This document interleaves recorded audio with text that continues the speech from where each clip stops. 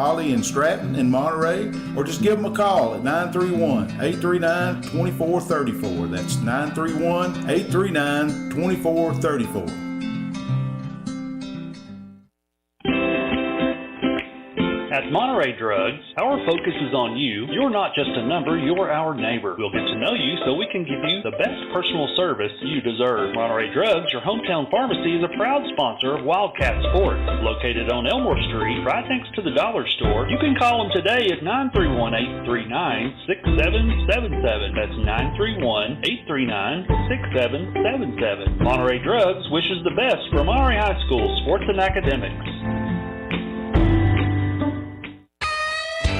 IDK Cafe, 124 East Commercial Avenue in Monterey, are proud supporters of Monterey Wildcats. Check their Facebook page at IDK-CAFE for an up-to-date menu as well as daily specials, with their newest menu item being the Wildcat Burger Combo. They're open Tuesday through Sunday from 6 a.m. to 2 p.m. and reopening Friday and Saturday nights from 4 p.m. to 10 p.m. Jeannie and staff encourages every Monterey student to be the best they can be at academics as well as athletics. Go by and see them today at the corner of Chestnut and Commercial. Look them up on Facebook or give them a call at 931-584-0174. That's 931-584-0174.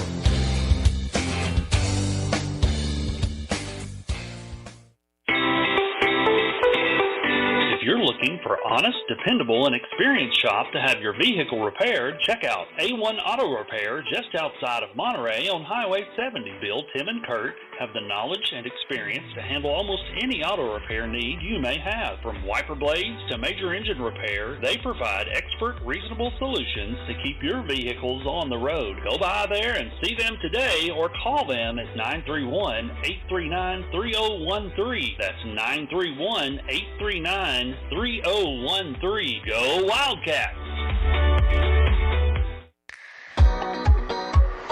Has your vehicle developed any loud muffler noises? Have you noticed annoying exhaust fumes? Or are there rattles coming from your exhaust system? At Tay's Muffler and Repair Shop, they can solve all your muffler and exhaust issues. Johnny has over 20 years experience, state-of-the-art equipment, and is honest and reasonable. Just located outside of Monterey on 12539 Monterey Highway, you can reach them at 931-839-3927. That's 931-839-3927. Tay's Muffler is a proud supporter of Monterey High School sports. Live Well Medical Clinic and Spa, located in downtown Monterey, offers primary care and telemed services, same-day DOT physicals and sports physicals, weight loss programs, and various types of massage therapy, including pregnancy, sports, deep tissue, and relaxation. To book an appointment, visit them today on Facebook at Live Well and Spa, all one word, or call 931-839-6642. That's 931-839-6642. Larry Wiley is a proud supporter of Monterey High School and junior high school sports, as well as academics. Being the Monterey Farm Bureau agent, Larry serves Putnam, Overton, and Cumberland counties with auto, home, health, and life insurance. For a comprehensive insurance review appointment, you can call Larry at 931-584-0042. That's 931-584-0042. Absolute Fitness is the Upper Cumberland's premier fitness facility. Absolute Fitness has 2 floors and over 15,000 square feet. The upstairs boasts live fitness circuit machines and tons of cardio equipment. The downstairs has the most complete free weight equipment in the state. Locally owned by IFBB Pro Jen Facento and her husband Vinny, it's a true hometown family gym. Whether you work out, tan, or enjoy a sauna, it's all one price. There's never sign-up fees or contracts. Absolute Fitness is located at 444 South Jefferson, across from Kroger. Call them today for more info at 931-526-2500. Welcome to Gordonsville High School. This is Neil Markham. I've got David Klaus with me tonight, and I've got Rick McNeil, the producer, with us. We're at Gordonsville High School. We're getting ready for some high school varsity action between Monterey High School against the Gordonsville Tigers and Tigerettes tonight. It should be a good games. We're looking forward to calling them. Hope you guys are listening. If you got questions, you can always go onto the live chat on YouTube and check it out. Make sure you leave us a message, ask us questions. We'd love to help out as much as we can. A little bit of social media activity to get started here. Our YouTube channels are always on. Our Facebook channel's always up, or I should say page. And we also have an internet page at MontereySportsNetwork.com. You can go there and leave us emails. You can Facebook Messenger us on Facebook, or you can get on the live chat on YouTube when games are going on and we're live. We're more than happy to answer questions. We're looking for a little help. If you get a chance and you think, hey, I'm good at web design and I can help out with websites, just contact us. Let us know you're available. We'd love to talk to you about it. If you get a chance, come on out and We're help looking out for the team. somebody. Yeah, we just don't know Just who it is somebody. yet. Just don't know who it is yet. That's No. right. That's right. That's right. Hey, listen, real quick announcement before we get going. Tonight's the night that it opens up in gyms all across the state. It was last night. Yep. So, but for us, it's tonight. The Governor Lee's kind of opened everything back up, if I'm not mistaken. Social distancing still in effect. Wearing masks, they want you to do that as well. But you can come in and watch games. I think it's open to anybody anymore. Is that correct? Yeah, just social distancing. Our gym is limited to, 50% of capacity? Yeah, which is 250 or something like that. Is that right? I think it's closer to 4. Oh, 400? Okay. Yeah, Wow. I mean, they're still doing the limits on the gym, but they had it where even teachers couldn't come to the games, which was a little silly. But I mean, no cheerleaders or anybody. No cheerleaders, no students. So other than siblings. Everybody can come now. Just it's limited to half the capacity, whatever that is. That's exactly right. And Wildcat fans has to go on GoFan. They have to go on GoFan, which is you can get an app on your mobile device, whichever kind of series phones you have. You can go on, find GoFan as an app, and you can buy for Monterey High School. You can buy tickets home and away, from what I understand. Is that right? You can, yeah. Which we don't have very many away games left. I think we've got, is it one? This is the last one. Oh, this is the last away one. game. Okay, Yeah, then we've got Trousdale and Warren County at home. Then we go into district play, correct? We don't know where we're going there, Yeah. do we? Well, probably, let's see, we're 5th place. Going to play the 4th place team, which is, I guess we'll travel. gotcha. Well, I'm We not got- sure. we got some notes. Fifth and sixth should host, right? 5th and 6th place will host the 7th and 8th place teams. Well, I believe. think what happens is the 1st place team plays the 8th place team. Now they've changed. I think they've changed that this Oh, year. really? We're on that like we were last year. The 1st and 2nd place team get a double bye. Okay. 3rd and 4th place team get a single bye. They play out the 4 bottom teams first round. Oh, okay. Wow. All right. So 5 will play 8 and 6 will play 7. I'm proud you come up here. And I'm almost positive that's the way we'll do it. And then, which is only fair. If you win a district, you deserve a little reward. Basically, your 1st and 2nd place teams go straight to region. I mean, they're guaranteed a spot in the region because top 4 goes to region. Right. And So the way don't worry about we'll get down into that just a little bit. So later. we could potentially see Gordonsville again, yeah, first district game. Is that correct? yeah, they're saying probably Gordonsville or Trousdale 1. Well, Trousdale's, they're not They're even, going to be 8th. Trousdale's 3rd. they're right now. third. How could That's they a be girls. third? That's a girl. Oh, No, we're wait a looking minute. at boys. No, That's that's the boys. problem. That's boys. Yeah, look at the girls. Let's The see, bottom the 4 should be girls- us, Jackson County, Monterey, Trousdale. Monterey and Jackson looks like slated to play if we go with the 5 play 7 in the district rankings. So 5 will play 8. 5 will play 8. So it'll be Oh. Trousdale County. We'll play Right. Trousdale. So And we'll host Trousdale. We should host. Yeah. Yeah, we should host. So Well, and then we'd play then we'd have to if we win that, we'll have to travel to whoever the the 5th and 7th. third or 4th. So 5 plays 8. 8. 5, And 8. 6 plays 7. Okay, and then whoever wins 5 and 8 plays number So 4. Jackson County and Trousdale 5 and 8 match up, and Gordonsville Monterey match up at So 6 and 7. 6 and 7. Yeah, So whoever wins 6 and 7, the 6 and 7 game plays number 3 would in put, the second round. I would think they would play 5 or 8, whichever Well, one no. wins that game. The 5 and 8. They move up. They move up. The next Yeah. round you play 3 and 4. Number 4 plays the winner of the 5 and 8 game. Number 3 plays the winner of the 6 and 7 game. Ooh, that'll And be then fun. the winner of those wow, games. that's so complicated. Yeah, it when you're saying it is, but if you look at it on the bracket, it's fairly simple. You just got the buys. These 2 games they move and go on up. Yeah, that's exactly right. So, well, and it's kind of what that does. That kind of gives a reward to your teams that come in first, and it gives your lower 4. They get a double reward. The teams Yeah. that come in first. But it gives your lower place teams a nice shot at actually winning a first round game of district. Oh yeah. Because if you're number 8 and you're playing number 1, you're out. Oh, more than likely, You yes. know. So Okay. you're playing number 5. I mean, You've got a shot at. There are upsets. I was Yeah. on the way here, and we were talking about basketball, girls division, or a 6A basketball. Red Bowling Springs beat Pickett. Did they win? That's what I hear. So Are you I kidding knew me? they went into So- overtime, but I wasn't sure who won. Wow. Won by 2, from what I understand. Oh, so Red Lord Bowling have beat mercy. Pickett. So I mean, anything can happen in this district. Well, We Pickett's kinda- got Clay County tonight too. Yeah. Pickett's got Clay. Uh-oh. Yeah. So what we got? Have I we got? expect Clay to win that one. We got Red Bowling at 4 and Pickett at 3 right now. Let's see. Make sure we're right. Boys, we're jumping way ahead Clark of the- Range, Clay, Pickett, and then Red Red Bowling. Yeah. Yeah. Then Jackson, Gordonsville, us, and Trousdale. We could switch around with Gordonsville tonight right here. Yeah. If we beat Gordonsville tonight and turn right around the Beat- girls' action. Done beat them once. Yeah. And then beat Trousdale on Thursday. That's Yep. exactly right. Friday, not Thursday. Friday. You could end up doing very well in the district. You could move up pretty quick here at the end of the year. Well, you're right, Rick. We've jumped way ahead of things. We're looking at second quarter action. You just want to jump in on that stuff real quick, or No, let's go with the program here. We'll be back. We got about 4 minutes before break.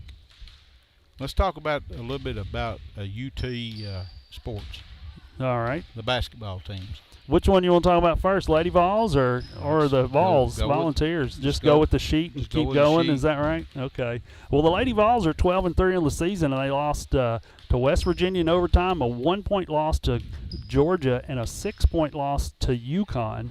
They're 6-1 in SEC play. Their only loss being a 1-point loss against Georgia at home. They're ranked number 3 in the SEC behind Texas A&M and South Carolina. The Lady Vols are ranked number 18 according to the coaches poll.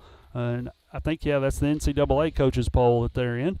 And they have 6 games left until the tournament. And we'll figure out what's going on between them, South Carolina, and Texas A&M in this stretch.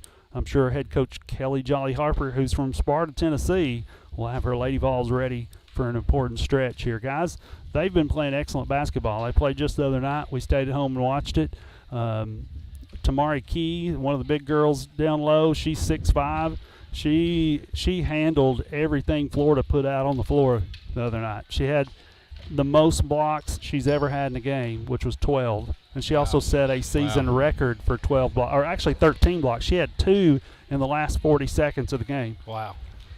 Just bam, bam. Florida had the ball down on their end, on Florida's end, and she ended up blocking them twice in one possession at the very end of the ball game. Ended up getting We're it back. coming down the stretch here to the SEC tournament, so Well, that's we've got always like fun. 8 games left, Yeah. and Lady Vols as well as the men can make some noise. That's exactly right. I look forward to seeing what they're going to do in the SEC tournament, and also later on in the NCAA tournament. I expect them to go far. They're pretty stout. You know? Both teams. Yeah. Well, just talking about girls, they have 2 6'5" girls that play at the same time, and then everybody else, they're just big all the way around. They're 6'2" and 6'3" in the guard spots. They're 6'3" and 6'4" in the third position, third and fourth position sometimes.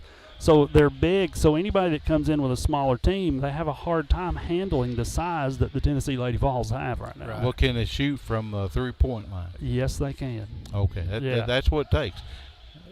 Who was it? The other night, Ray Mears or let's say who was it before him?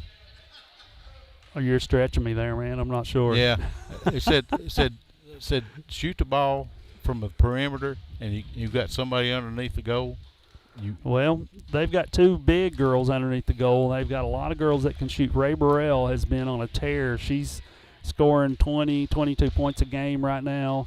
A lot of that's dribble and drive and kick back out sometimes to people that are open, so they do shoot the 3 ball very well.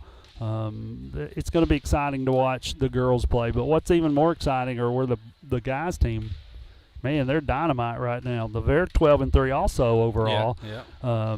They had some losses from Alabama, then Florida and Missouri. The Florida and Missouri game was back-to-back and was very uncharacteristic for the guys' team to have those 2 losses. But we were really excited to see their bounce-back game against Kansas this week. Kansas, that's for sure. Yeah, now Kansas typically has very solid basketball teams. I mean, they just play good basketball. It's nothing – they're not real flashy and fancy, and you know what I mean? But and the Vols beat them by how many? The Vols almost 20 points. Yeah, it was almost 20. It was 19, I believe. So the Vols handled them very easily in that game. We're just going to have to beat Alabama. That's the nemesis this year for sure. Well, Alabama moved way up in the polls. I think they're at 7 right now.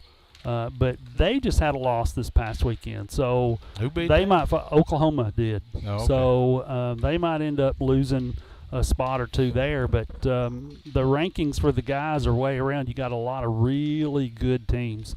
Baylor is very consistent right now. Gonzaga is very consistent. Those are the top 2, teams in the NCAA. It'll be hard for anybody right now to just jump on their train and beat them, especially at their home places. But we're looking forward to some great basketball action, especially here in the high school ranks as we get ready to watch Monterey take on Gordonsville in Gordonsville. So we're going to take a break here in just a minute, and we've been listening to the Monterey Sports Network. Neighbors helping neighbors, that's what the VEC Customers Share Fund accomplishes. Participating customers round up their monthly bill to the nearest dollar. The extra money goes into a shared fund that supports Monterey High School sports and academics, as well as other community projects throughout the VEC area, making Monterey and surrounding communities an even better place to live. Make your change count today and sign up for the VEC Customers Share Program. Monterey Foods, your hometown grocery store. From the time you enter their door until your groceries are carried to your car, you'll be treated as a valued customer. Come by and see Danny and his staff today. And remember, they have fresh cut meat daily, and check out their weekly specials at Monterey Foods on Facebook. They're located at the corner of Holly and Stratton in Monterey, or just give them a call at 931-839-2434. That's 931-839-2434.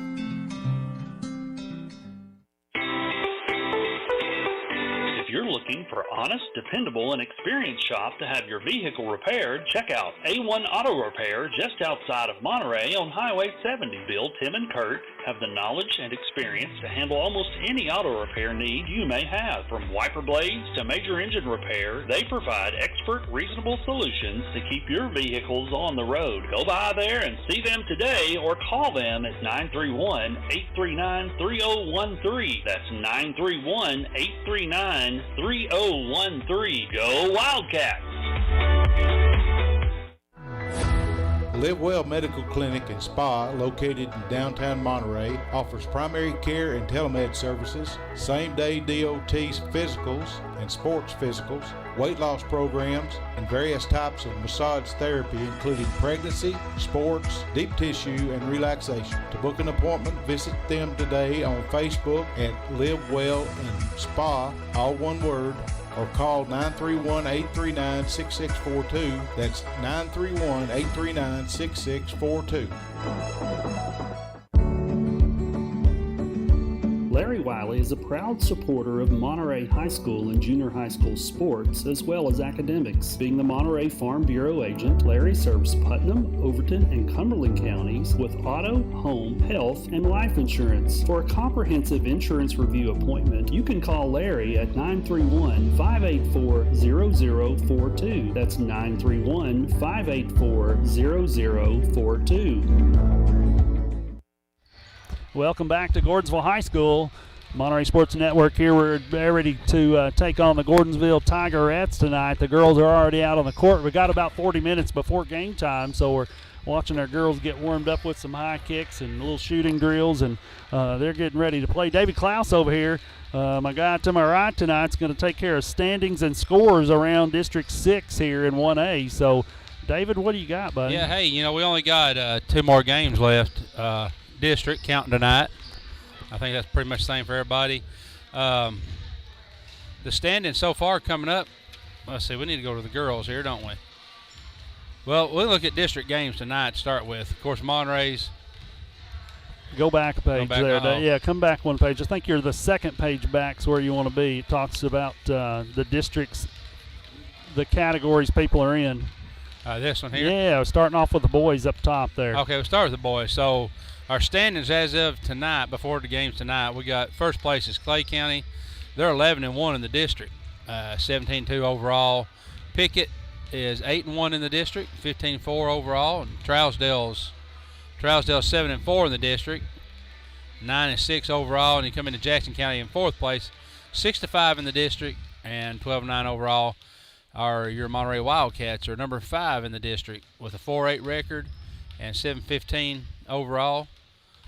Sixth place will be Clark Range at 3-6 in the district. Gordonsville is also in seventh place with 3-6 in the district. And Red Bowling coming in, winding it up with they have no wins in the district. They're 0-12 and come in. Of course, district games tonight looks like Monterey's. Of course, we're at Gordonsville. Clay County is at Pickett County, and Jackson County is at Red Bowling Springs. Got here the last game between Clay and Pickett County, won by 69-50. And looks like Clark Range doesn't have the game tonight, and they play Gordonsville at home on Friday, and Trousdale's off tonight as well. And they come visit us on Friday night. That's exactly right. Trousdale visits Monterey High School on Friday. And they're going to be wanting revenge, but we're not going to give it to them. I don't think we will. We've kind of made up our mind we're not going to lose that one. That's right. So, in the girls standing, we got Clark Range sitting at number 1 at 11-0, and Clay County at number 2 at 9-2. Pickett's 8-2, and Red Bowling's Springs is 7-5. Jackson County's coming in 5th place, 4-7. Right now we got Gordonsville in 6th place at 3-7. Monterey in 7th place with 2-10, and Trousdale 0-11 in the district. We're hoping to change that up a little bit tonight and the next 2 nights on our record there. And then, of course, the district games are the same for the girls as they were for the boys. Yeah, so Monterey and Gordonsville, yeah, Clay Monterey, and Pickett, Jackson, Red Bowling, and Clark Range and Trousdale. Trousdale. Clark Range right now for the girls 6-1A district there. They're sitting in 4th place in the state right now. And now I don't know what happened to Pickett County after they got beat by Red Bowling, but Clay was right up there with them. They were like number 7. So, you know, those teams get geared up this time of year to make a big run at the state. So I fully expect Clark Range is going to be there bouncing around at the end. Yeah, you know, and that's the thing about this district that we're in. There's always at least one team that's down at the end, if not 2. We're in such a strong district. So you go into regions. A lot of times we come out the region, 3 or 4 of the teams that's going on come from our district. That's exactly right. Usually all 4. Clark Range beat Jackson County by 50-something points the other night. And I assume tonight Clark Range will handle Trousdale in the same kind of manner. Yeah. If they play like they did against us the other night, they will. Yeah, for sure. How much they win by will just depend on how much Coach Rogers wants them to win by. Well, that's true. You know? I mean, you gotta want it really bad. You can't just sit back and hope it happens. You know, there's a lot of things that go into play in building a program, which is what we're doing at Monterey. We're trying to build one. Well, I don't want to be devil's advocate, but I'm looking here at Coach T.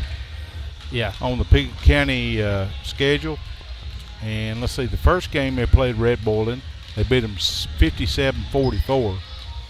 The second game they beat them 59-56.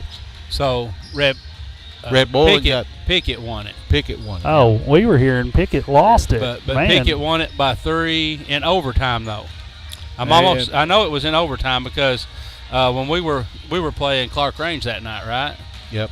And the lady that was keeping books for Clark Range was keeping us updated, and they went into overtime, which was really good. That Red Bowling even they took them down that close, far. But it was at Red Bowling, so yeah, that's a long way from Pickett County. Well, that's a long way to ride. Red Bowling is a hard gym to play ball in as a visitor. It's almost like a junior high gym. I was about to say middle school Yeah. gym. It's very close. The You remember fans that are right last on year? top of you. You remember that last year, Dave? We sat up there on that stage. Yeah. We couldn't see nothing. We was the players is in front of us, the cheerleaders and everything. So, yeah, it's a bad place to play. But anyway, Pickett County won both of those games, and let's see, they got Clay County tonight. So I'm assuming. Well, Things aren't going to change much on the Red Bowling Springs end then. No, I think the only change you're going to see, possible change in the rankings, will depend on what we do the next 2 nights, Right. and what Gordonsville does the next 2 nights. Yeah, absolutely. I mean, I think there is a possibility if we win both to swap places with Gordonsville in the rankings. In the girls, in yeah. The, in the girl. Now we are in the girls. I think there is a possibility if we beat Gordonsville and beat Trousdale, that would move us to 4-10 and so who do we? But yeah, but guys, how many years have we saw that it's not even possible to be where we are now with the girls? I mean, Yeah, that's true. usually 8th place. Yeah, and I think that's where our girls are struggling a little bit. I mean, like I say, we're in a building program, but it's all mental. There's no reason that we shouldn't have beat Jackson County. There's Absolutely. no reason we shouldn't. I mean, we had Should have beat Red Bowling had at a fair home shot at beating Red Bowling at home and away and from away. them. Yeah. I mean, you know, That would have been 2 big wins there. Well, it would have. We would have been bumped all the way up to 4th if we'd have done what we were capable of doing. Right. But I just feel sometimes these girls, from the history, It's a mental block. it's a mental block. They don't know how to win. You know, and mentally. the best thing I said is going to happen is we move off to a different district and they get a new mindset. fresh of start. They've never seen these teams other than Jackson County. That's the only team, but you're always going to battle them. Well, we played Bledsoe First game Hall of the of year. We beat them. Yeah. and handled them well. Yeah, Right. it So was that'll over. give them a little confidence boost. So one team in this district we're going into, we know that we have beat them in the past. So Right. and So is Mackenzie going to play tonight? no, No, she is not. She's out until districts. She's out there practicing with them. Well, she's just standing Yeah, there. she- She's not yeah. really doing a whole lot right now. She's So just hanging out. We're minus Mackenzie on the girls and CJ on the boys. Caden Jones is out for the boys. You're exactly right, which will be a real damper for them tonight. They've to had a handle whole week. Gordonsville.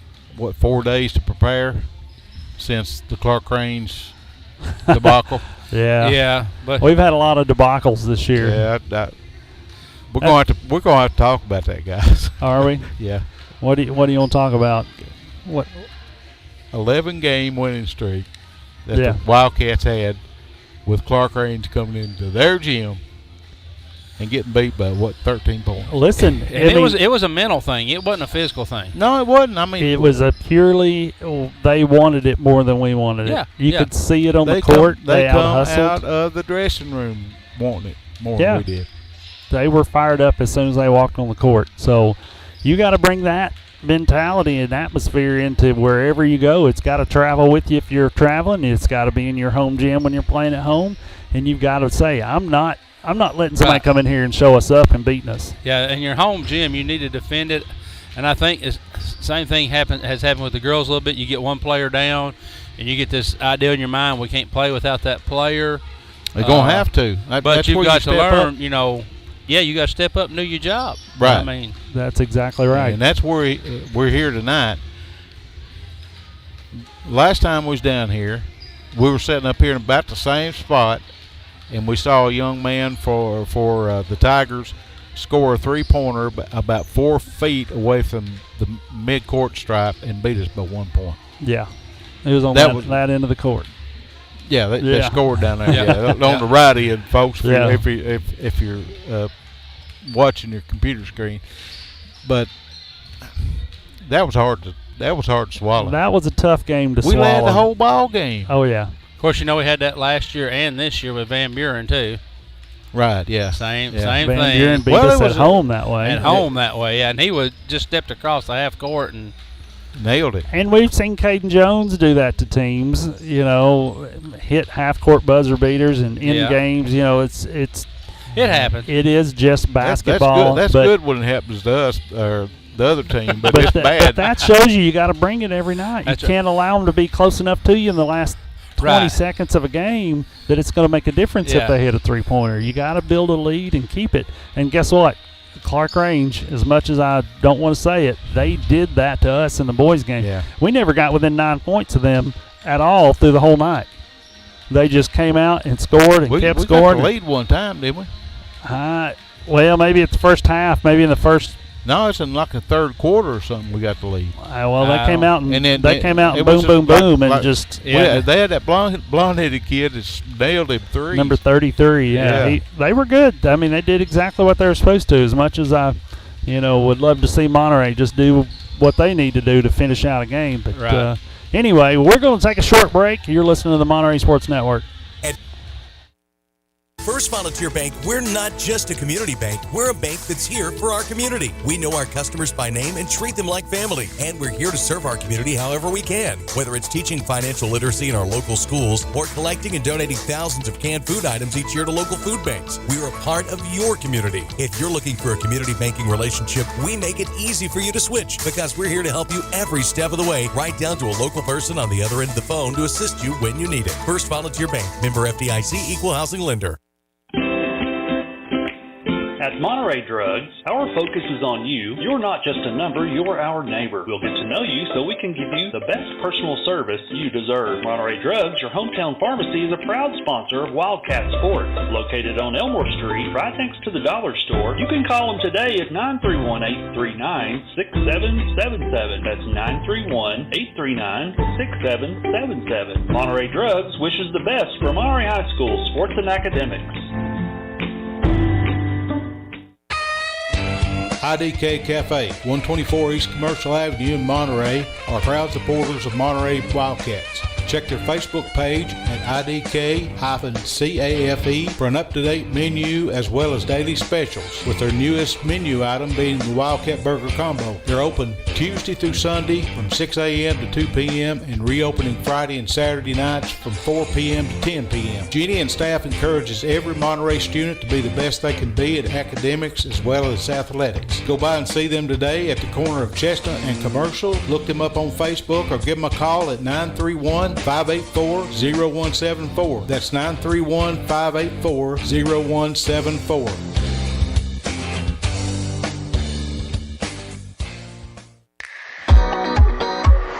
Has your vehicle developed any loud muffler noises? Have you noticed annoying exhaust fumes? Or are there rattles coming from your exhaust system? At Tay's Muffler and Repair Shop, they can solve all your muffler and exhaust issues. Johnny has over 20 years experience, state-of-the-art equipment, and is honest and reasonable. Just located outside of Monterey on 12539 Monterey Highway, you can reach them at 931-839-3927. That's 931-839-3927.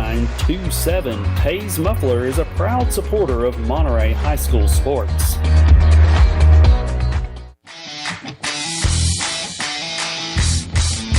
Absolute Fitness is the Upper Cumberland's premier fitness facility. Absolute Fitness has 2 floors and over 15,000 square feet. The upstairs boasts live fitness circuit machines and tons of cardio equipment. The downstairs has the most complete free weight equipment in the state. Locally owned by IFBB Pro Jen Facento and her husband Denny, it's a true hometown family gym. Whether you work out, tan, or enjoy a sauna, it's all one price. There's never sign-up fees or contracts. Absolute Fitness is located at 444 South Jefferson, across from Kroger. Call them today for more info at 931-526-2500. Welcome back to Gordonsville High School. You're listening to the Monterey Sports Network, where we're getting ready to see a varsity game between the Gordonsville Tigerettes and the visiting Monterey Lady Wildcats. We're going to go over some history between the two teams and talk about exactly what's happened between the ladies and the men's teams. But Rick McNeil is going to talk to us a little bit about that. Rick, my friend, what do you got? Well, the ladies have played 37 games in the last 20 years. Lady Wildcats have won 9 of those games, including the last one this year at home. At home, yeah. Yeah. The Lady Cats were victorious back in January the 8th as they beat the Lady Tigers 45-39. Tonight, though, senior point guard Mackenzie Raleigh is going to miss. What, second game in there. Game in a row. Well, yeah, that well, 2 she got games hurt. ago she got hurt early on, so yeah. she missed at least the second half of that game anyway. And so they're going to have to do without her tonight. But last year, it was a beatdown down here.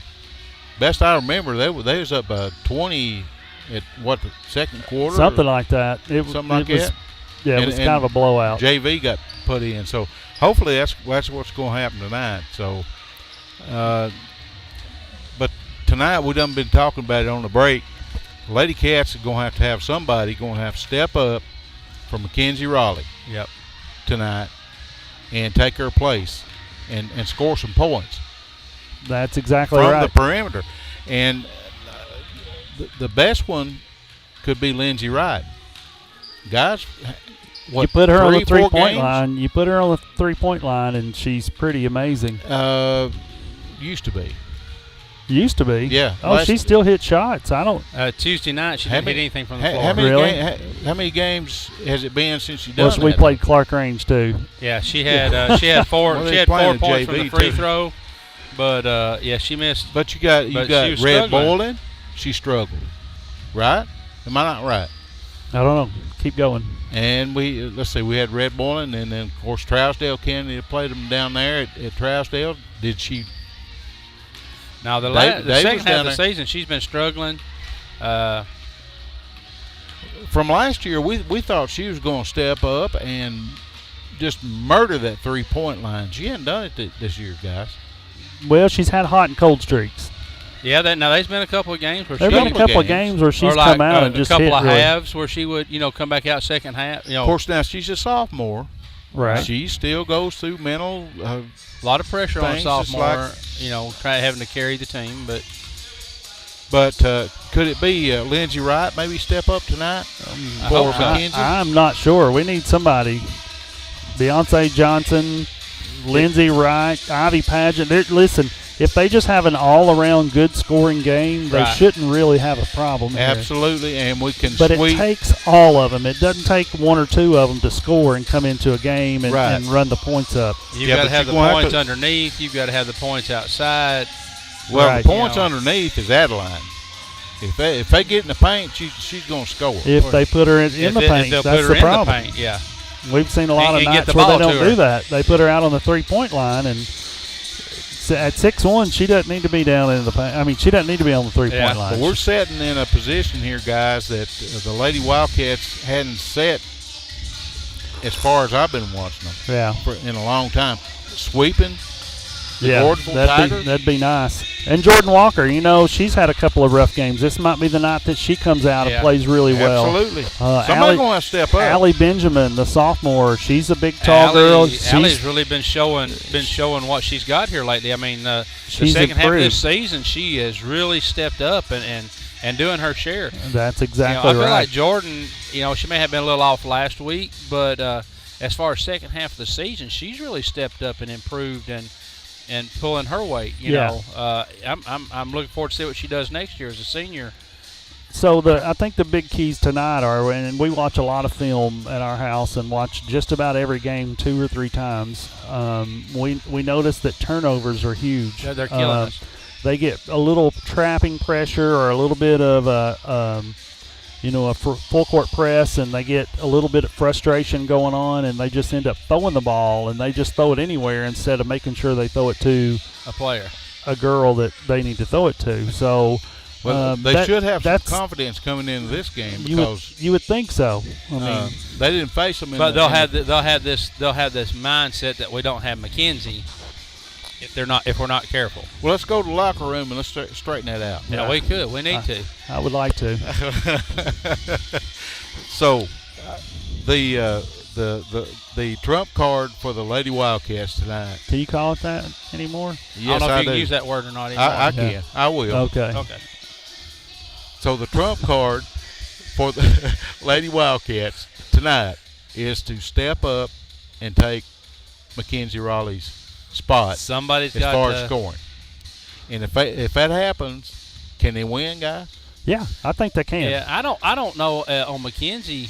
I think it's got to be one or two girls step up. Yeah. It can't just be one girl step up Right. and fill I McKenzie's shoes. understand that. I think the big thing on Mackenzie is her ability to get the ball across half court. Oh, yeah. Her numbers have been good, but they've not been extremely high. But she can. But she gets if we can't get the ball across half court, you can't do anything. Right, and I expect Gordonsville to press tonight. I Yeah. expect Oh, yeah. them to Yeah, really we're not pressure the playing ball. Clark Range tonight, though. That's true. Clark Range was up, 27-2 in the first quarter or talking about something. Yeah. Probably number one, number two team in the state. Oh yeah, they're Yeah, highly yeah. ranked. You know what? This is way off the girls' subject, but I just saw Greg Bibb walk by. He's the coach of the Gordonsville boys. I don't know if you know any background history on old Greg or not. Played at Tennessee I Tech. used to listen to him Does he on Pickett County? Or, No, he played at Tennessee Tech. And, high school. Where did he play? oh, I'm not sure. High I school think where he was Pickett. was he Pickett? I think so. I'm not. So- I may be wrong on that. I was just noticing on Facebook earlier tonight, for some reason I had an advertisement of the old Tennessee Tech blowout game where they had a big, fist fight on the court and Greg Bibb was involved. Right in the middle of it.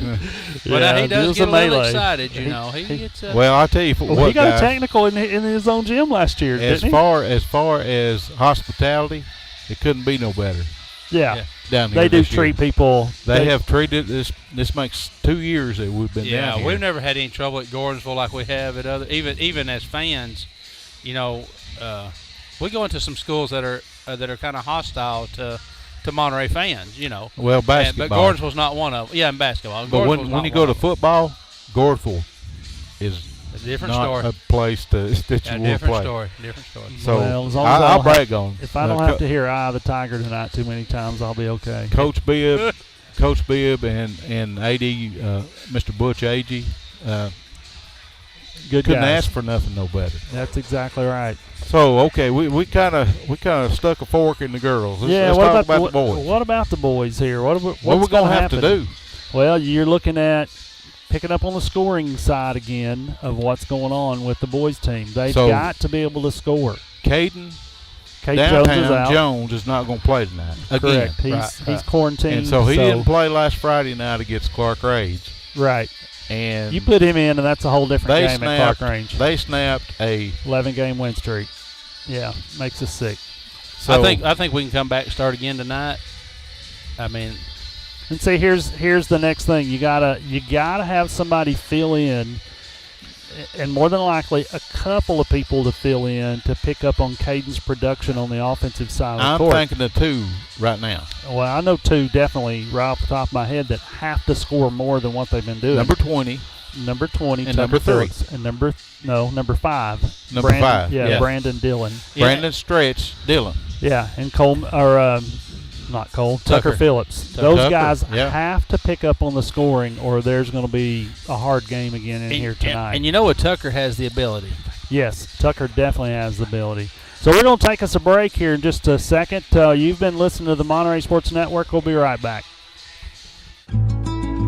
Neighbors helping neighbors, that's what the VEC Customers Share Fund accomplishes. Participating customers round up their monthly bill to the nearest dollar. The extra money goes into a shared fund that supports Monterey High School sports and academics, as well as other community projects throughout the VEC area, making Monterey and surrounding communities an even better place to live. Make your change count today and sign up for the VEC Customers Share Program.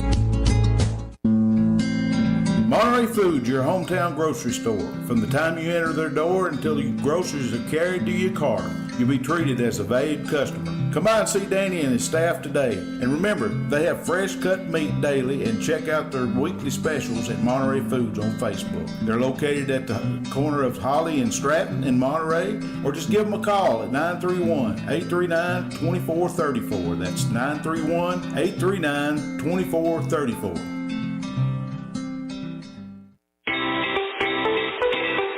If you're looking for honest, dependable, and experienced shop to have your vehicle repaired, check out A1 Auto Repair just outside of Monterey on Highway 70. Bill, Tim, and Kurt have the knowledge and experience to handle almost any auto repair need you may have. From wiper blades to major engine repair, they provide expert, reasonable solutions to keep your vehicles on the road. Go by there and see them today or call them at 931-839-3013. That's 931-839-3013. Go Wildcats! Live Well Medical Clinic and Spa, located in downtown Monterey, offers primary care and telemed services, same-day DOT physicals and sports physicals, weight loss programs, and various types of massage therapy, including pregnancy, sports, deep tissue, and relaxation. To book an appointment, visit them today on Facebook at Live Well and Spa, all one word, or call 931-839-6642. That's 931-839-6642. Larry Wiley is a proud supporter of Monterey High School and junior high school sports, as well as academics. Being the Monterey Farm Bureau agent, Larry serves Putnam, Overton, and Cumberland counties with auto, home, health, and life insurance. For a comprehensive insurance review appointment, you can call Larry at 931-584-0042. That's 931-584-0042.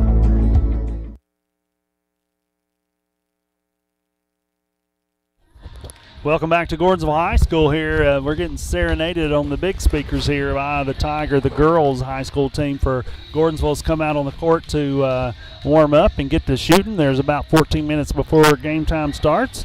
Name that tune and that band that did that tune. Survivor, Eye of the Tiger. Yeah. In the Rocky there you movies. go. Yeah, we kind of. You're pretty good. Well, I try to You're a follow keeper. some of that. I'm a keeper this time. Yeah. Dang. There. We were just talking about boys action, and we Yeah. were getting on a trail. You said we were going down. We were talking And- about we needed production on the offensive end, but guess what?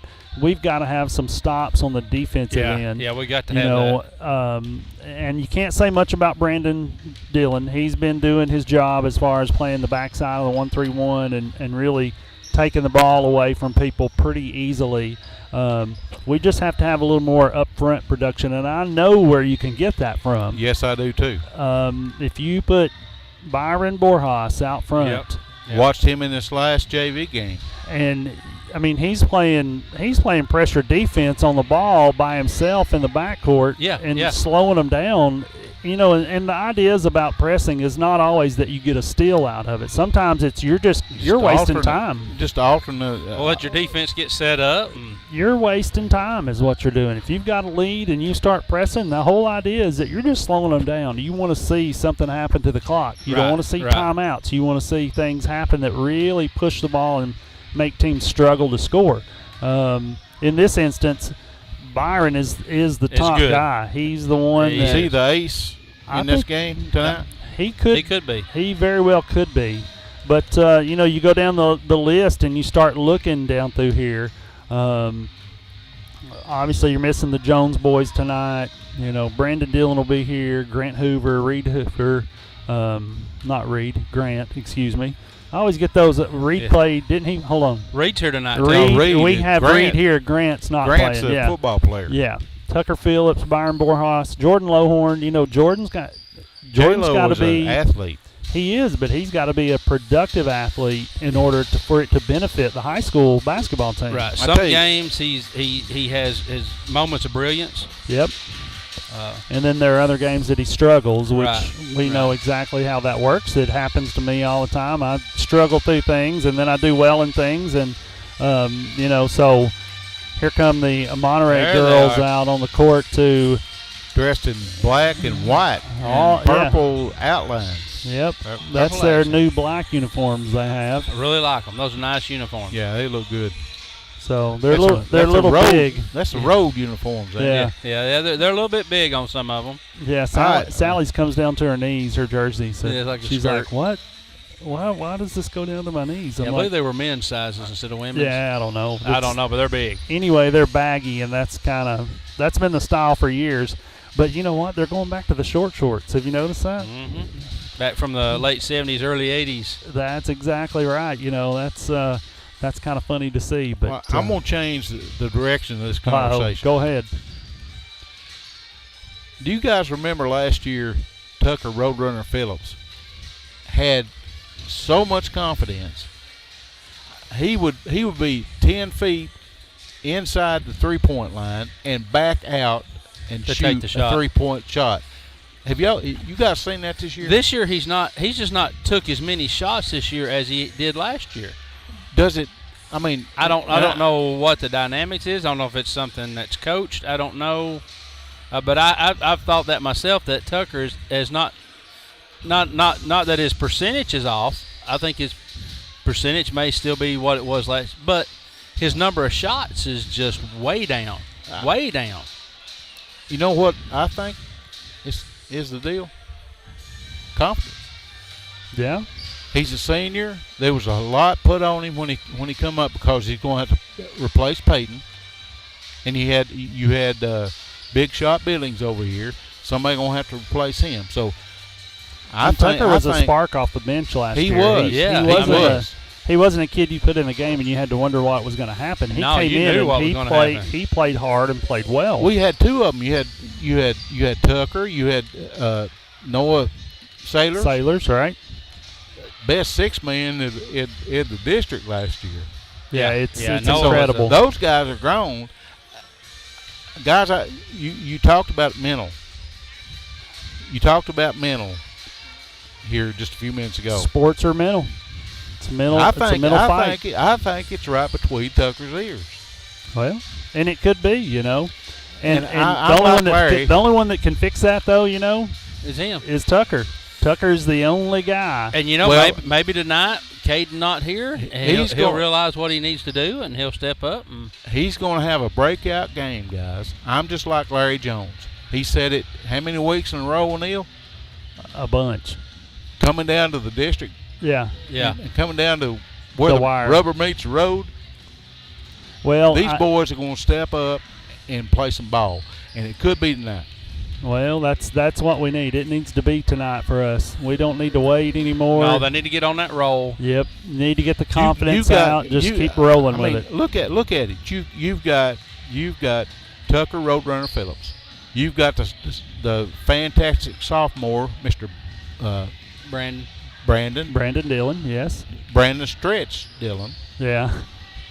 We've taken Noah's name. He's got arms about. Well, he's everywhere. Yeah. He's like one of them little dogs that runs back and forth a lot of times. Settle that dog down. You just don't settle. You just let him run. Go. So you got LT Sullivan. Who's a nightmare. Would you want to play against him? No. I would. Lord have mercy. I would love that challenge. Yeah. If I was his age. You could do it. I think tonight LT can really make a difference in this game. If they can get the ball to him under the goal. You got LT, you got Silas the Hammers, Branda. You got two pivot guys down there that, I mean, they're a nightmare. Let's think back one game that we played, and the team that came into Monterey High School had a strategy, and it worked out quite well. They packed the paint with 4 guys and not allow Silas and Latarian to just get the ball and go up and play hard. And they shut Silas down pretty much the whole night. Now, Latarian got some points. He ended up scoring, 14 against Clark Range? And Clark Range ends up winning that game because they shut our big guys out. I mean, that's exactly what they did. But that's where your outside shooters got to step up and do their job. Before that game, though, how many days did they know that Caden wasn't going to play? What, a day, 2? Yeah. Maybe a day or so. It's a young team. I mean, I know there's some seniors on there and some juniors, but it's a young team as far as leadership goes. Well, listen, they were like a calf at a new gate. That's what it was. That's what I seen Friday night. They looked like they were lost. I mean, they didn't know what to do. And Caden's he's your team leader. He is. He's the non-vocal leader. Well, we said we wanted the leader to step up. Yeah, we need one to step up and just to be the guy on the floor. He has. We've seen that now. But we need somebody tonight to do that. So exactly. You got to have a coach on the floor. If you're in a game, if I'm coaching, I know the kid that I can talk to say, hey, I need you to make sure that they get this message. So-and-so knows she has to. You know who's going to have to be tonight? Brandon Dillon or Tucker Phillips? Tucker. Yeah. Tucker needs to step up and take Brandon's that role. a sophomore. It shouldn't be put on him. Talk to the kids, make sure they know they're in their spot, make sure they're running the play they're supposed to be running. The coach can't do that from the sidelines. Tucker's going to have to step up and step out tonight, guys. So for them to win this game. Exactly. That's really what it is. Today I know that Caden Jones was out shooting basketball. Right. He will. he's not sick. He's just having to go by the quarantine rules right now, and he's sick of it because of that, and it's killing him. But I mean, this is a kid that wants to play the game really bad, and when he does play, he plays well. It's not as bad on these 5A, 4A, 3A maybe teams. Yeah. But you get these single A teams that's got a few good players, and you take one of them out, it hampers that team. Yeah. But without a doubt, that kid's going to come back at his first available chance, and he's ready to play. Well, he's going to be ready to go. I think Larry told us the other night that he's not going to be able to play Friday against Trousdale County, so he'll be back next Thursday during the district tournaments. Well, he should be back. He only had 10 days, Warren right? County. Yeah, so he should be back against Warren County. Oh. Right, because when did his quarantine start? Friday? I don't know. Friday. Thursday or Friday one. This Friday is his last day, so if we had a game Saturday, he could play then. Right. I bet Larry Jones has turned down the radio at his house. No, he's not. He's still got it going. Well, listen, Warren County has turned it on here at the end of the seain. They have come up with some big wins, and they're playing good basketball. So they played good basketball against us when we were down there too. But you could tell they were struggling to put it all together as a team. Right. Of course, they did play okay. How many steps are they above us? That was real early in the season, right? Yeah, I mean, they're up there. Yeah, that was our fourth, fifth game, something like that. Warren County. Somewhere. It was early on. It was early. That's the ice cream game. I don't know if you know about that. Ice cream. Yeah. Hey, David's one to turn me on to the ice cream. Yeah, David. I know. I don't blame David for bringing ice cream up there and eating in front of us. I mean, this is brought up multiple times throughout the year. David didn't buy the ice cream, nor did David bring it to the booth to talk to everybody about ice cream. Without sharing? Yeah, without sharing. I thought when I left that he was like going to buy 4 or 5 of them. Well, that's what we thought. Lord, he comes up there. And he only brought one? And he brought one. Wow. What kind of guy does that? Man, that's what I want to know. I thought the producer was supposed to take care of everybody. Yeah. Oh, yeah. I know. But that's all right. Well, you see how it is. Ice cream does sound good. That's exactly right. That's what Larry Jones is saying right now. Ice cream sounds good. I might be over at your house later, Larry, to eat some ice cream. We got that special kind, I think, to have. Well, I'll tell you what, guys. We got how many people? We got Barry, we got Larry, we got. We're missing Wayne. Barry. Barry's been under the weather for quite some time. We got to get him back over Neil, here with us. We got David. Wayne. Let's just I said Wayne. Oh, okay. Let's just meet over to Dairy Queen and do a blizzard. How about that? Do a blizzard? Yeah. Wow. You can't get no better than that for the ice cream. That's true. I mean, there are better, but we'll get a home game coming up Friday night, right? We do, yeah. Yes. Yep. And what about meeting over there about 3:30, and let's do ice cream. Oh, listen, I'm game for ice cream anytime. You're going to have to make sure I take an extra shot, though. That's the only problem. Well, that's sugar, mine. That's up to me. I might be asleep, and you'll be calling the game by yourself. You've been the one to talk about ice cream. So listen, I like ice cream. They do not have sugar-free ice cream at the Dairy Queen. They don't? No. There are some places, like I think Culver's has sugar-free ice cream. Do we have one in Monterey? I wish we did. I'm wondering we might be getting one in Cookville because I heard some advertisements on the radio for Culver's. Really? That's one of my favorite places. I love Culver's. Well, guys, we got about 2 minutes to go before the ball game starts. So. Well, listen, we've been up here in the broadcast booth that's sponsored by First Volunteer Bank. We couldn't do it without a great sponsor in First Volunteer. Right. They're your neighborhood bank, and remember, they're the bank with personality. They're located at 210 East Commercial Avenue in Monterey. Give them a call at 931-646-5501. Yeah, we're about a minute and 50 out, and they're going to throw in the national anthem on us, so we'll end up going quiet and dormant for that minute and a half or whatever that we get to go for. But we appreciate all of our sponsors, no matter what we say throughout the evening. Volunteer Electric Co-op, they sponsor all of the pregame information that you hear and all the fun talk that you get to hear about. But, they've been doing a lot of business over the years. In 80 years of business, man, the VEC's grown and prospered. I don't know if you guys know about 80 years or not, but he's doing something here beside me. I was like, what are you doing, Rick? But they've been a great sponsor as well. Monterey Foods, man, they take care of us. Monterey Drugs, the IDK Cafe has the Player of the Week award. Man, it's just something every night we look down the list and go, we're amazed by the benefits that we get by people that sponsor us. So, here we are getting ready to get quiet. The national anthem's going to be played. Here come the Lady Wildcats over to their bench.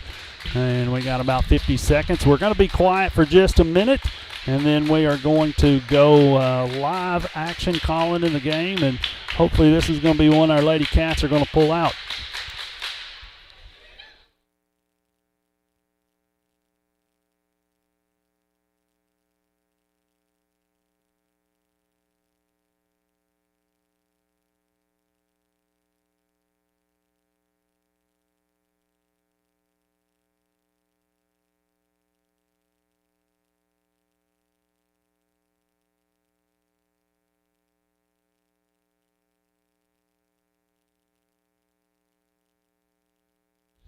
Yeah, we got a short break here. They're making us stand and wait it out. Give us just a few minutes here, guys, and we'll end up getting a good announcement going. There goes the buzzer. We're going to get quiet.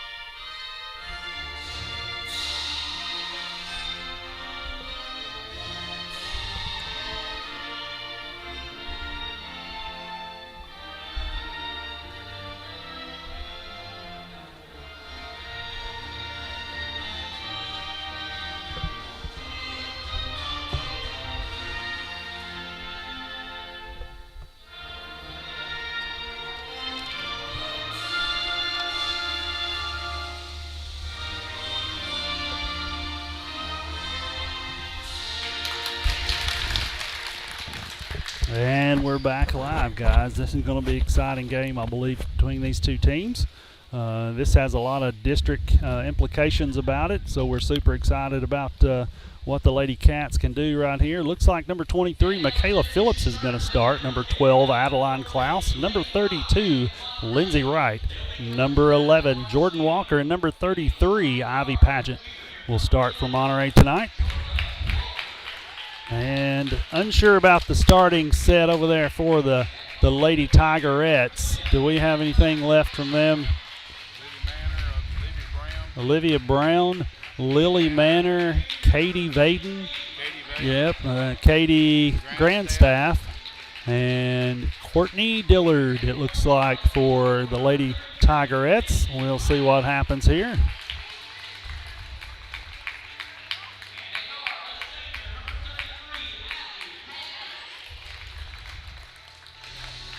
And they've got the Lady Wildcats pulled out here.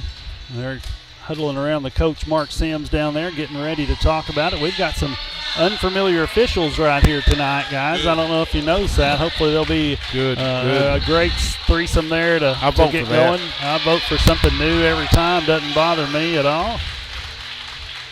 And here comes the Lady Tigerettes out on the court getting ready, getting called out. And, guys, this was a battle the first half of the game. It seems like when we were in Monterey, maybe we were leading at the half by 2 or 4 or something like that. And then we turned right around, and it was a close game in the third quarter. And we talked about the Lady Wildcats not being able to score and taking a break in certain quarters, and you just can't do that in basketball. If you take a quarter off in basketball, you typically get beat. So it's 4 quarters of intense action going on of basketball, and you've got to make sure that you score when it goes on. Here comes the Lady Wildcats out on the court. Number 12, Adeline Klaus, is going to jump the ball. Do what? What'd you say, Rick? Just make sure my mic was on. His mic. All right. And we're going live, guys. Here we go. Ball is up, and Monterey gets it right here. It was Ivy Pageant over to Jordan Walker. Jordan stops to shoot, That's and it two. goes in, 2 for Jordan Walker to start the game. That's awesome. And here goes Monterey into pressing automatically. And there's a steal automatically from Lindsey Wright. She kicks over to Ivy Pageant. Back to Klaus. And it goes out of bounds. It's going to be Gordonsville's ball again. And looks like the Cats are going to come right out and press right here, guys. This is what we need. We need to slow them down. Don't let them get on a big roll right here.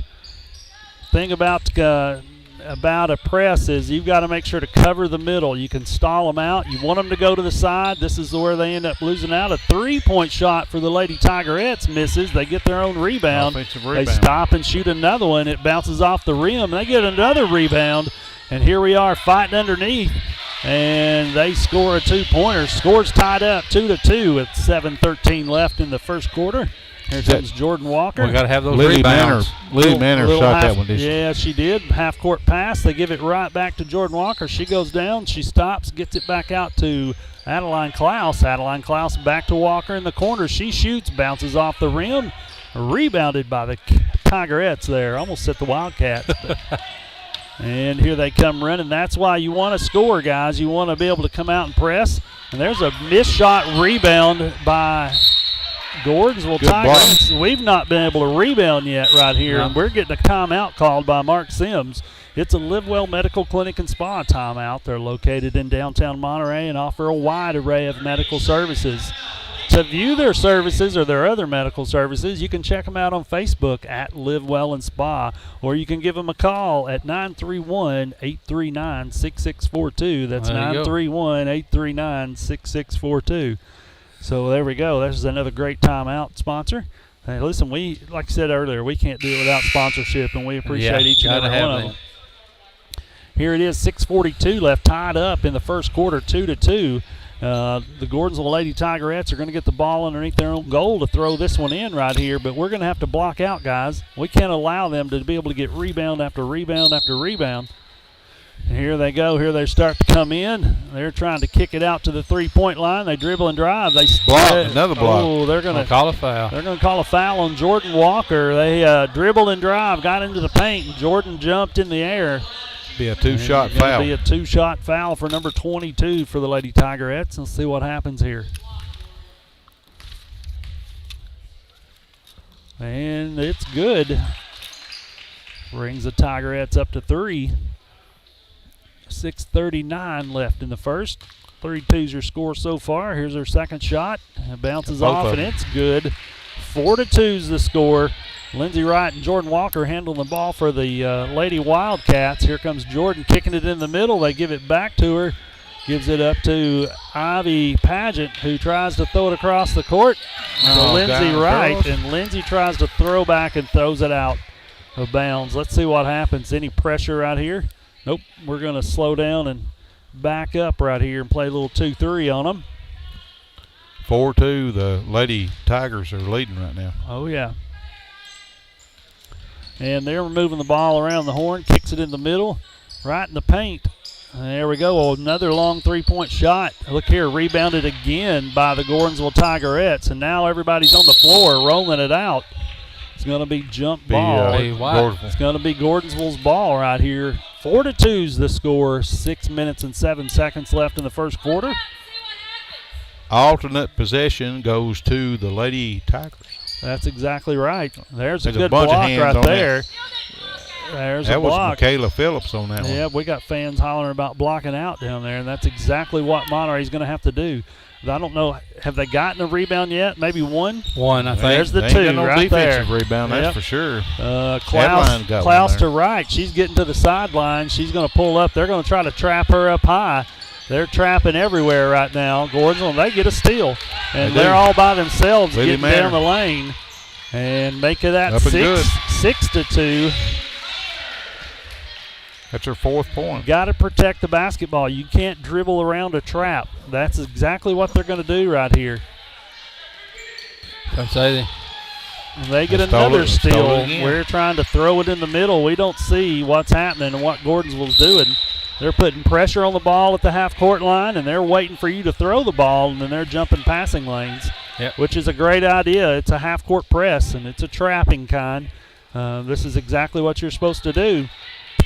So here comes Lindsey Wright. 6-2's the score. 5:13 left in the fourth quarter, or the first quarter, excuse me. And there's a walk called on Michaela Phillips. And we've gone right back to pressing right here, which is a good idea. Slow this team down. They've got all 5 girls for Gordonsville in the backcourt currently.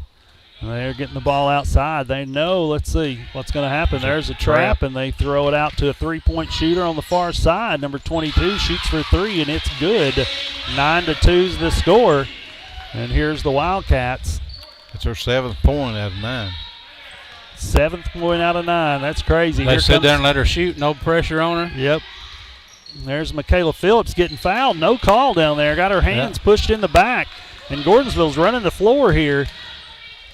And they score again, 11-2. This would be a good time for a timeout before they get much further ahead. That was Katie Vaden that scored that 2 points.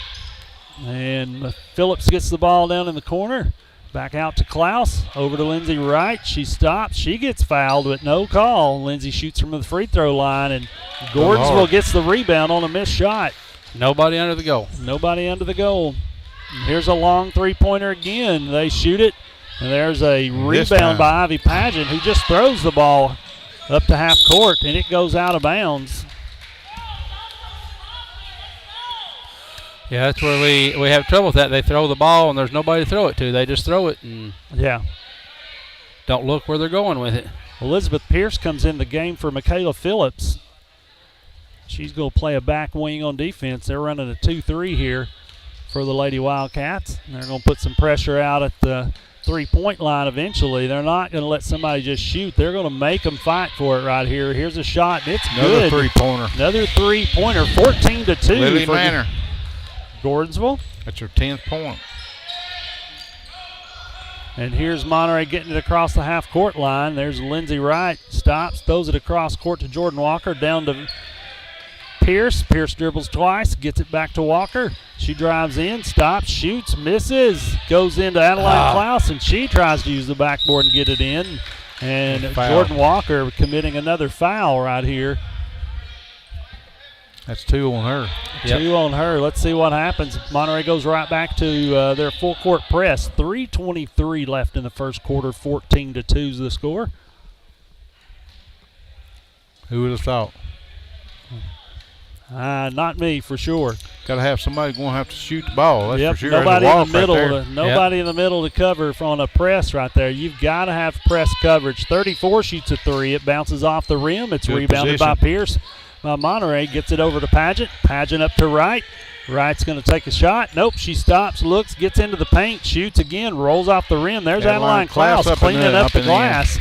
Monterey finally scores after a long drought. 14-4 is the score. And it looks like Gordonsville just broke the press down real easy. Another a three-point shooter. She shoots. Up and in. Number 10. That's number 10 shooting a three-pointer. 17-4 is the score. Monterey's got to pick up the juice here on the offensive side. They're lighting up them threes. Yep, there's Klaus all the way to wide open. Walker. Yeah, Walker gets the ball. She shoots a 3, bounces off the rim. And there is Gordonsville chasing the ball down. Monterey just stands and watches it. Gordonsville throws it out of bounds. That ought to be Monterey's ball. Monterey's ball, but they can't stand there and look at it. They stand there and watch it. And you can't have one if you're supposed to press. You can't have Lindsey Wright in the backcourt pressing, and everybody else runs it down to get underneath the goal. That's middle school kind of stuff. You got to know better than that. Here's Pierce getting the ball at the three-point line. She's looking to see what to do. She's dribbling. She takes a drive, stops, shoots. It's an air ball. She gets it. Gives it up to Gordonsville, and they're running the court. Nobody moving. Nobody's watching right here. Three-point shot for Monterey or for Gordonsville. And here is Monterey finally getting a rebound, kicking it out to Lindsey Wright, who's running the court. It's 1-on-3 currently. She's trying to get in. Finally got a foul call. Finally gets a foul call against, looks like number 34 for the Tigerettes.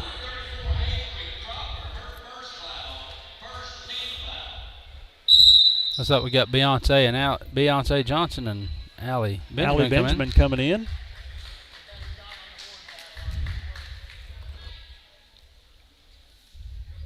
Let's see what happens here. They called that a foul on the floor instead of a shooting foul. Lindsay was in the middle of shooting and gets hammered, and they call it on the floor for her. She doesn't get anything to do. Yeah, she was in the air for a layup when she got hit. Yeah. Here's Pierce with the ball. She stops, picks it up, gives it to Walker, who shoots a three, rolls it off the rim. There's Lindsay Wright and Allie Benjamin fighting for it. And Allie gives it up to Beyonce Johnson, who misses, and Johnson down there fighting for it. Wow, they can't buy Bucky right now. There's a steal by Lindsay Wright. She goes in and scores. There we go. Good play by Lindsay Wright. Yeah, she's back there playing defense in the backcourt and steals a score there for them. 17-6 the score with 1:10 left in the first quarter. Here's another three-pointer, and it's off the glass, and Gordonsville gets the rebound again.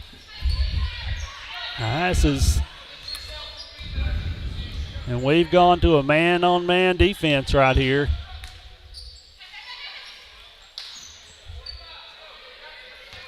And Gordonsville's moving it around the three-point line. They're dribbling, driving all the way to the goal. Off. That's a bad. There's Lindsay, Allie Benjamin there picking it up, giving it to Beyonce Johnson. She gets across half court. She gives it up to Elizabeth Pierce. Back to Beyonce Johnson. And misses a layup. Shot. 17-6, still the score, under 30 seconds left in the first quarter, and we're chasing the ball down the court. Beyonce Johnson and Lindsay Wright trying to get a trap. They leave one open at the top. She shoots a three. Pierce gets the rebound for Monterey. And she gives it up. Jordan Walker sees she's knowing it's the time. And they're looking here. They're giving it to Allie Benjamin, kicking it out to Lindsay Wright. Shooting a three. It's a miss. She didn't hit. Gordonsville, 4 seconds left. She throws the ball. It's going to be a miss. Goes out of bounds. And they're going to let the time expire. Wow. Unbelievable first quarter right there. 17-6 at the end of the first. We got a great first quarter sponsor in A1 Auto Repair. Their expert auto repairs everything from battery exchanges to complicated engine repairs.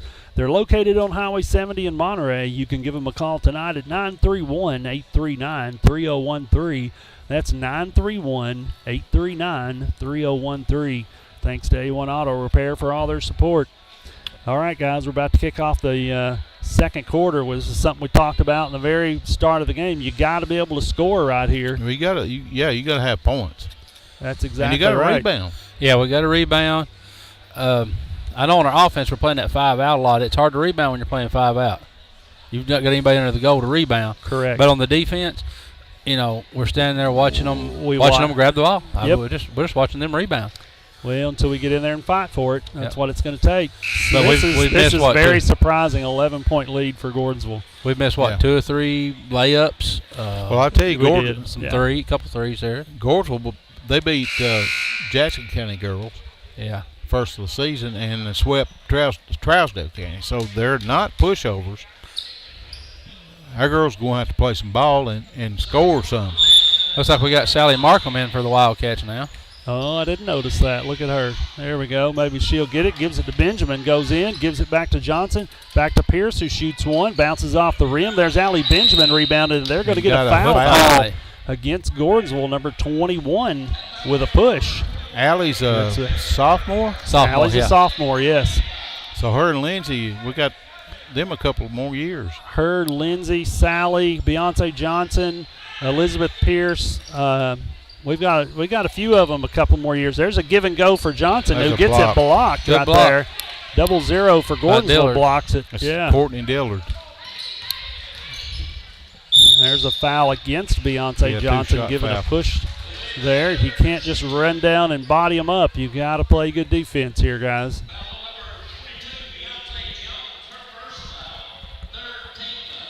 Beyonce Johnson.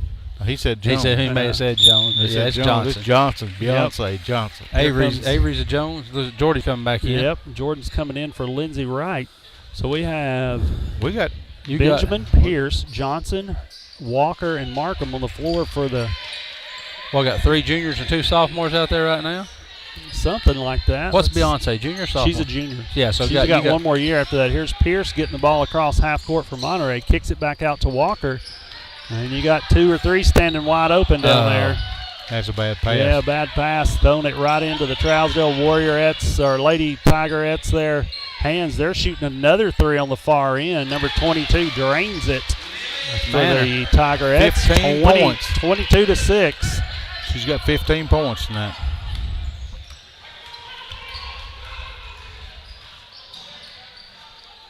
There's a pass from Markham to Pierce to Benjamin. Back to Walker, back to Benjamin, who shoots an outside shot, bounces it off the rim. Got to have some backside help on that. No rebounding help down there. There's Walker defending the three-point shot, knocked out of bounds by the Tigerettes. It's going to be Monterey's ball. 6:43, 22-6 is the score in the second quarter. Pierce comes out, Ivy Paget comes in.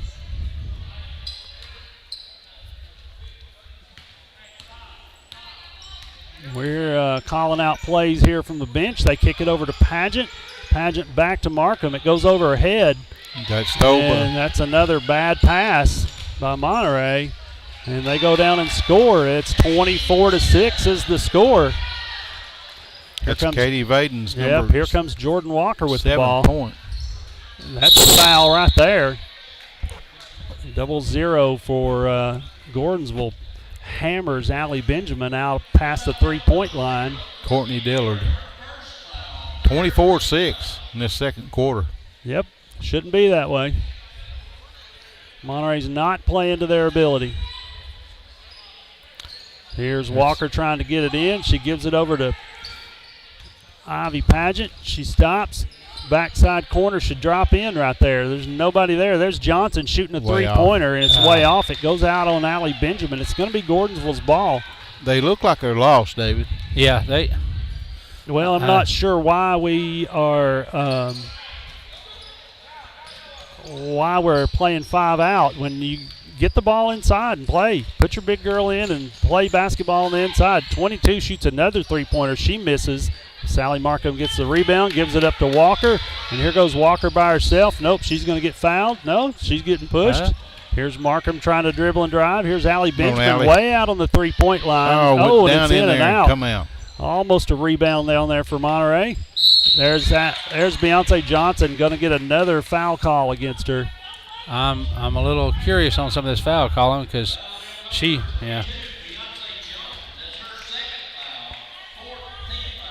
Well, Beyonce Jones is a new girl for Monterey, I believe. Hey, listen, we got a timeout and a great sponsor in that. Live Well Medical Clinic and Spa is our timeout sponsor. They're located in downtown Monterey and offer a wide array of medical services. To book an appointment or check out their other various services, visit them on Facebook at Live Well and Spa or call them at 931-839-6642. That's 931-839-6642. I appreciate all 49 check-ins, and we've got a few listening right now. We appreciate everybody. If you got any questions about what's happening on the court, please post them in the live chat box on YouTube. We'd love to talk to you. Looks like we got a good, strong signal, guys. We've dropped 137 frames. That's less than what we done up in the high school the other night. There we go. That's good. Hey, shout out to the Avery Trace Raiders middle school team where I used to coach. They won the state championship last week. Sweet. Awesome. So awesome. And guess who they played? Prescott from Cookville. So those two teams met in the state championship. That says a lot, don't it? Yep, it does. Here's good defense by Markham down on the end. Pick it up by Klaus, and that's good. Giving it up to Walker. There we go. Come on, girls. Yeah, if you get some good defensive pressure right here, guys. And Gotta have some stops and make some shots. Walker to Klaus. She takes a three-pointer. And makes it. There we go, right there. That's a bang, bang, bang there, David. They're calling it a 2. It's not a 3. It's a 2. 24-8's the score. Yeah, 5:09 left in the second quarter. And here we are trying to stop the dribble drive. Right there. And there we are again. Markham with the rebound. Yeah, playing good defense, and there she's getting pushed. Again. Yep, getting it up to Jordan Walker, down to Ivy Paget. Mishandles, kicks it back out to Allie Benjamin. Allie stops, looks, gives it over to Sally Markham. She shoots a 3. Sally. And rounding off the rebound, she gets her own rebound at the three-point line. She's dribbling, driving, and gets it blocked. Blocked by number 0 for Gordonsville right there. That's Courtney Dillard. That's her second block of the game, and here we are getting the ball all the way down on the the Tigerettes side of the court. And there's Jordan Walker. She's going to get a foul call against her. She had all ball on that one. It's a great-looking steal right there. That's her third, unfortunately. Here comes Michaela Phillips in the game for Allie Benjamin. And the Tigerettes, He's not going to let Lindsay in.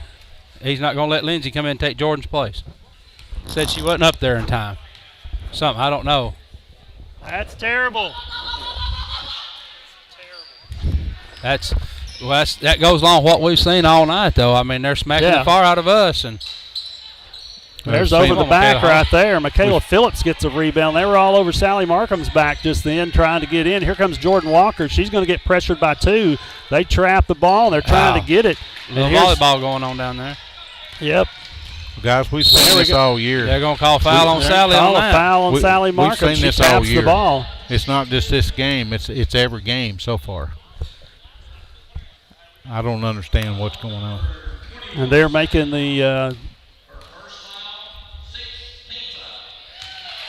well, now Lindsay's finally getting to come in. She came in for Jordan Walker. So we have Klaus, Phillips, Pageant, Wright, and Markham in the game for the Lady Wildcats. 4:04. The score is 26-8.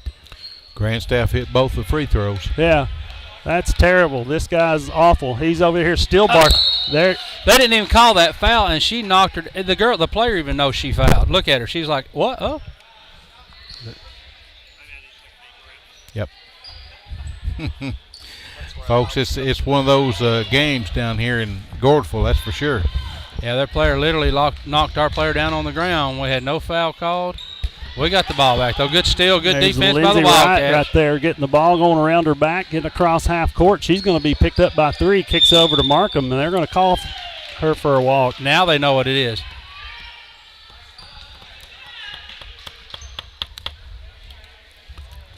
Well, we've seen this all year.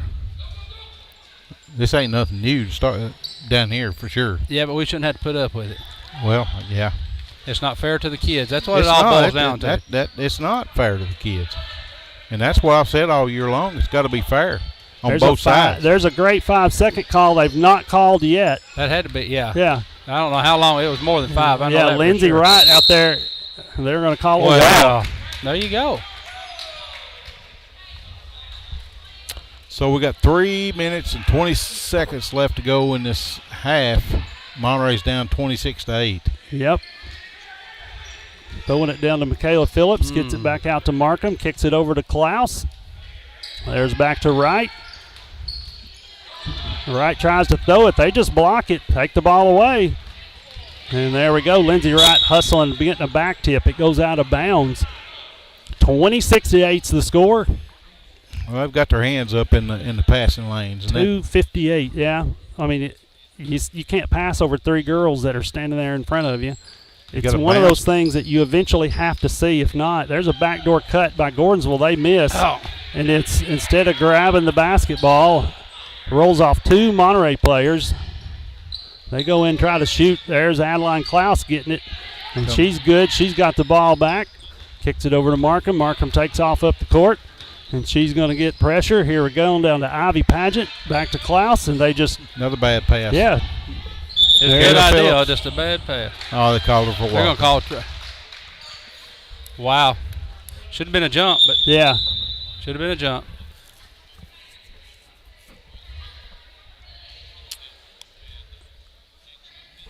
It's really. What do you say? I mean, there's nothing you can say on that. No. I mean, It's been that way all year. Why? There we go. Had a little tip on that. Yep. Sally Markham was able to run it down for the Wildcats. Gives it up to Wright in the corner. Back over to Phillips. She stops, looks, tries to get it in the middle of 3 players again. When are we going to learn that you can't just throw it in the middle of white jerseys? You're just giving away your possession. Yep, here's a 3-point miss by Katie Gordonsville. 1:59 left in the second quarter, 26-8. Pageant down by herself. She shoots one. It goes in. Finally. 26-10 is the score. We've got to press right here if we're going to get anything going. That's what they've got to learn. That you can't hesitate on that pass. If it's open, you got to pass it. You got to pass it right then. Yep, they stop to shoot a 3-pointer, and it's good. Down there, shoot. Number 34. We don't go out and guard her. 29-10. We're playing like we've never played before. Like this is. There's no rebounding help in the bottom. Gordonsville gets a missed shot rebound. Well, they're standing there. Yep, and they're going to get a layup by themselves. She run 3 steps before she ever put the ball down. Oh, my gosh. Lord, what a bad game. Here's a timeout. Let's see what happens here. Coach is upset down here. Live Well Medical Clinic and Spa is your timeout sponsor. They're located in downtown Monterey, and they have a wide array of medical services. To book an appointment or check out their other various services, visit them on Facebook at Live Well and Spa, or you can call them at 931-839-6642. That's 931-839-6642.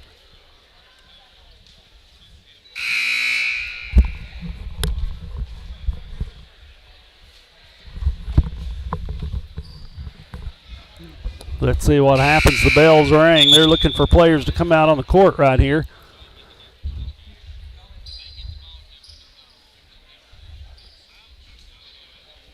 That's exactly right, Larry Jones. Can't be any more frustrated than the ones up here watching, I'm sure. But they're playing the game, so.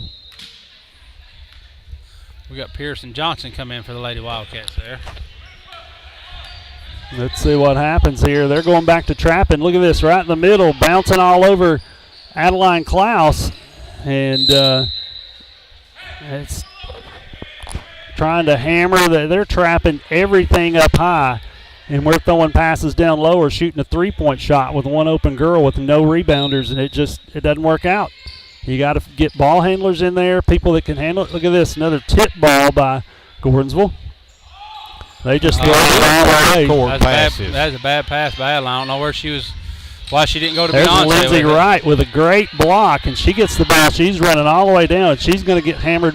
Yeah, and I hope that really puts the Gordonsville on the floor, because it's about time something like that happens. They are going to let her shoot anyway. Yeah. Last time she went for the layup, got fouled. They didn't let her shoot. Yeah. Be a 2-shot foul. They've really frustrated Monterey, trapping everything up high and in the middle. 31-10. Lindsay misses the first shot.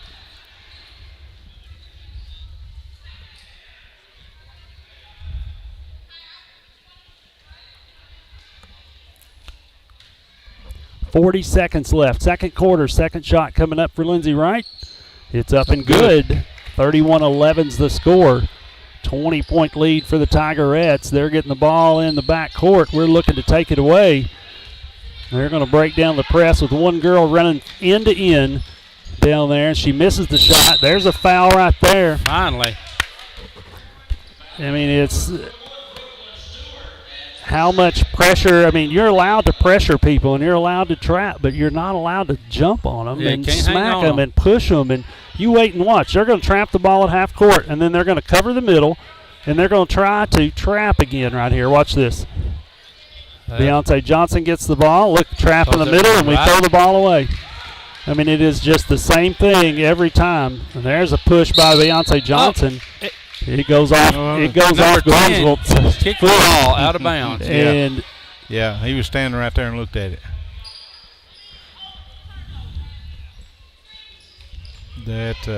There's a moving screen right there. They get the ball down low and puts it two more in the hole for Gordonsville. That was Dillard with those. Yep. There's Lindsay Wright working against three people. She gets pushed by 0-0. No call on the push. Halftime. And we're going to take a break, and we'll be right back with you on the Monterey Sports Network.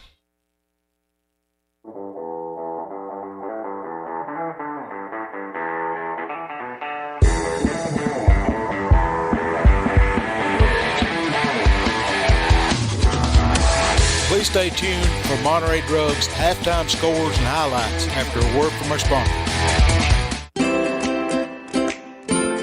At Monterey Drugs, our focus is on you. You're not just a number, you're our neighbor. We'll get to know you so we can give you the best personal service you deserve. Monterey Drugs, your hometown pharmacy, is a proud sponsor of Wildcat Sports. Located on Elmore Street, right next to the dollar store. You can call them today at 931-839-6777. That's 931-839-6777. Monterey Drugs wishes the best for Monterey High School sports and academics. At First Volunteer Bank, we're not just a community bank, we're a bank that's here for our community. We know our customers by name and treat them like family, and we're here to serve our community however we can. Whether it's teaching financial literacy in our local schools or collecting and donating thousands of canned food items each year to local food banks, we're a part of your community. If you're looking for a community banking relationship, we make it easy for you to switch because we're here to help you every step of the way, right down to a local person on the other end of the phone to assist you when you need it. First Volunteer Bank, member FDIC, equal housing lender. Monterey Foods, your hometown grocery store. From the time you enter their door until your groceries are carried to your car, you'll be treated as a valued customer. Come by and see Danny and his staff today. And remember, they have fresh cut meat daily, and check out their weekly specials at Monterey Foods on Facebook. They're located at the corner of Holly and Stratton in Monterey, or just give them a call at 931-839-2434. That's 931-839-2434.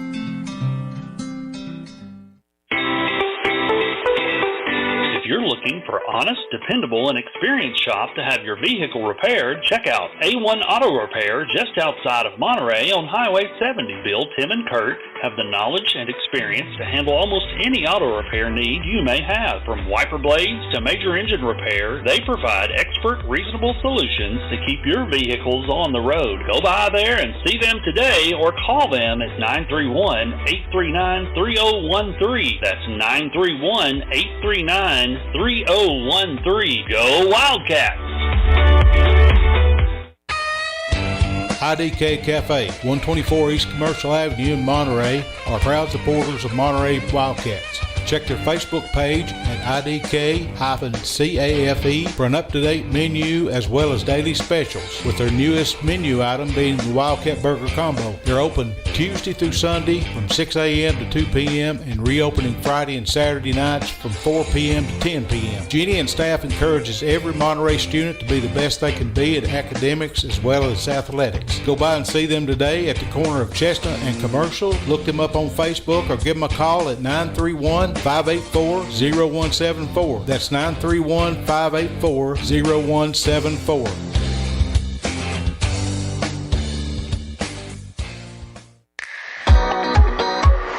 Has your vehicle developed any loud muffler noises? Have you noticed annoying exhaust fumes? Or are there rattles coming from your exhaust system? At Tay's Muffler and Repair Shop, they can solve all your muffler and exhaust issues. Johnny has over 20 years experience, state-of-the-art equipment, and is honest and reasonable. Just located outside of Monterey on 12539 Monterey Highway, you can reach them at 931-839-3927. That's 931-839-3927.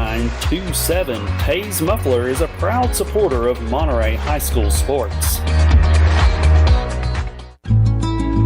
Neighbors helping neighbors, that's what the VEC Customers Share Fund accomplishes. Participating customers round up their monthly bill to the nearest dollar. The extra money goes into a shared fund that supports Monterey High School sports and academics, as well as other community projects throughout the VEC area, making Monterey and surrounding communities an even better place to live. Make your change count today and sign up for the VEC Customers Share Program. Larry Wiley is a proud supporter of Monterey High School and junior high school sports, as well as academics. Being the Monterey Farm Bureau agent, Larry serves Putnam, Overton, and Cumberland counties with auto, home, health, and life insurance. For a comprehensive insurance review appointment, you can call Larry at 931-584-0042. That's 931-584-0042.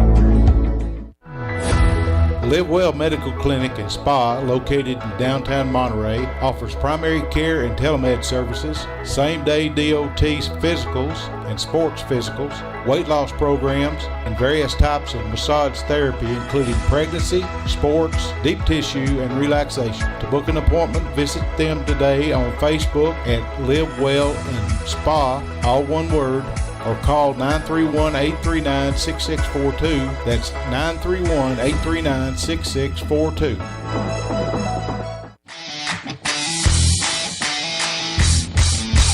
Absolute Fitness is the Upper Cumberland's premier fitness facility. Absolute Fitness has 2 floors and over 15,000 square feet. The upstairs boasts live fitness circuit machines and tons of cardio equipment. The downstairs has the most complete free weight equipment in the state. Locally owned by IFBB Pro Jen Facento and her husband Vinny, it's a true hometown family gym. Whether you work out, tan, or enjoy a sauna, it's all one price. There's never sign-up fees or contracts. Absolute Fitness is located at 444 South Jefferson, across from Kroger. Call them today for more info at 931-526-2500. Okay, folks, welcome back in here to Tiger Gymnasium.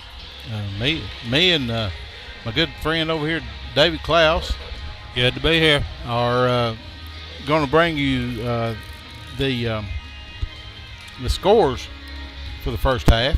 Dave, what have you got over there for We've got Monterey? number 33, Ivy Padgett. She's got 2 points. Jordan Walker's got 2 points, 3 fouls.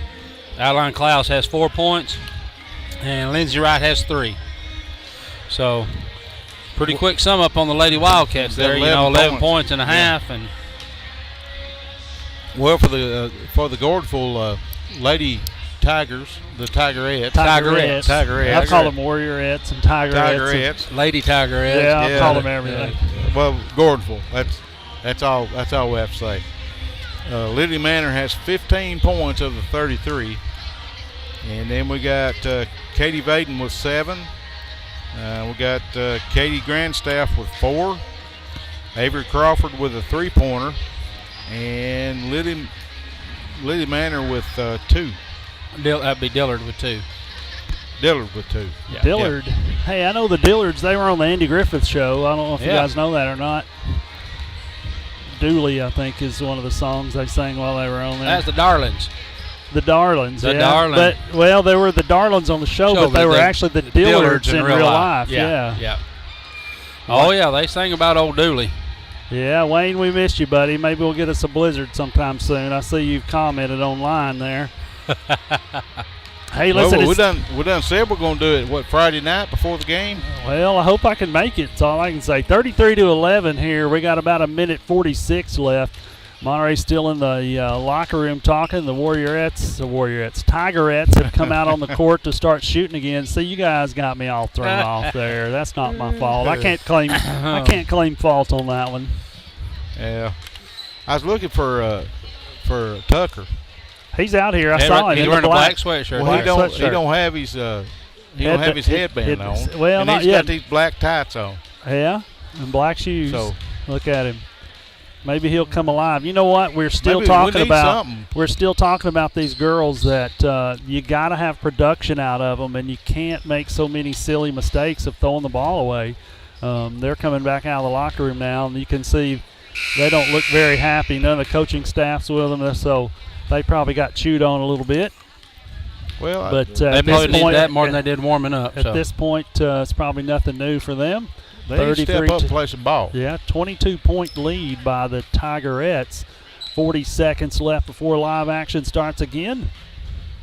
We'll see what happens here. See who he's going to put out there to start with. It'll be the same starting 5 he always goes with. Maybe not Jordan. Really? Jordan's got 3 fouls. Oh. So it looks like maybe probably going to be Elizabeth instead of Elizabeth Jordan. Pierce, yeah. Good call, David Klaus. Way to keep your eyes open there. Well, Elizabeth, she's stepped her game up in the last few games. Elizabeth has been a good 6th player. I mean, she's she's versatile. I had actually some gym time with Elizabeth not long ago. We talked about shooting form and how we shoot a little better and try to get a little more consistent shot out of her. So we got Ivy Padgett. Let's see, Michaela Phillips, Lindsay Wright, Adeline Klaus, and Elizabeth Pierce out there. There we go. We're starting out on defense. Yep, Gordonsville's ball to start with. They're going to move it around the three-point line, take a long three-pointer off the rim. There was 3 girls there for Monterey. Rebounded by Monterey just then by Phillips. They kick it all the way down to Padgett, give it back to Pierce. Pierce looks, she takes one dribble, drops it into Padgett. Padgett ought to be shooting from there.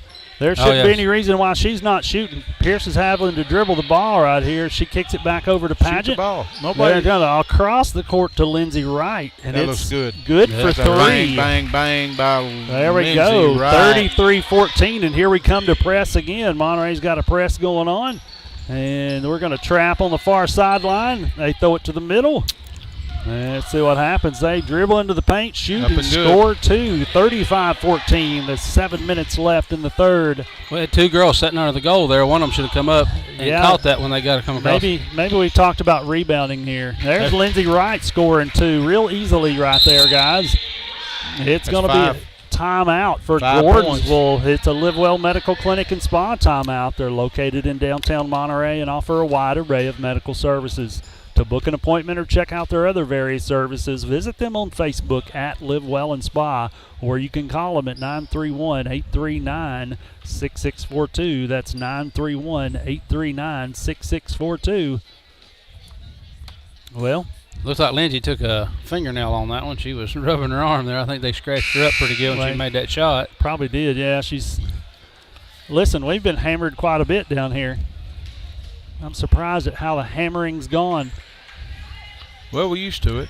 Yeah, here comes Monterey out on defense. They're already jumping into pressing, and they're going to slow the ball down here. Try to see if he can get a mental mistake right here. Right to the middle they go with it.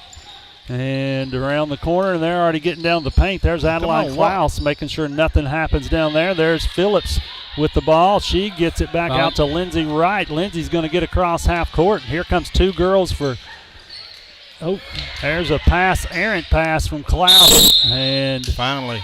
And they call that a jump ball. No foul there, but that's a jump ball. Adeline should have went up with that instead of. Yeah, she should have been shooting. She's in the paint, 8 feet away from the goal. She ought to be shooting right here. And here is Ivy Pageant in for a layup, and she scores. 35-18's the score. And we're looking at trying to break down the press. We're trying to watch what they do. Across the court pass by Gordonsville, and they get right to the middle and dribble and drive. And here we are. There's a walk by Gordonsville. Okay. 35-18's the score. Monterey's basketball. You can guarantee they're going to run a half-court trap right here, guys. We ain't seen these refs yet, so hopefully second half they're going to call it for us. Yep. No, Adeline. Bad pass. You can't throw that across the court. We got to stop doing that. There's Lindsey Wright with a great block, and Adeline Klaus with the rebound of it. She throws it out to Pageant. Pageant tries to race and goes out of bounds. Okay, girl, settle down a little bit. Coach Sam's giving some good advice. Quit throwing it across the court. Here we are running a little pressure with Lindsey Wright up top. Looks like a 1-2-2 kind of press right there, but kind of diamondished. But they're back down across half court. Gordonsville stops and looks. They kick it out to shoot a three-pointer. And back around to number 22 to shoot. She bounces it off the rim. There's Pierce with a rebound, and she does well. And here comes Lindsey Wright. She's got to get across the court fast because they're going to come and trap anybody right here. What's she doing? This is Adeline Klaus throwing the ball out of bounds over everybody's head. They're going to pull in. 3 bad passes. Adeline's coming out. Yeah, and here comes Benjamin in the game right now. And Adeline's upset with herself, I can know. And here's Gordonsville pushing the ball way down low. They're kicking it back out. There's Lindsey Wright with a steal. And let's see what happens. That girl was all Come on, Ralph. Yeah. Took him long enough, but he could have called that foul 4 steps before he did. It's the lack of calling. They want to. All right, here's the problem with officiating. I've been watching this a long time. They're treating kids anymore like they're college players, and even in some places NBA players, and they give them certain advantages that they shouldn't have yet. Right. This is not right for these kids. There's Lindsey Wright shooting a three, missing. She's back to play defense. She's going to stifle them. Here's Allie Benjamin to help out. Allie almost gets a tip there in the air, and there goes Allie running down to block. That's another walk right there for Gordonsville they're getting away with. And let's see what they do. But they're treating these kids like it's a college game anymore, and they don't call the basic rules to teach them the fundamentals they need. There's Gordonsville scoring a 2-pointer. That's their second score. Second score of the half. 37-18's the score. Here's Lindsey Wright going around her back. dribbles into traffic, and there's a foul right there on 0-0. That'd be the second one on her, putting Lindsey right on the line. Here comes Adeline Klaus back in the game. She's going to take a breather and gather her senses. She's going to be ready to go. That's right. Yeah. That's right. Lindsey got that first one there. Up and in. Well, they're supposed to wait till the first shot's done. Michaela Phillips coming out. So we have Pierce, Wright, Benjamin, Klaus, and Pageant on the floor for the Wildcats. Lindsey made that first one, made both of them. 4:28 left. It's going to be 37-20, a 17-point game where the Tigerettes lead. We're pressing right now, trying to get a mistake out of the Tigerettes. Watch the middle. Yep, and they're going to end up. There it is. Yep. Come on, Valley, come up there and help her. Yep. Ready? There's a loose ball. It's I don't know kick. if that kicked or not. There's a great tip by Lindsey Wright goes out of bounds. Number 10 kicked the ball.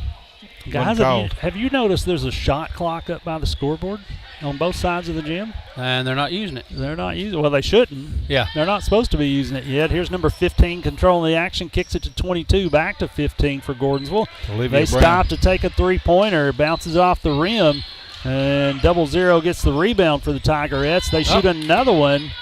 They just stopped. They just stopped and let her shoot. They didn't even go over there. Nobody went to her to guard her. So they score another one. That's a 20-point lead. 40-20 is the score. Adeline Klaus has got the ball back out here to Allie Benjamin, who stops to shoot a three. And I'm not sure why we're shooting a three with the biggest players we have. They should be down in the middle, down there on the blocks. They need to be doing Play their low. job. Put your big kids low. Against this team, we could dominate under the goal. Yes. Gosh. It's not hard to see. You're playing an all-guard team, basically. And there's Allie Benjamin trying to take a charge, but doesn't happen. There's Lily Manor again. Yeah. And they 17 score again, points. 42-20. There's Elizabeth Pierce trying to shoot. She misses the shot. And here's an all-guard team again. They're running the floor. It's going to be 2 on. Nope. They're going to pull out to shoot a three. And it's in and out. There's Allie Benjamin with the rebound. Nobody there for her to give the ball to. Yeah, she can always dribble. Yep. Allie's been able to dribble a long time. I've watched her. I've There's coached a foul her. right there. They didn't call it. Here's Klaus shooting two. It bounces off the rim. Come on, Pierce gets it, kicks it out to Pageant, who shoots, misses. Pierce gets up slowly, rebounded by Gordonsville. They're going to come in and try to score. They miss one altogether. There's volleyball going on down there below the painted area. There's Lindsey Wright trying to get another block. There's Adeline Klaus kicking the ball out to somebody. Ivy Pageant.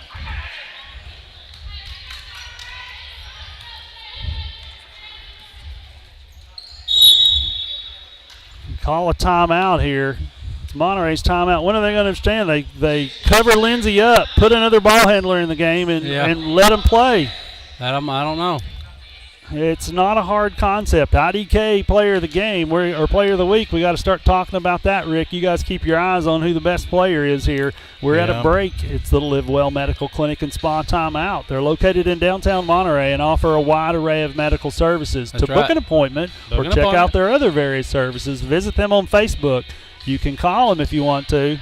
Or no, Facebook at Live Well and Spa. Or you can call them 931-839-6642. That's 931-839-6642. Or you can go by up there in the middle of town right across from the new bank building. That's exactly right. You can go see them in town. Yep. Hey, you can get a spa gift certificate for the guys at the Monterey Sports Network. As much stress as they have watching games, it would be good.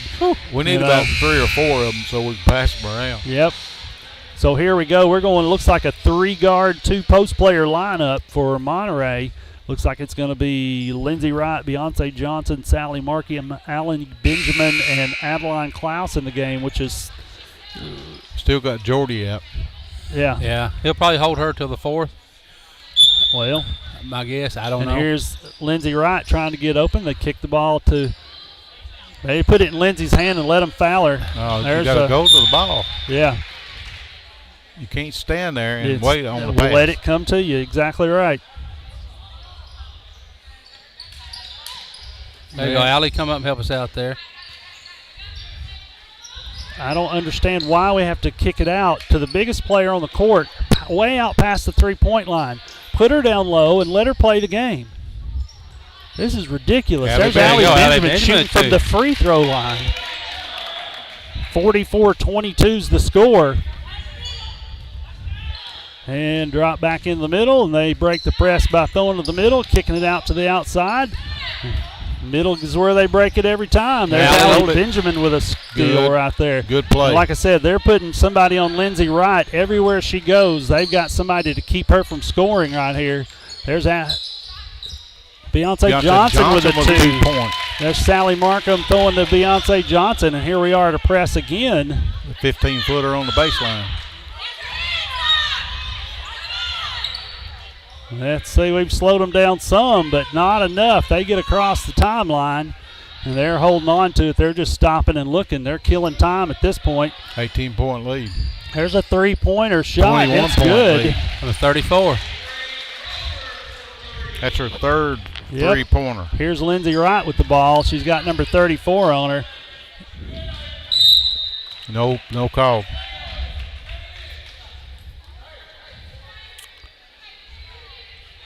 They need to screen 34. They need to get Lindsey in the game, screen for her, and give her the post. There's where Allie Benjamin should have drove just then. Good. They're probably going to call it 34. Finally. Needed 3 or 4 of them. Call them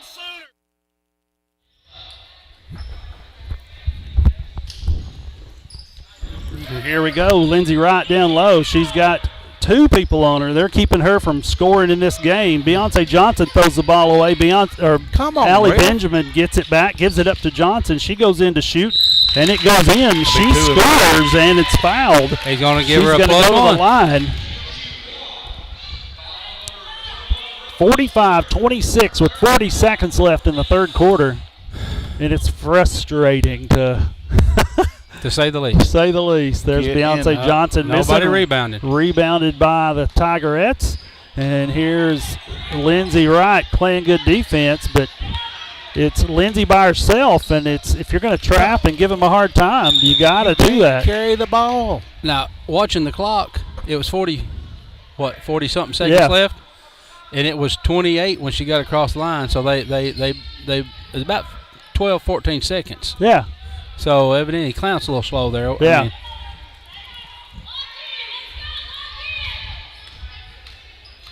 Gordonsville got it on their end down there. Yeah. Now, I don't know why Adeline Klaus is guarding a guard to play on the three-point line, and Sally Markham's guarding the biggest girl on the court for Gordonsville. Why did they do that? Monterey's just got to touch them. 32 is getting a foul. Wright. That's Lindsey Wright. That's her first. Now we're just watching the paint right here to make sure nobody gets anything easy. There's a three-point shot made. There's Adeline Klaus getting the ball. She gives it up to Wright, who's going to have one. And was smacked when she shot. Should have been. She ought to be coming to the free-throw line with that one for 3 points for 3 shots, but that's she didn't exactly get it. right. Yeah, you're not. It's the same anymore. Yeah. Enough that she was holding her arm. She got hit so hard when she come off. Yeah, Wayne, we are being slackers tonight. No, that's Larry. Wayne's being a slacker. Yeah, Larry, you're exactly right. Wayne is being a slacker. He did not come down here to Gordonsville. Something about he didn't like blue or something. I'm not sure what that was about, but just because Wayne doesn't like blue, he should still travel with us, though. Isn't that right? Well, yeah, if he can get off in time. Oh, I got you. Yeah, he had to work till like 5 o'clock. Well, listen, we're going to the fourth quarter right here. 45-26 is the score. We had a great third quarter sponsor in Absolute Fitness. Owners of Indian International Federation's Bodybuilders Champion, Jen Facento, offered 2 floors and 15,000 square feet of space. They're equipped with live fitness circuit and cardio equipment, and they offer the most complete free weight equipment in the state. Go by and visit them today on South Jefferson across from Kroger in Cookeville, or you can call them at 931-526-2500. Here comes... A little different look than what we've seen. This might work for us here. Walker, Wright, Benjamin, Klaus, and Johnson in the game. And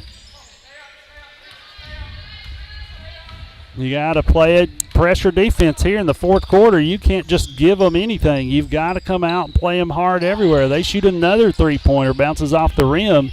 Over the back. No, not over the back. She wasn't even close. Beyonce Johnson didn't time her rebounds right. There's great. Oh, there we go. Beyonce Johnson gets it. She's going to dribble up the court. Gives it up to the middle to Allie Benjamin, who stops to give it to Walker, and she walks. It's going to be Gordonsville's ball. Got to have a different look right here. You gotta go man to man pretty much the whole rest of the game. Yeah, we got if to. you don't want to, if you want to break it down any at all, you got to go man to man and keep them from just having an easy pass at the ball and an easy run. If they just throw it out of bounds, it's going to be Monterey's ball. Keep that pressure on them. That's what happened. Yeah. Yeah, she made a mistake right there. And see, they're covering Lindsey Wright with one girl right here. They're going to keep Lindsey from touching the ball. They don't want to see her get hot. Post up, Lindsey! Go post up. It's like a very simple concept. Lindsey Wright posting up against a smaller girl. Great play by Allie Benjamin right there. Fantastic play by Allie Benjamin, who knocks it off a Gordonsville Tiger and gets the ball back for Monterey. Here it is, gives it to Lindsey Wright in the post. She goes up and tries to score. And it's real simple to see. You post a small girl up, she can't do anything but exit the game right here, guys. She's going to have to go back out because she can't handle the pressure of somebody being that big against her. That's 4 fouls. 4 fouls, and they're already pulling a girl in, I bet, to pull her out. Yep, got to. Yeah, there's Lindsey Wright scoring right there. 45-27 is the score. Beyonce Johnson comes out. Ivy Pageant comes in. That's Lindsey's 8th point of the second half. There we go. She's getting warmed up. Get in there. And to make it her 9th point, she hits another one from the free throw line. And we've slacked way back in the secondary part of the press. There we go. Oh, and Ivy throws it right. Yeah, Ivy Pageant just throws it out and just calls timeout for the Gordonsville Tigerettes. Little do they know, we've got the best timeout sponsor in the country. Live Well Medical Clinic and Spa is our timeout sponsor, and they're located in downtown Monterey, and they offer a wide array of medical services. By the way, that coach needs a little bit of a spa treatment right now. Hey, you can check out all their services on Facebook at Live Well and Spa, or you can call them at 931-839-6642. That's 931-839-6642. Yeah, I mean, mental mistakes, throwing the ball away. Ivy Pageant not even throwing it to a girl on Monterey's team and throwing it down close. there. Straight in her hand. A good steal. Pass. What? Who is she throwing it to? Gordonsville. Besides a Gordonsville player? Yes. And I mean, there was nobody there. I just don't. Yeah. But we've done that all night. It's not just Ivy Pageant. No, we've done it all season. No, we've done it all season. Yes, we have. You're right, David. All season long. It's not just tonight. It's not just Ivy. We've done it all season. These girls had the perfect opportunity this year to make some big noise in this district. You know, there's 3 or 4 teams now. Yep. 3 or 4 teams at the top that have pretty much controlled it all season long, and there's not going to be too many times that we get. Stole it again, Monterey did.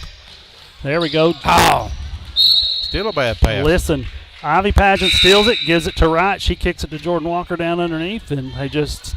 Well, she threw it toward the door. It was a good look. It was the right idea. The pass just wasn't there.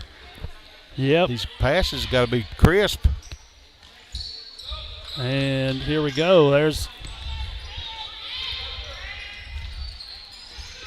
another steal by Monterey, getting it out to Wright all the way to the other end of the court.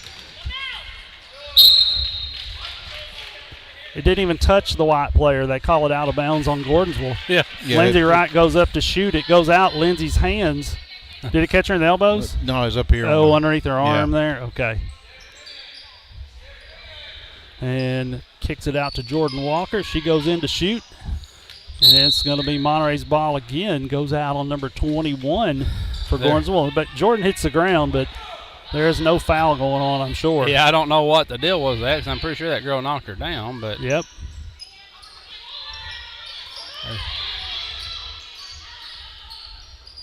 Dribble!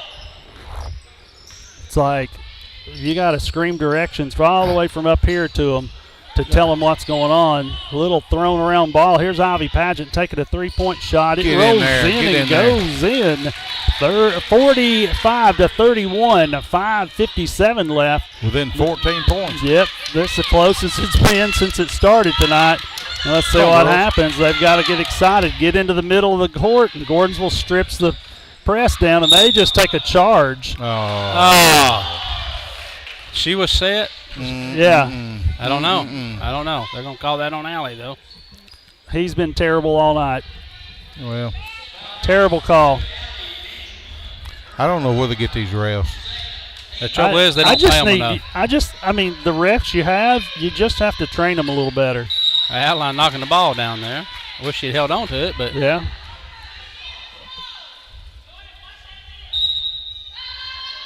I don't know if it's training or what. I mean, there's they don't the call foul's it fair. in the middle right there, and they don't like it. Oh, grab the ball! Come on, girls, grab it! You got to grab the basketball here. That goes off Monterey right in. It hits them in the hands.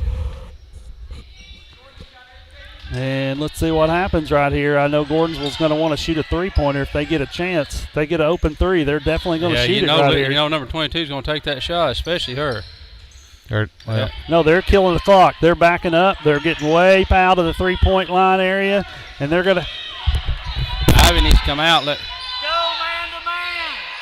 Go man-to-man! Come on, Jordy. It's like you got to go get man-to-man right here. You can't waste the clock and let them dribble around and do what they want to do. They're not calling a lot of fouls. I mean, there's who they're going to call that one on? Adeline or Allie? Probably. Allie, I think. Maybe Allie. Go man-to-man call that on Allie. And keep them from just wasting time with the ball. Yeah, we can't afford. We got to make them shoot or get the ball one. If they throw the ball in underneath our goal, then we press. And if you get across half court, you got to be man-to-man. 5:06 left, 45-31. Gordonsville missed their first, made their second. Here's Lindsey Wright coming up the court with the ball right now. And she's going to get hands all over. Here's Allie Benjamin getting it over to Walker. Walker stops to shoot, and it's good. Jordy. Yep. 46-33 is the score. 4:49 left. Come on, girl. In the fourth quarter. And there's 10 seconds. 10 seconds. 10 seconds. According to the clock, it was about 12 seconds, or 12 or 13 seconds before the Gordonsville coach called timeout. You got to have 10 seconds right there. That's a call they just are not willing to make. I mean, you're sitting there watching the clock. Hey, 12 seconds went off the clock. Come on. Call the 10 seconds. Yeah, this is something you got to call in the backcourt. It's just ridiculous. That's at least three. That's 3 times that I've watched the clock just to see. Yeah, and yeah, that's what your press is designed to do. If you, right. Like I said, it's not going to stop everybody every time, but you got to slow the ball down, and that's exactly what Monterey's done against Gordonsville.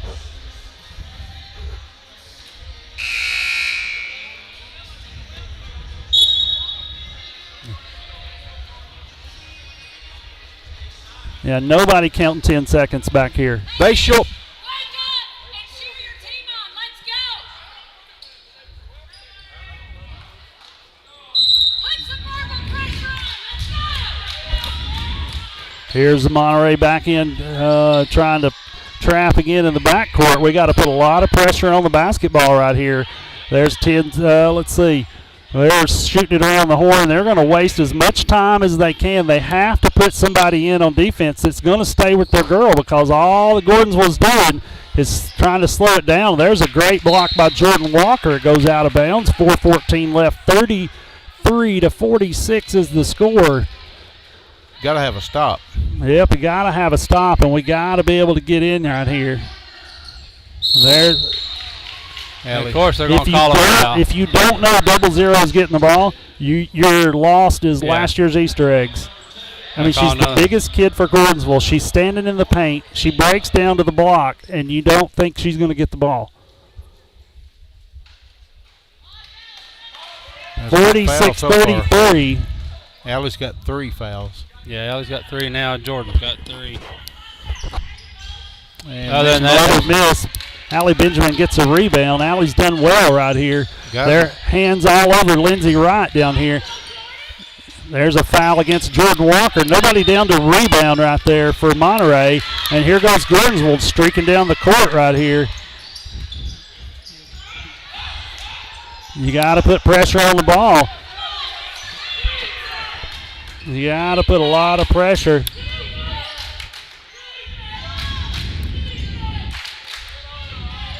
You got to come out and guard them. You can't stand around and let them hang out. You got to put a lot of pressure on them right here.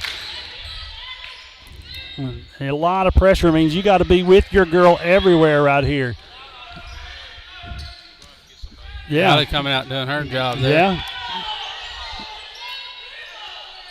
They don't call. They're double dribbles, walks. They're not calling anything. They're going to let the time waste. You got to foul. Stop the clock, guys.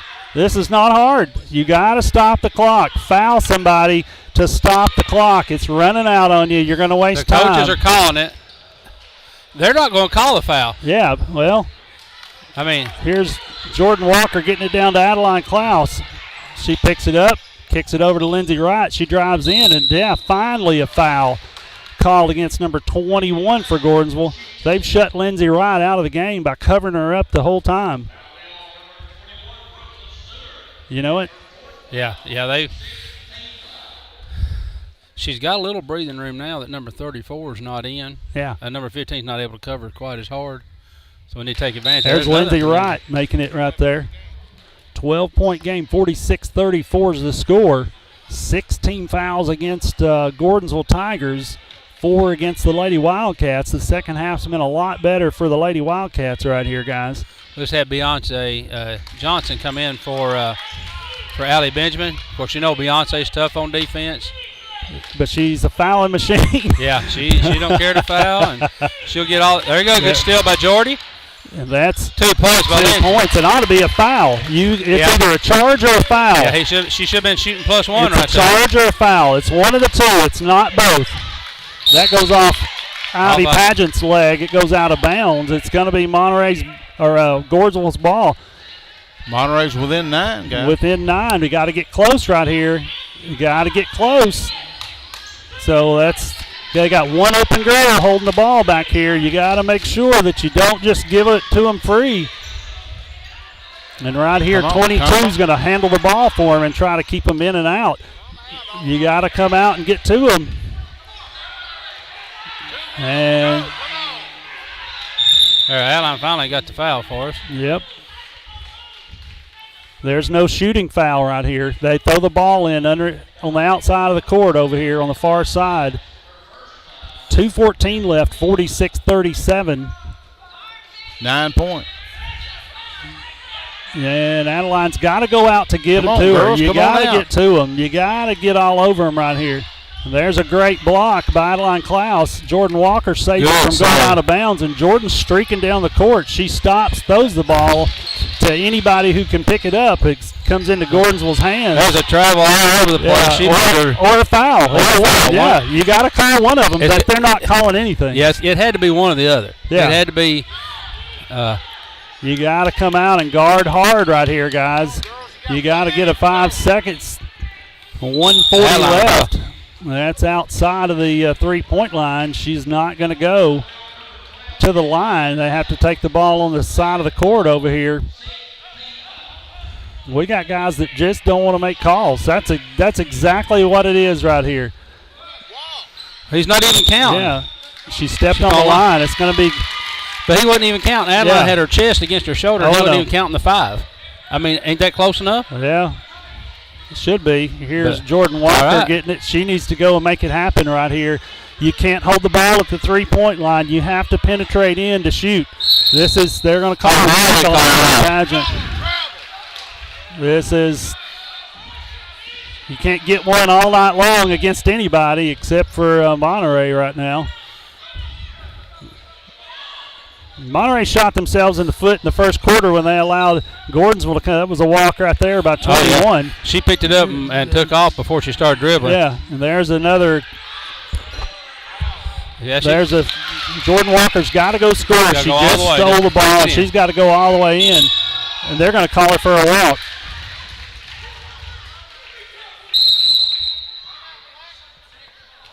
They're going to call a timeout here. It's Livewell Medical Clinic and Spa timeout located in downtown Monterey. They offer a wide array of medical services. To book an appointment or check out their other various services, visit them on Facebook at Livewell and Spa or call them at 931-839-6642. It's 931-839-6642. There are plenty of fans barking tonight.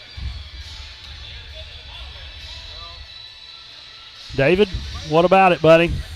37-46, a 9-point game with a minute 5 left. Can you hit a couple of threes? I've seen teams come back and win with a minute left and only being 9 points down. It's doable. Yeah, but you got to be able to shoot. You got to have the calls and you got to be able to shoot. I mean, if you can't, when you do get the ball, you got to score off of it. That's the only way. That's just it. We've had it the last couple of minutes. We've had the ball several times without putting anything on the board. Well, they're going to have a turnover here. Minute and 5 seconds to go. Yep. Guys, it's a 9-point game. Yes, and you know what you need? You know what you need in the ball game right now? A bunch of kids that can handle the ball and get down the court with it and can dribble, can get a rebound and go, and not just give them an easy time to run around the court. They're just going to kill the clock. So 46-37, we finally call a foul against Adeline Klaus, putting 0 on the line for Gordonsville. She's going to go shoot 1 and 1 right here. Let's see what happens right here.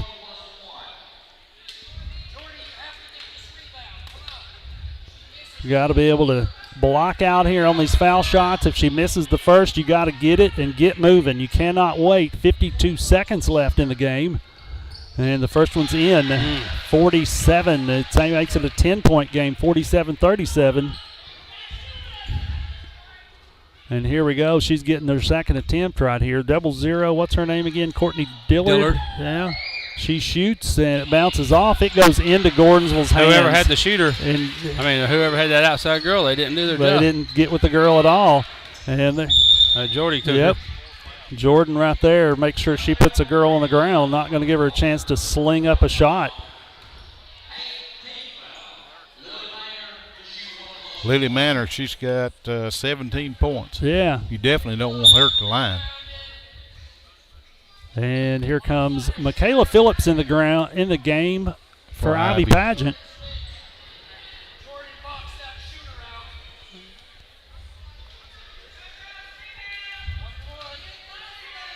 Here we go. 18 fouls against the Monterey Lady Wildcats. They miss. Lindsey Wright gets it. She's got to go straight down. She cannot wait around here. Gets it to Jordan Walker. Jordan's going to drive. Jordan stops and shoots. Goes over the rim. Lindsey gets it. Bounces it off her foot. Goes out of bounds.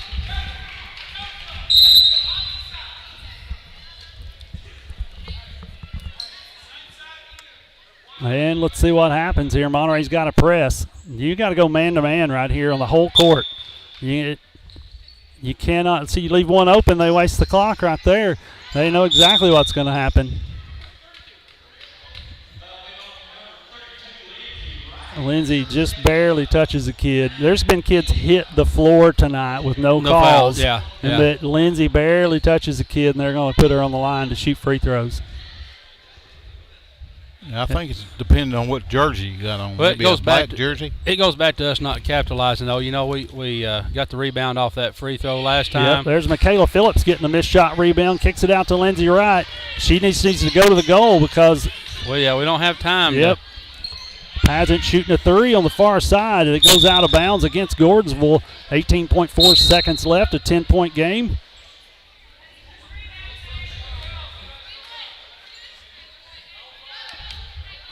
They want to put Beyonce in on defense. We got to shoot threes. Michaela Phillips takes one. It goes in. Up and in. Yep, up and in. Why's the clock running? Why's the clock running? Yeah. Why's the clock running? Gosh, come on. Hey, they never did stop the clock.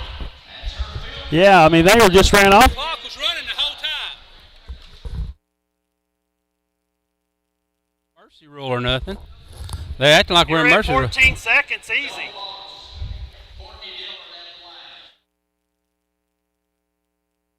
Hey, Coach.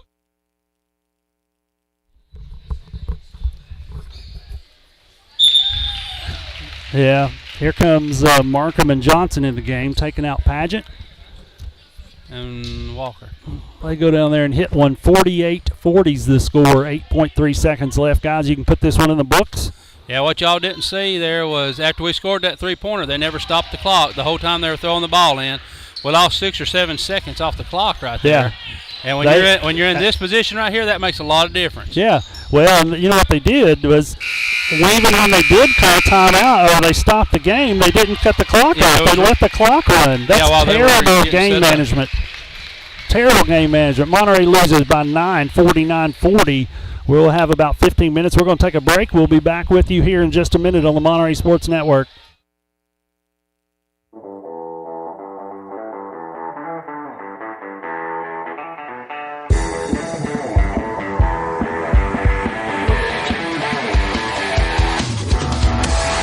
Please stay tuned for Monterey Foods mid-game scores and highlights after a word from our sponsors.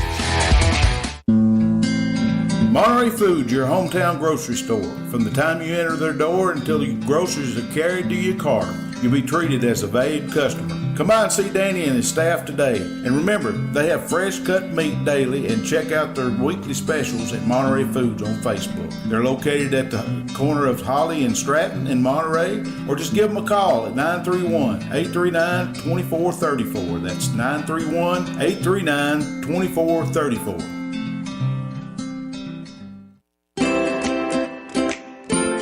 At Monterey Drugs, our focus is on you. You're not just a number, you're our neighbor. We'll get to know you so we can give you the best personal service you deserve. Monterey Drugs, your hometown pharmacy, is a proud sponsor of Wildcat Sports. Located on Elmore Street, right next to the dollar store. You can call them today at 931-839-6777. That's 931-839-6777. Monterey Drugs wishes the best for Monterey High School sports and academics.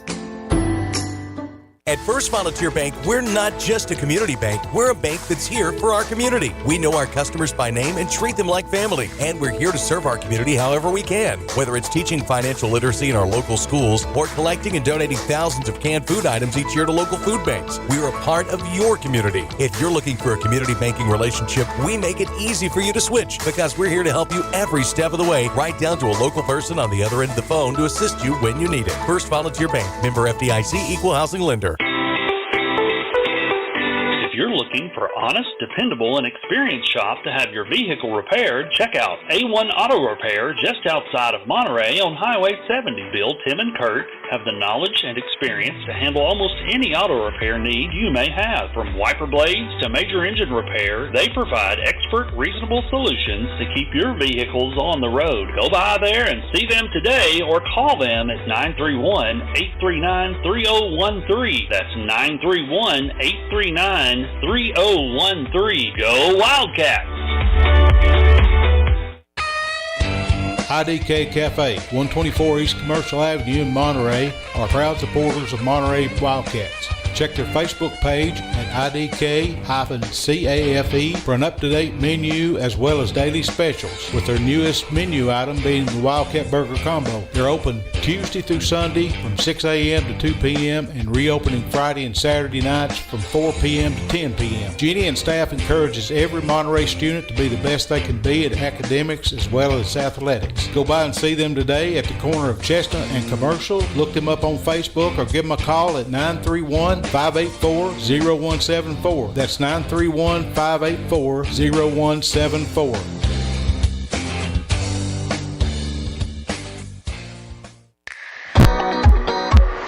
Has your vehicle developed any loud muffler noises? Have you noticed annoying exhaust fumes? Or are there rattles coming from your exhaust system? At Tay's Muffler and Repair Shop, they can solve all your muffler and exhaust issues. Johnny has over 20 years experience, state-of-the-art equipment, and is honest and reasonable. Just located outside of Monterey on 12539 Monterey Highway, you can reach them at 931-839-3927. That's 931-839-3927. 2927. Hayes Muffler is a proud supporter of Monterey High School sports.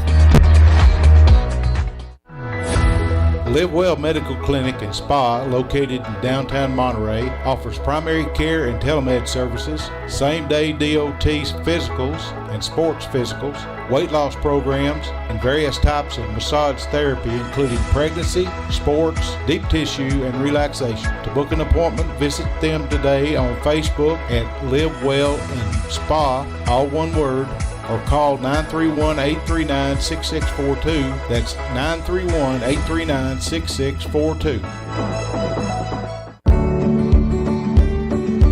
Larry Wiley is a proud supporter of Monterey High School and junior high school sports, as well as academics. Being the Monterey Farm Bureau agent, Larry serves Putnam, Overton, and Cumberland counties with auto, home, health, and life insurance. For a comprehensive insurance review appointment, you can call Larry at 931-584-0042. That's 931-584-0042.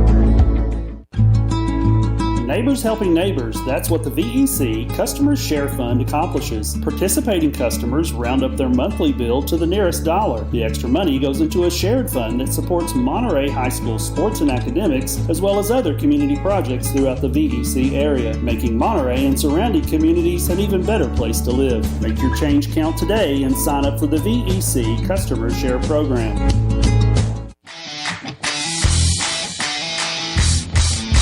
Absolute Fitness is the Upper Cumberland's premier fitness facility. Absolute Fitness has 2 floors and over 15,000 square feet. The upstairs boasts live fitness circuit machines and tons of cardio equipment. The downstairs has the most complete free weight equipment in the state. Locally owned by IFBB Pro Jen Facento and her husband Denny, it's a true hometown family gym. Whether you work out, tan, or enjoy a sauna, it's all one price. There's never sign-up fees or contracts. Absolute Fitness is located at 444 South Jefferson, across from Kroger. Call them today for more info at 931-526-2500. Welcome back to the Monterey Sports Network. We're here with the boys varsity action about to start here at at Gordonsville High School. Monterey boys are down 1 with the missing production of Caden Jones out of the game tonight. We sure will miss him. We hope he'll be back soon. Girls just took a loss that they probably shouldn't have lost, but they lost it early in the game. Gordonsville took off with an early lead and never looked back. You know what? They never looked back in the game. They took a lead and never stopped the whole game. Yeah, but we are at the mismanagement part of the game. I mean, it's just a lot of things go on with our girls that they should be doing.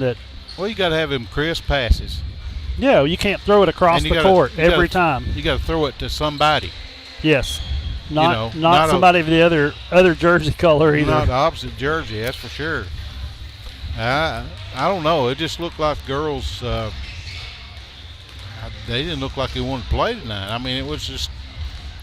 I think they took this game for granted, maybe. I don't know that they ever take a game for granted because. I mean, why would they be in that position to do that? But. I don't know. I don't have no answers for it. I'm at a loss for words for a lot of it, my friend. Yeah. Well, let's see. There are things that are happening that shouldn't happen. And what do you got over there? I heard Lindsay Wright had 16. Ivy Pageant had 7. We had a lot of kids with 3 and 4 points apiece. Well, we had. Let's see. Lindsay had 15 looks like, and then Ivy had 7. Adeline had 5. Jordan had 4. Beyonce had 4. Michaela Phillips had that 3-pointer. Allie Benjamin had 2. And that pretty much rounds it out for the Lady Wildcats. They had the final score was 49-40. So that rounds out 40 points. And then we've got the Gordonsville girls here. The leading scorer was by far Lily Manor. She had 17 of the 49 points. Avery Crawford come off the bench and scored 3 3-pointers. She had 9 points. Katie Vaden, number 10, had 7 for the Gordonsville Lady Tigers.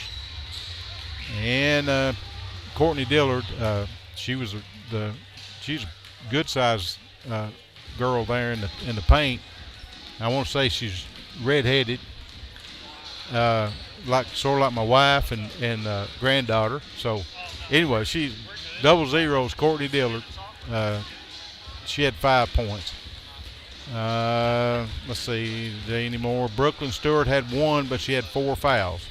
So that rounds out the scoring for the Gordonsville girls, the Lady Tigers. And we're coming in here to the boys game. Hopefully, like Neil said earlier, we're missing Caden Downtown Jones for this game. Caden who? Caden Downtown Jones, number 3.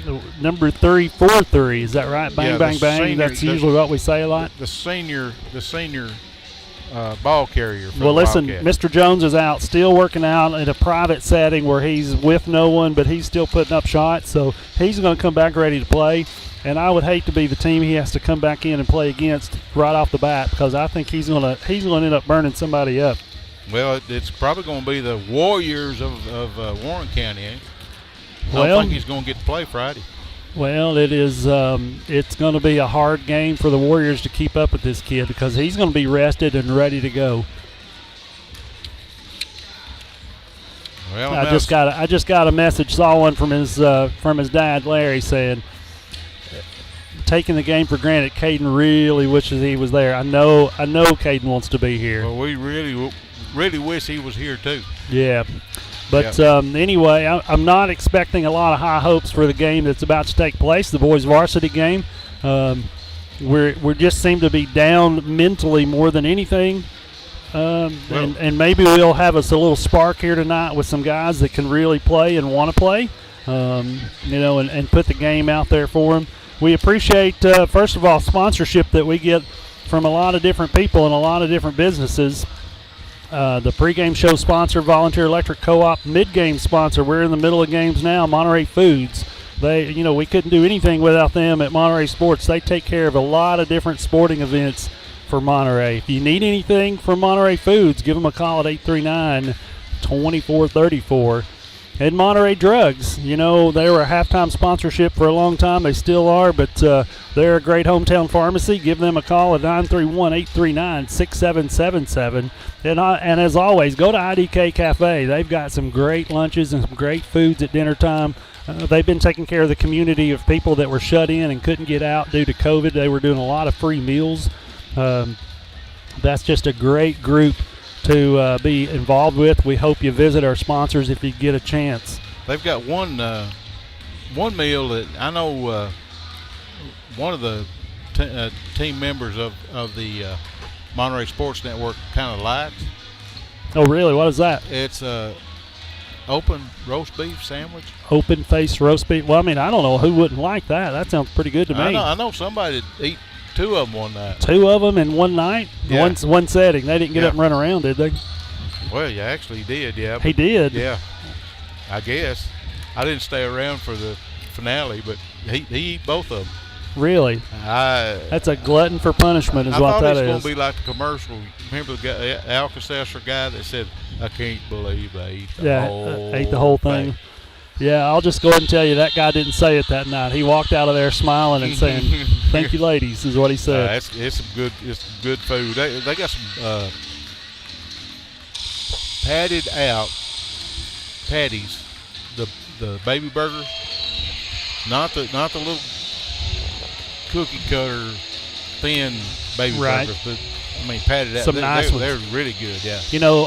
Not long ago I stopped at the IDK Cafe in the morning after dropping on my kid off at high school, and went in there and ate breakfast.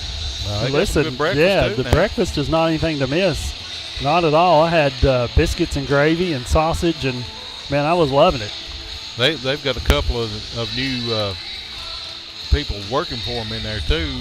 One little lady has got a lot of restaurant experience, so she's doing really well too. So they're doing good. It definitely shows. They do a great job. We appreciate everything they do for the student athletes and just students in general and the community. They're a great sponsor to have. But, hey, we're about to kick off. We got just right at a minute left before varsity boys action goes on here at Gordonsville High School, where our Monterey Wildcats are going to take on the I almost said Lady Tigerettes, but that's not even nice. Just the Tigers here tonight. Tigers, yeah. Hey, our starting five. It looks like we're going to be with number 5, Brandon Dillon, number 25, Silas Randolph, number 20, Tucker Phillips, number 34, Latarian Sullivan, and number 10, Drew Sorkin. So it looks like that's who it's going to be to start off this game. Drew's starting tonight then. Yeah. Looks like Drew put out some good minutes in the last game against Clark Range, so it'll be fun to see what happens right here. Here comes Brandon Dillon on the court. And Drew Sorkin coming out. Wayne Brown says he had chocolate gravy. Hold on, Wayne. Is that at IDK you had chocolate gravy, or is that at home? No, I believe it was over there, yeah. Because I'm interested in a little chocolate gravy. I never pass up a good opportunity for that. Silas the Hammer Randolph and LT the Nightmare Sullivan, number 34 for the Wildcats.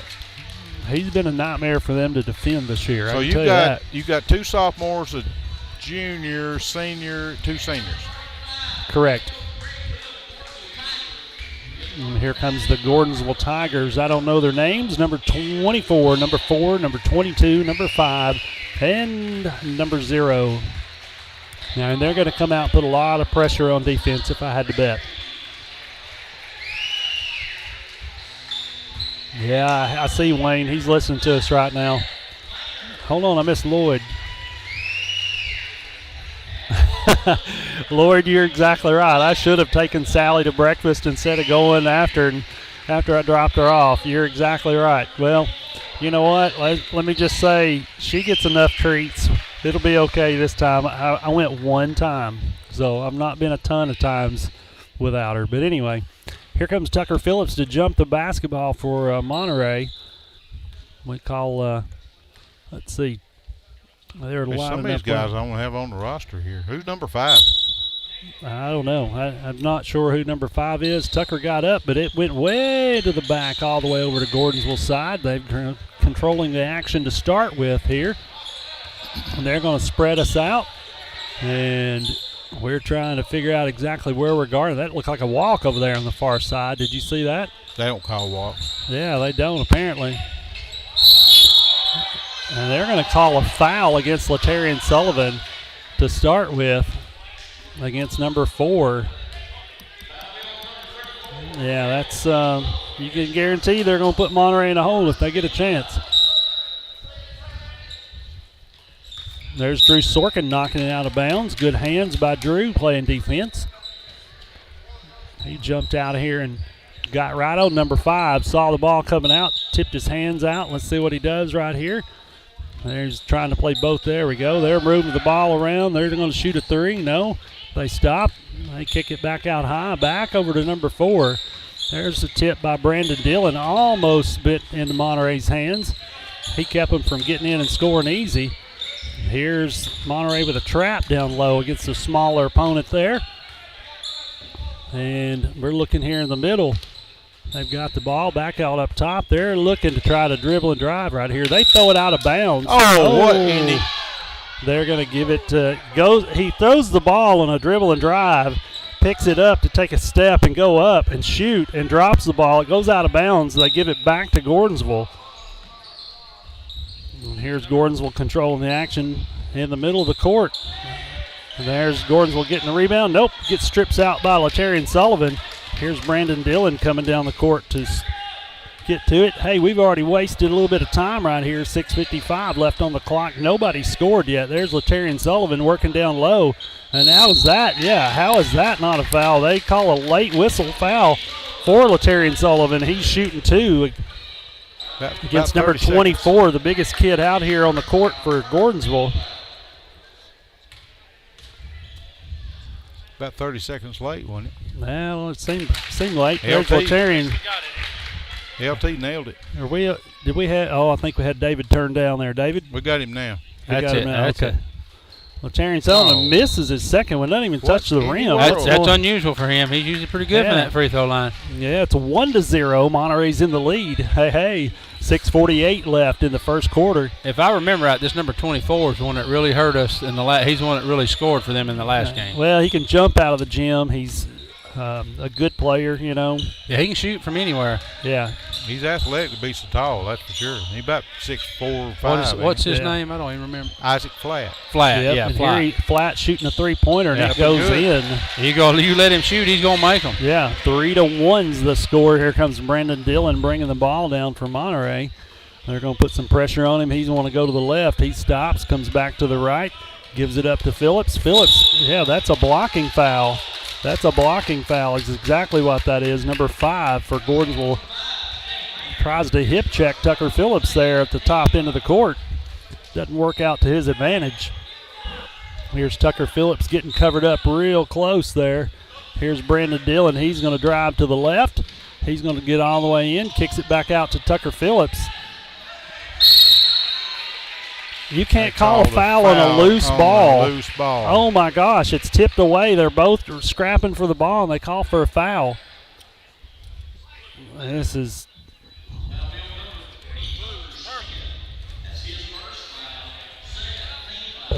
Well, here comes Gordonsville controlling the action. 3-1's the score. Still in the first quarter here. They look at that was a good backdoor play. They beat Drew Sorkin down there to get a backdoor cut and put one in. 5-1's the score. Here comes Brandon Dillon with the basketball. Gives it up to Silas Randolph. Kicks it down to Latarian Sullivan. He goes up and misses a shot. Gordonsville gets the ball. They're racing down the court.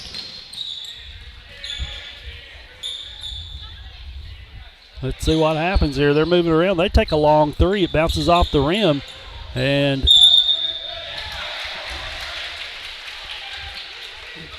I'm not sure how that happens. They foul Tucker Phillips in the scrapping. If they're going to call fouls for a loose ball foul down here, they got to call a loose ball foul on the other end. Yeah, but they don't. Not going to happen that way. It ain't going to happen. Might as well get over that. Oh, yeah, get over the fair stuff, right? Yeah, no, this ain't going to be fair. That's Yeah, for here's sure. Gordonsville's ball. They're controlling it at the top of the key. They dribble and drive, get in. Latarian Sullivan just takes it away. They're going to call a jump ball against Latarian Sullivan, and that is he just takes it out of his hands, and they call a jump ball. They could have called travel on number 5 there. Yeah, that's beyond what we can even imagine right there. Here's Brandon Dillon controlling the action, gets it to Tucker Phillips in the corner. He shoots a three. They foul him. They knock him to the court.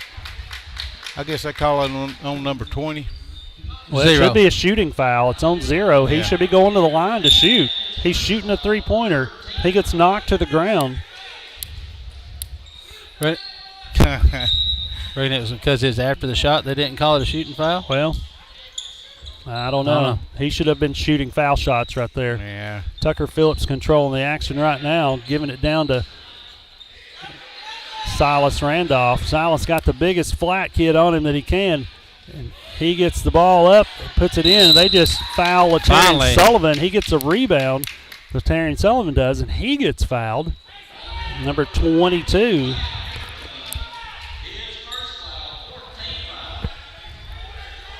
We're 4 out on the three-point line. Nobody knows where it's going right now. They're looking to get it to Latarian Sullivan. He pulls in.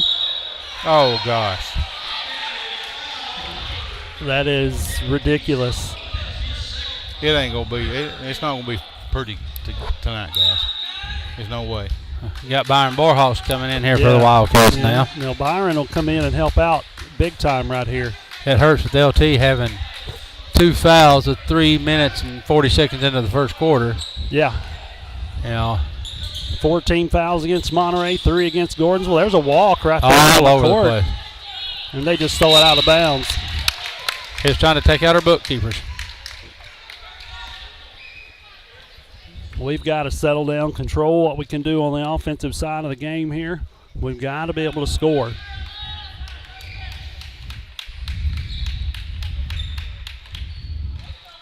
There's a foul against number 22 by Brandon Dillon goes in and scores. Are they going to let him shoot foul shots here, guys? I think they are. Are they? They call a Basket. block on number 22. Basket is good. 5-3's the score with 4:20 left in the first quarter. And here Brandon Dillon is going to the line. He shoots his one. It goes in. 5-4's the score. 4:20 left. And here's Gordonsville flying down the court. They take a three-pointer. Rolls off the rim. There's Silas Randolph. That better be Monterey's ball. It went right off. Yeah, I started saying it went right off of number 22's face. He didn't make a call. Here's Brandon Dillon coming down the court here. He's going to control the action for Monterey. 4:08 left in the first quarter. Hand checks there all over Brandon. They give it out to Silas Randolph, who shoots three. And it's good. That looks good, guys. That's a Make bang, that bang, 7-5. 3:57 left in the first, and they got dribble drive opportunities. They stop, and they are trying to make sure that Gordonsville doesn't just get in real easy. They're trying their best to dribble and drive. There's Borjas scrapping for one down there. How's it travel if you don't move? I don't understand. That is no good. I don't. That is no good. And then he calls Byron Borjas is sitting on his hindquarters on the court. Not moving, and they call him for a travel. He's already setting up. I can see if you're laying down and you set up and move around and get on your knees or whatever, but he didn't do that. There goes Gordonsville scoring a two right there. 7-7's the game. We're going to have to play some good tight basketball right here. Well, you got to play 5+3. Body checks all over the place. Foul. Look at Borjas. What in a jump ball? Yeah. Are you kidding me? No fouls in there. They had hold of his arm, still the ball, but that's all right. Had three hold of his arms. Yep.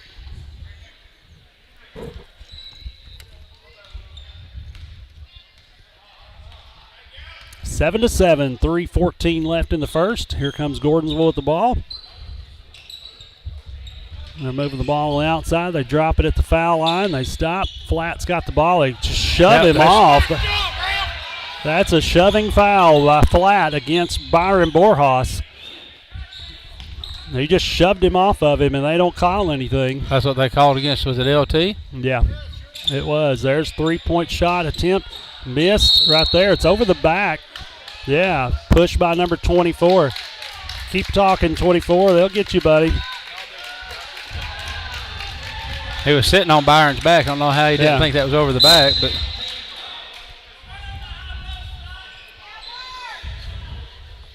Monterey's got to go to work here, guys. 2:45, 7-7's the score. Still in the first quarter. Here comes Tucker Phillips dribbling the ball. He's going to get a screen by Silas Randolph. He stops, gives it back to Randolph. Randolph drives all the way, goes to the basket off the rim. He got fouled twice. Here comes Gordonsville quick down the court. Gregory, and they that's missed. no good. There's all over. Yeah. What? Coach had to call a timeout. There's no fouls in this game, apparently. They had to call a timeout to keep Drew Sorkinson from losing the ball there. Hey, we got a great timeout sponsor in Livewell Medical Clinic and Spa. They're located in downtown Monterey and offer a wide array of medical services. To book an appointment or check out their other various services, visit them on Facebook at Livewell and Spa or call 931-839-6642. That's 931-839-6642.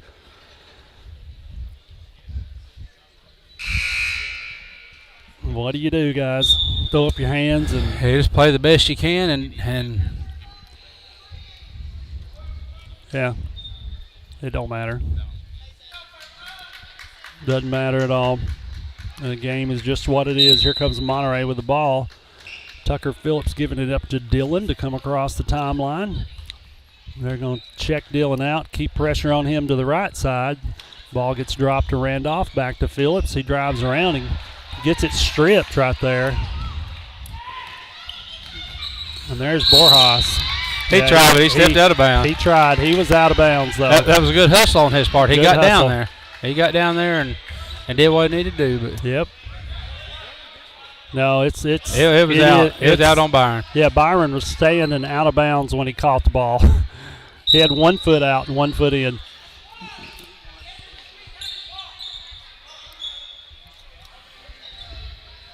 Let's see what happens. Gordonsville moving it around the line.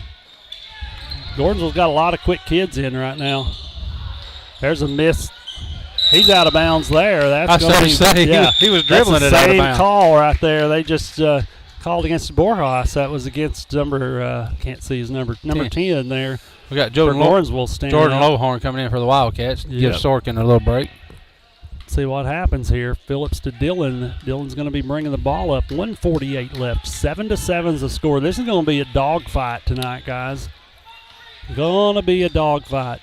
There's Brandon Dillon dropping it off to Silas Randolph, who goes up to shoot and howls over the back. And they hit just Byron right in the face. And he's going to come down. He's going to be ready to retaliate if he gets a chance. You got to watch He's it. not going to give one up easy.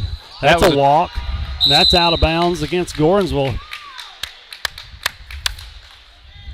I don't think Borjas was real happy about getting hit in the face down there on the far end on a rebound. No, he's licking his lip a little bit. Yeah. Here comes Brandon Dillon. He's going to be guarded all the way up the court. Brandon's left-handed. They're making sure he goes right. No fouls against him. They're just pushing on him and everything. Here goes Silas Randolph. He gets in, kicks it out to Tucker Phillips, shoots a three, and it's good. How is the push? I mean, you're not in the air. Yeah, what is that about? Of course. Yeah, there's a warning on number 4. Yeah, there's your warning.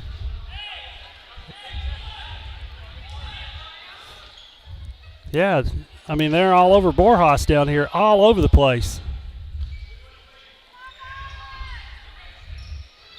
Let's see what Monterey does. They give it up to Borjas on the inbound play, give it up to Brandon Dillon. He gets the ball stripped, and here goes Gordonsville missing a shot. Tucker hitting the back of the head there.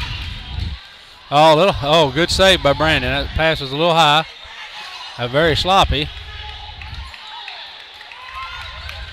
Well, that's it. Somebody's going to be hurt before this is over with. Yeah. They're going to make some of these boys mad, and somebody's going to get knocked to the Good ground. step by Brandon right there. Yep. And number 4, who caused the interactions with Borjas a minute ago, just gets called for a foul, and he's talking out loud. You better be careful here, guys. 9-7's the score. Monterey just took a 2-point lead. 34 seconds left. Brandon Dillon going to line to shoot one. Got to have a spark out of some of these guys, isn't that right? Yep, got it. Somebody. There you go. Larry Jones is telling me that he would take IDK Cafe breakfast over ice cream, by the way. He's a smart man. No, I don't know here. I mean, I like breakfast, but this is ice cream we're talking about, Larry Jones. You don't need to be – don't be messing up the plan. I'm on Larry's page there. Give me biscuit and gravy any day. Yes, sir, buddy. Guys, I'm the skinny kid in the group. I need biscuit and gravy, but I'm looking for ice cream. I'll just go ahead and tell you. Look here, Monterey's on defense. Gordonsville's on offense. They're moving the ball around. He's jogging his pivot foot around. I don't know how you can't get called for a walk there. And they're going to call a foul. Sure they are. Who are they going to call that one on? Tucker Byron. Phillips or Borjas? Which one's going to get it? I think. It looks like it's on on Borjas. On Borjas. Borjas is giving number 4 a little bit of payback there, making sure he hits the ground. 7-10's the score. And number 4 hits his first one. Here comes 22 in the game. He was in earlier. Yeah, he's one of their starters. Just flat set down. He's not been in. Yeah, he just got one foul, right? Or did he get 2? He's got 2. Somebody's going to get punched in a minute. They're going to punch somebody in a minute. This is not a game that these guys are goofing off with. Nobody wants to lose it, and there's a lot of stuff going on right here. Number 20 just pushes Silas Randolph all the way from the blocks all the way under the goal and then smiles at him and laughs at him, and Silas is a little upset. I don't kind of blame him there. Hey, we're at the end of the first quarter. It's 10-9 is the score. And we had a great first quarter sponsor in A1 Auto Repair. Expert Auto Repairs, everything from battery exchanges to complicated engine repairs. Located at Monterey Highway 70. Give them a call at 931-839-3013. Hey, moving on into the second quarter, so I don't forget later, Tay's Muffler and Repair Shop is our second quarter sponsor, and Johnny has over 20 years experience in state-of-the-art tools and equipment. He's able to handle all of your exhaust and muffler issues. Go by and visit him on Monterey Highway 70 or give him a call at 931-544-8297. That's 931-544-8297. I'm glad I got some backup by Wayne the Beard Brown. He's chimed in, said ice cream. He's with me on that. Now, Larry said we could do both, which I don't disagree, but ice cream is a standing deal. And, you know, you got to go with ice cream when that's the bet and that's the standing deal. Possession of the ball will go to the Tigers to start the second quarter. It's not going to go to popular vote. Oh, it's not? Well, that's what you're saying. You can get in trouble for doing popular vote. Yeah, that's what you're saying, though.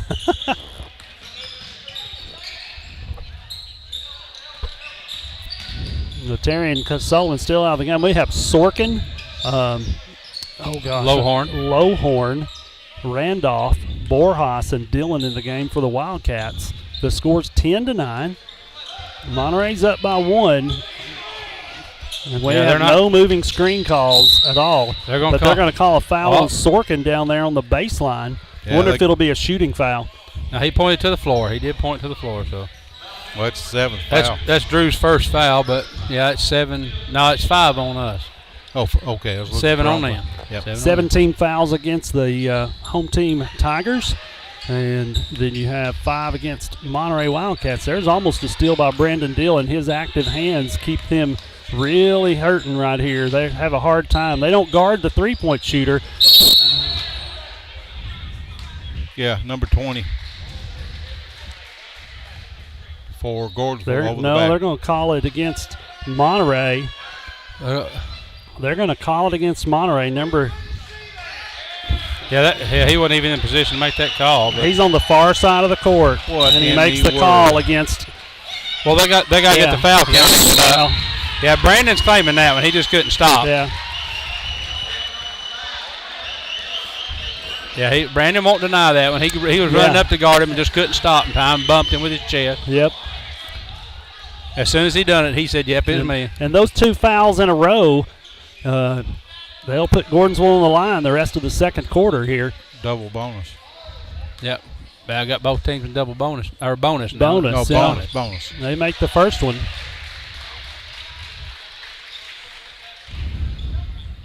Tied it up, 10-10. Let's see what happens here. This kid hadn't missed one yet. No, he made the next one. He's good from the free throw, that's for sure. He's a good athlete. He played football, too, for Gordonsville. Well, Gordonsville, like Monterey, there's a foul right there on number 10. And how come that kid's not being called for a foul? His hands are all over him, rubbing Silas Randolph down there. We ain't going to get the calls. No, I know, but what's fair is fair. That's the only thing I ask for. Here's Randolph getting in, and he finally gets a late foul call against number 20, who's been riding him like a horse. But you notice the ref on the far side of the court had to call that. Yeah, the guy on the far end hasn't called one yet. He's the one that called that one on Silas down here a minute ago. The one he couldn't see. Silas Randolph goes to the line.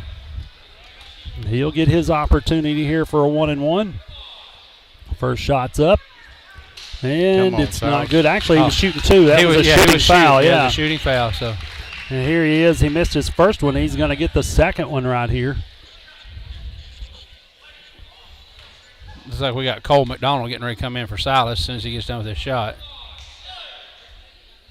Up and he misses. Look at Borjas getting going up. Puts it up and puts it in. That's exactly what Byron Borjas is good for. 12-11's the score. Monterey's in the lead by 1. And here is Gordonsville trying to get in on Drew. Good job, Drew Sorkin. That is great defensive stop right there for him. There's Jordan Lowhorn playing good defense. We're slowing the game down here. They're wanting to hold the ball. 6:24 in the second quarter. There's a dive for Dillon, who missed.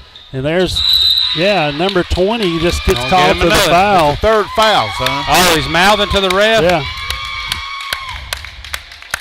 And there we go. Number 20 gets another foul called against him. That's his second. It should be his third, but That's going to send Silas Randolph to the line. Here comes Tucker Philippines for Jordan Lowhorn, and Cole McDonald still sitting there waiting. He's waiting. He's waiting for something to a break in the action to get Silas out.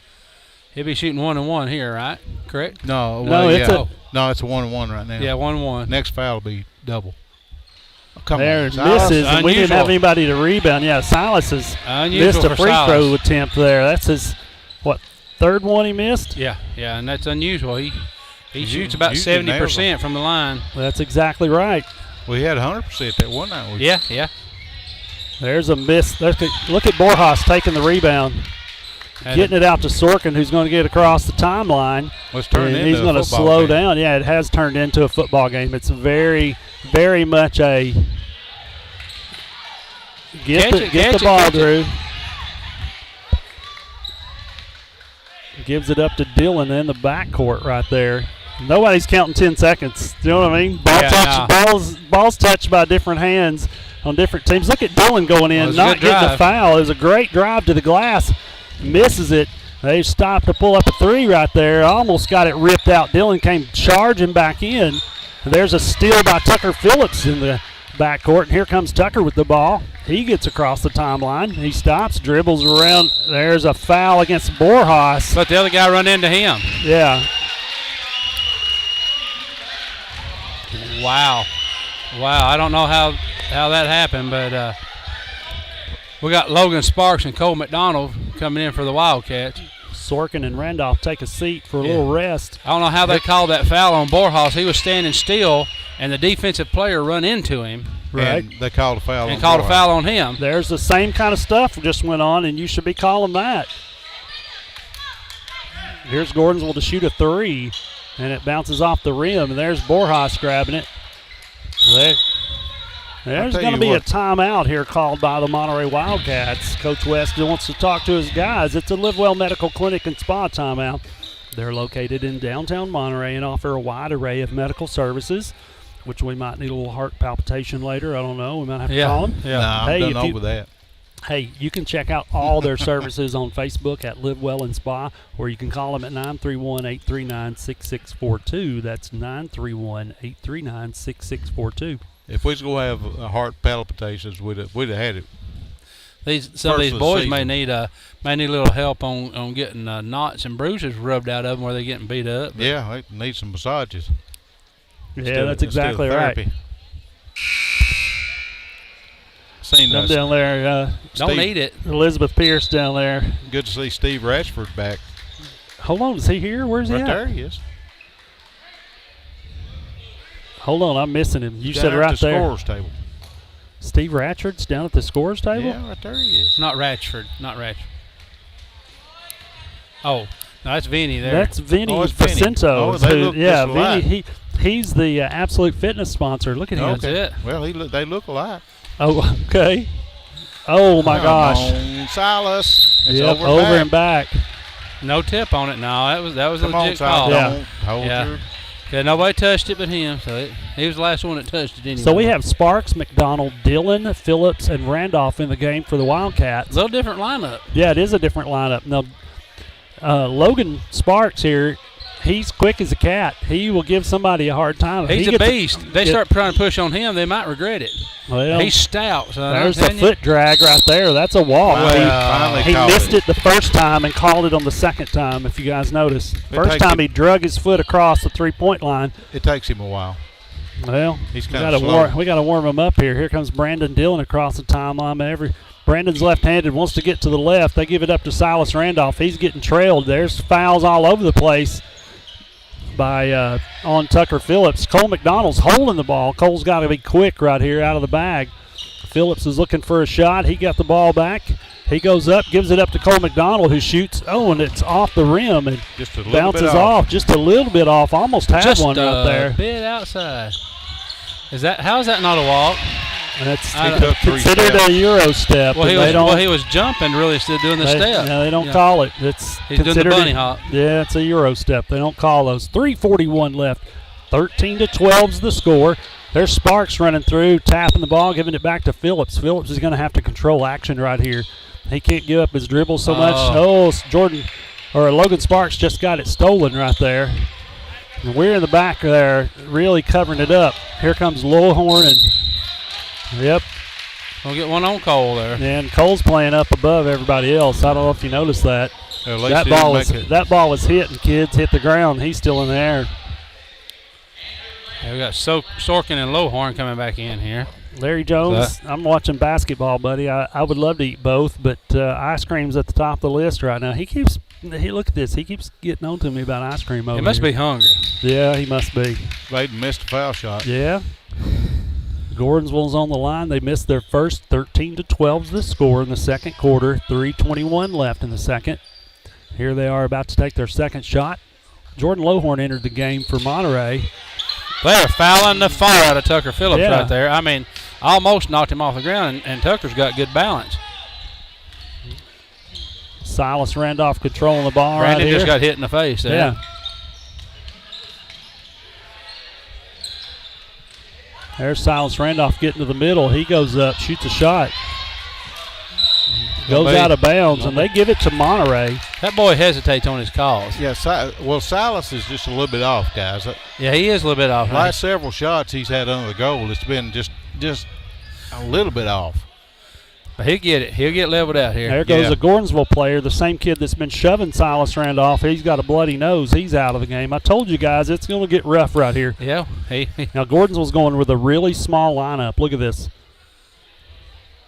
They only have four players on the ground. Look at this, 4 players on the court. They only got 4 in the game. It seems like the coach would notice this. Well, they put a kid to go in for number 20, but who come off the court? So I guess we got an injury timeout like football. I think there's blood on the court. Yeah. We got to clean it up. Injury timeout. And nobody's paying attention. The coach has been asking for somebody to get the stuff, and everybody's just standing there looking.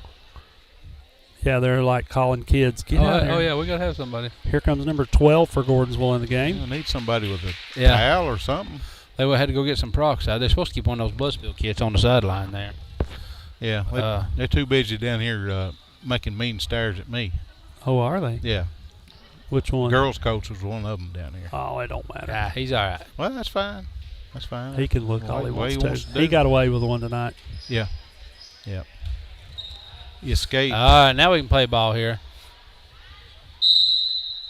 Number 12's worried about Drew having something on his knee or something. Yeah, Lloyd Covington's exactly right. Tucker Phillips needs to continue to shoot whether it gets fouled or not. Here goes Silas Randolph in. He rolls one over the top of the rim. A little bit off. I mean, his shot's just not falling. If he'd have scored half of what he had, we'd be up by 10 probably right now. He needs to just take a breath right here. He's getting a little aggravated. I think it's part of the problem. And now, Gordonsville's got a small lineup. If you notice, they got a lot of guards in right now. And they're going to call one on Jordan Lowhorn with his hand in the air. He's moving while he's trying to guard him in the air. That's just not going to work. No, can't be moving around like that. But let's see what happens here. That's 10 fouls on Monterey, so Gordonsville will be in a double bonus. Double bonus. Well, we are too. Next time they foul. Next time they foul, yeah. Well, it'll be double. So. And he misses his first one. There goes Silas Randolph trading out with Brandon Dillon down on the blocks to rebound, hopefully. Let's see what happens. Yeah, I think the coach had him over there talking to him for a second. Yeah, he I had a chance there. Wiping his hands off there. He hit the second one. We're going to give it up to Brandon Dillon to control the action for Monterey. 2:28 left. 14-12 is the score. Gordonsville leads the Wildcats. We picked up a dribble there. We didn't need to.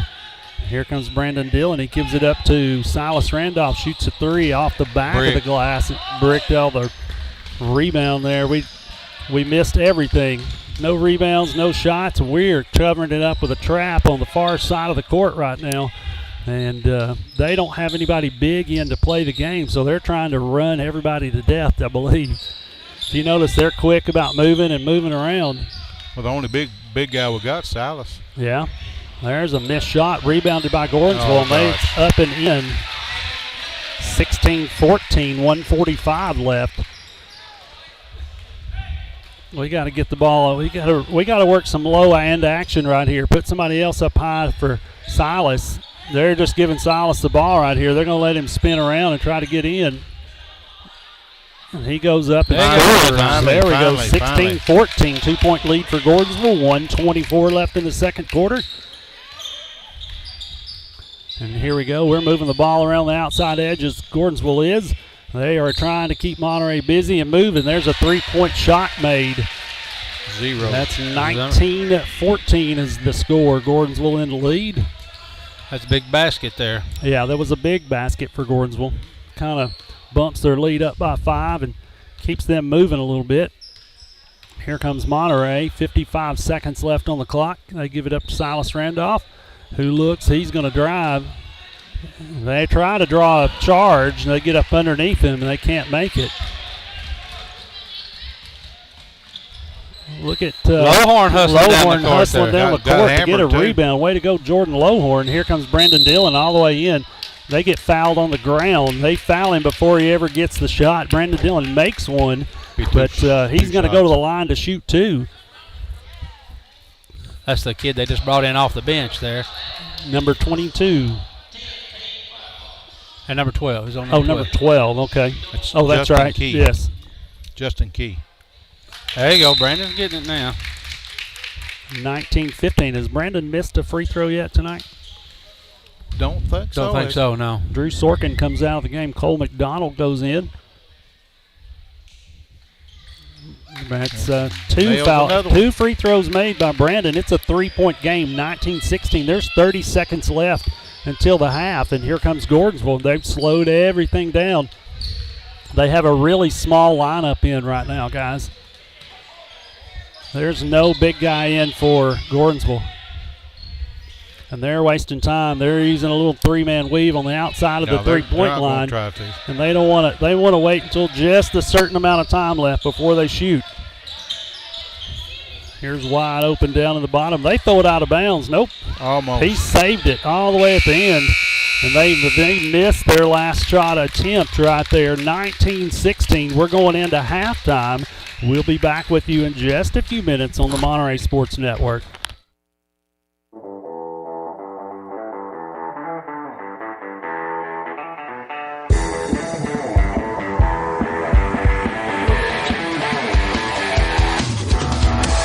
Please stay tuned for Monterey Drugs halftime scores and highlights after a word from our sponsor. At Monterey Drugs, our focus is on you. You're not just a number, you're our neighbor. We'll get to know you so we can give you the best personal service you deserve. Monterey Drugs, your hometown pharmacy, is a proud sponsor of Wildcat Sports. Located on Elmore Street, right next to the dollar store. You can call them today at 931-839-6777. That's 931-839-6777. Monterey Drugs wishes the best for Monterey High School sports and academics. At First Volunteer Bank, we're not just a community bank, we're a bank that's here for our community. We know our customers by name and treat them like family, and we're here to serve our community however we can. Whether it's teaching financial literacy in our local schools or collecting and donating thousands of canned food items each year to local food banks, we're a part of your community. If you're looking for a community banking relationship, we make it easy for you to switch because we're here to help you every step of the way, right down to a local person on the other end of the phone to assist you when you need it. First Volunteer Bank, member FDIC, equal housing lender. Monterey Foods, your hometown grocery store. From the time you enter their door until your groceries are carried to your car, you'll be treated as a valued customer. Come by and see Danny and his staff today. And remember, they have fresh cut meat daily, and check out their weekly specials at Monterey Foods on Facebook. They're located at the corner of Holly and Stratton in Monterey, or just give them a call at 931-839-2434. That's 931-839-2434.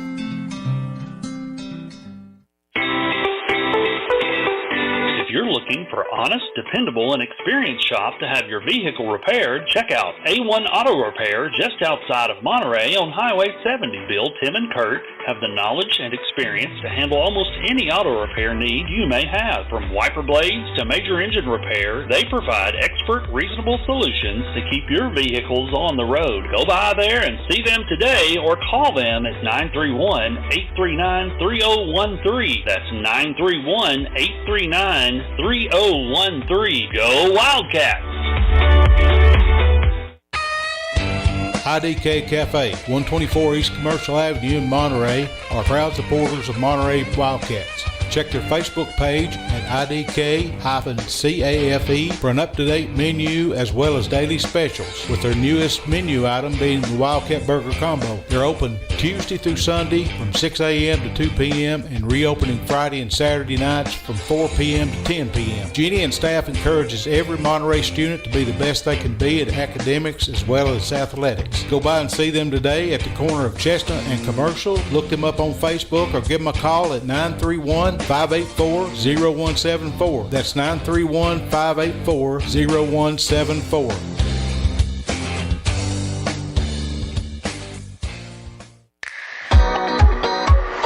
Has your vehicle developed any loud muffler noises? Have you noticed annoying exhaust fumes? Or are there rattles coming from your exhaust system? At Tay's Muffler and Repair Shop, they can solve all your muffler and exhaust issues. Johnny has over 20 years experience, state-of-the-art equipment, and is honest and reasonable. Just located outside of Monterey on 12539 Monterey Highway, you can reach them at 931-839-3927. That's 931-839-3927. Tay's Muffler is a proud supporter of Monterey High School sports. Neighbors helping neighbors, that's what the VEC Customers Share Fund accomplishes. Participating customers round up their monthly bill to the nearest dollar. The extra money goes into a shared fund that supports Monterey High School sports and academics, as well as other community projects throughout the VEC area, making Monterey and surrounding communities an even better place to live. Make your change count today and sign up for the VEC Customers Share Program. Larry Wiley is a proud supporter of Monterey High School and junior high school sports, as well as academics. Being the Monterey Farm Bureau agent, Larry serves Putnam, Overton, and Cumberland counties with auto, home, health, and life insurance. For a comprehensive insurance review appointment, you can call Larry at 931-584-0042. That's 931-584-0042.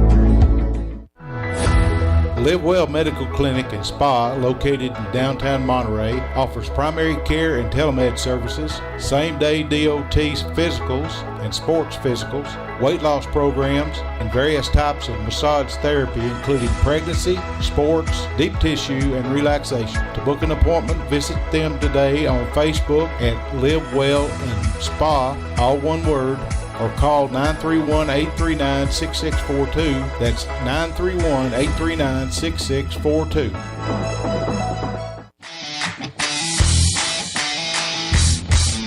Absolute Fitness is the Upper Cumberland's premier fitness facility. Absolute Fitness has 2 floors and over 15,000 square feet. The upstairs boasts live fitness circuit machines and tons of cardio equipment. The downstairs has the most complete free weight equipment in the state. Locally owned by IFBB Pro Jen Facento and her husband Denny, it's a true hometown family gym. Whether you work out, tan, or enjoy a sauna, it's all one price. There's never sign-up fees or contracts. Absolute Fitness is located at 444 South Jefferson, across from Kroger. Call them today for more info at 931-526-2500. Welcome back to the Gordonsville High School gym, where Monterey Wildcats currently are trailing by 3. It's 19-16. We're at halftime currently. We appreciate our halftime sponsor in Monterey Drugs. They're your hometown pharmacy. They treat you like a neighbor, not just a number.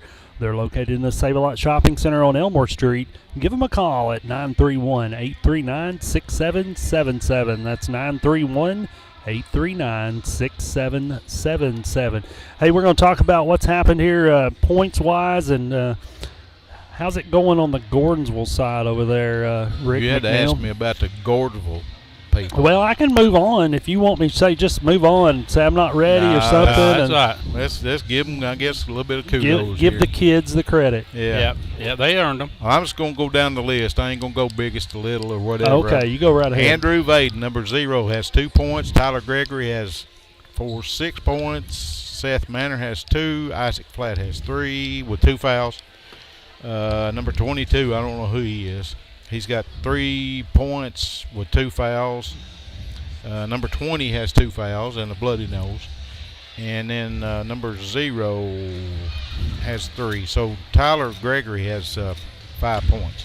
Yeah, number 20, though, he's the one that's been grabbing Silas and pushing on him. And Right. so he got a little taste. He's the one that got a hold of Borjas on the far end down there earlier and kind of fouled him and then got away with it and was laughing at him. So he kind of got a taste of his own medicine, I think. Had to go to the dressing room with a bloody nose. Right? Yeah, well, and I didn't see anybody. Nobody swung on him. Nobody threw an I think elbow. what happened when Silas went up for that layup, when he come down, I think his elbow hit him. I mean, it's just where he was coming down. It wasn't an intentional injury. No.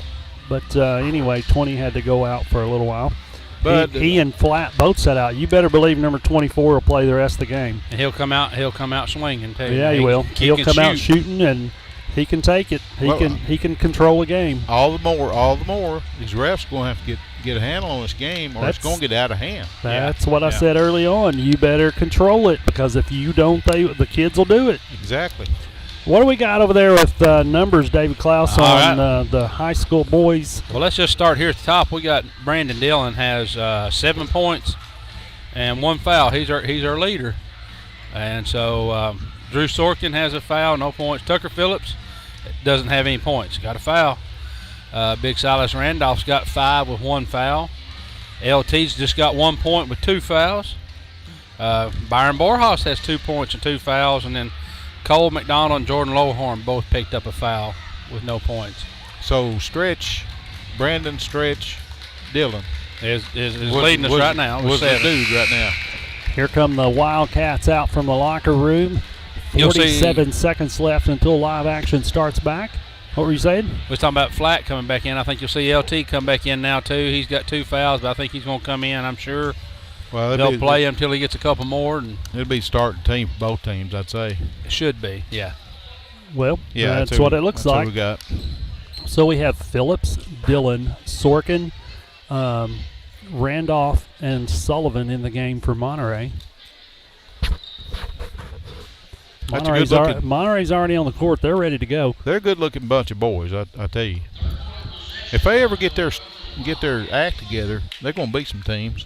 And it could be coming down the stretch, they do that. I'm like Larry. They're going to beat somebody. Let's just hope they just don't wait too long. And here we go, back to live action. Reset the clock. Tucker Phillips into Brandon Dillon. Here comes Brandon. He's going to take time. He's going to move off a screen right there. Phillips gets the ball and shoots a 3, and it bounces off the rim. And there's over LT. Yeah, there's a push again against LT Sullivan, number 22. That'll be his third foul. Yeah. And here comes number 20 in the game. Bloody nose? No. No, he don't have a bloody nose anymore. Yeah, they got I'm sure he'll keep talking, though. Yeah, they did. There's almost a foul there on the outside. Off the rim. That was Brandon Dillon trying to shoot a 3-pointer. Had a great open look. Just missed barely. Here comes Isaac Flat. He had the ball. He gives it up to number 20 down low. Number 5 kicks out, takes a 3-pointer, rolls it in off the backboard. He just shakes his head. He knows he got lucky on that one. 22-16. That's exactly right. Lucky shots count. Bank's still in business, ain't That's exactly right. Let's see what happens. Here's Latarian Sullivan. He gets fouled and he makes it. So that's a nice foul call against Gordonsville. He called that on number 5. 0 was down there underneath the goal against Latarian, but they're too small to try to cover him under the basket. I mean, they give up 8 inches of height, and they might be able 100 pounds. Yeah, probably. There we go. He got his 3 out of that. 22-19's the score. Here comes Gordonsville on their end of the ball. End of the court, excuse me. That was on Vaden. That's 2 fouls on Vaden. Yeah, here's Isaac Flat taking the 2-point shot. He misses. Tucker Phillips gets the rebound, gives it up to Dillon. Dillon crosses the timeline, gives it to Randolph, kicks it up to Latarian Sullivan, over to Phillips. Back to Dillon. Dillon's going to take a dribble and drive opportunity, gives it up to Silas Randolph, who dribbles and drives, gets it smacked around. They're all the way in the corner. They got two. Oh, what a play. What a play right there. I'm talking about. That's a sophomore to junior. Yeah, they kicked it to Drew Sorkin. Two guys raced down to cover Drew in the corner. He kicks it to Randolph, who cuts down the middle and ends up scoring two. 22-21's the score. 6:25 left in the third.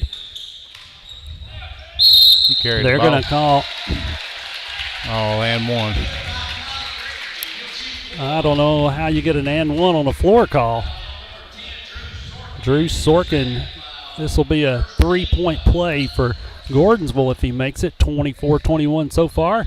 He made it. 25-21 is the score. 25-21, 6:19 left in the third. Here comes Monterey.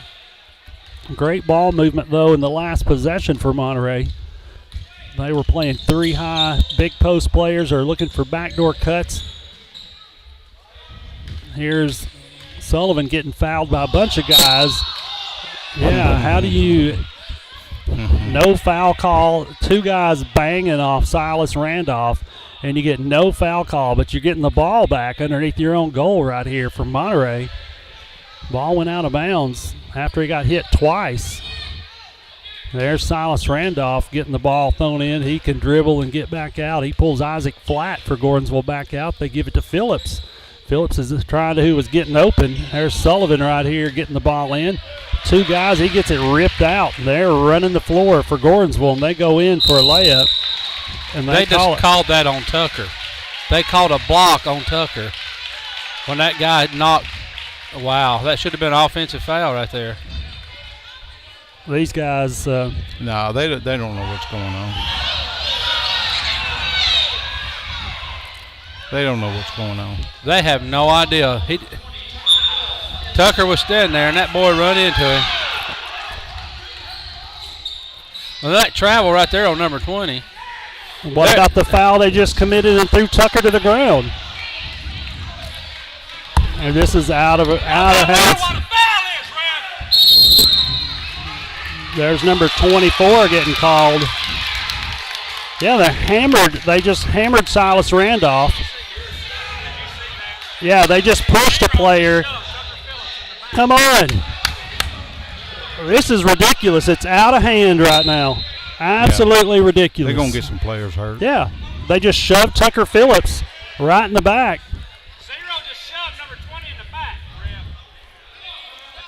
This has gotten really ugly. They're over here talking to Coach West, who they're giving him an earful right now. Now the other officials talking to an assistant coach of Monterey's on the. Yeah, they better get the game in check or they're in trouble. There goes Isaac Flat out, which is surprising. I'm not sure they know how to get it in check. I don't think they do. This has been really ridiculous right now. Way above. Borjas gets the ball out. Number 20 pushing Latarian Sullivan in the back. Latarian can handle his own business. That's 3 fouls on number 20 for the Tigers. That'll be really a mismatch if you hit some little guys in on the big guys here in a minute. There's Sorkin over to Dillon. Dillon gets in. He tries to shoot. And there's Monterey's ball. There's no calling right there. That is crazy. Oh, God. This has become a wrestling match. I mean, yeah, that's Gordonsville. They should have got some kind of call just then. Here's Sullivan. He goes up. He gets his two over a rebound. Yeah. And there we go. I mean, it's pitiful. They're trying to block Latarian out while he was in the air shooting the ball. That's 4 on number 20. The thing is, they're letting both teams get out of hand. And it's getting out of hand is exactly what it is. We said this earlier. You either get control over. There's Latarian Sullivan's first missed free throw. 27-23 is the score. Here goes Gordonsville down. They're looking at trying to get into a three-point. Nope, they're dribbling, driving. They stop, and they miss. Over the back there, No, they call it. It's a loose ball. They're not going to call over the back on a loose ball situation like it wasn't that. a loose ball on the rebound. You got Flat coming in now. Yeah, Wayne Brown's exactly right there. They were trying to hold Tucker Phillips from getting to his man right there. Yeah. Yeah, they're warning the Gordonsville player right now. You're bumping in. You're causing the action between you and the other player.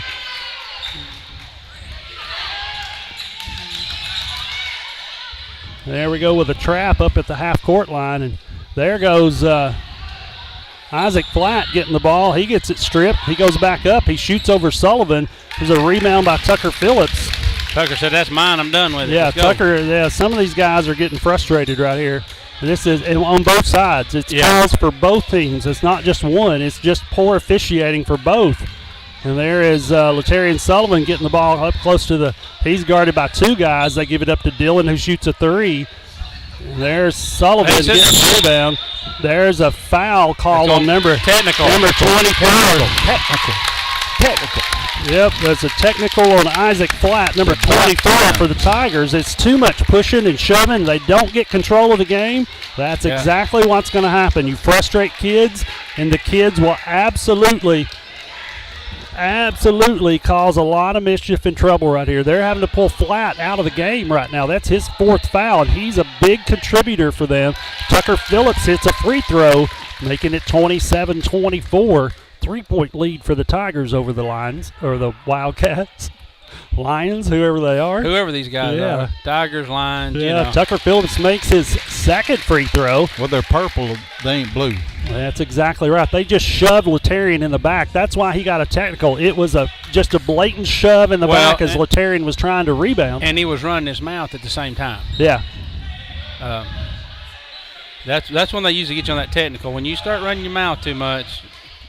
Larry. Yeah, number 22 just tripped Silas. He's going to call it on Silas. Nope. Let's see what happens. 22. He called it on Gordonsville just then. 22 comes up and trips Silas Randolph and causes him to hit the floor, banging his elbows on the ground. And his head. And his head. He goes to the line right now. 22. The ref didn't want to call it. Yeah, he shook his head. Larry Jones is exactly right. You just got to call it the same on both ends. And the problem is it gets everybody riled up. There's Silas Randolph's first points in the second half right there. 27-25. It's a 2-point game, and Monterey's getting fired up right here. These guys are still talking, going over there to their team. Greg Bibb is just livid right now. He is all over his boys. He's in their faces talking to them. It's a 1-point game. 27-26 is the game. He's told them to do what they got to do. If they call a foul, not worry about it. Yeah, you've got to call it tight. You cannot allow it to get out of control, and that's what they've allowed to happen right here. I don't think some of these refs realize the competitiveness in this district, especially on the in this boys section of this district. These teams are super competitive, and they've got a history, and you can't let it get out of control. Well, I mean, that's they exactly should right. know it, David. I mean, they call all these games. I've never seen these guys before. Here's though. Silas Randolph. Well, I've seen that this one is on an the far important free throw for Silas, guys. He puts it up, misses. Number 22 gets the rebound, kicks it over to number 10. They're up to half court already. Monterey's already back playing defense right here.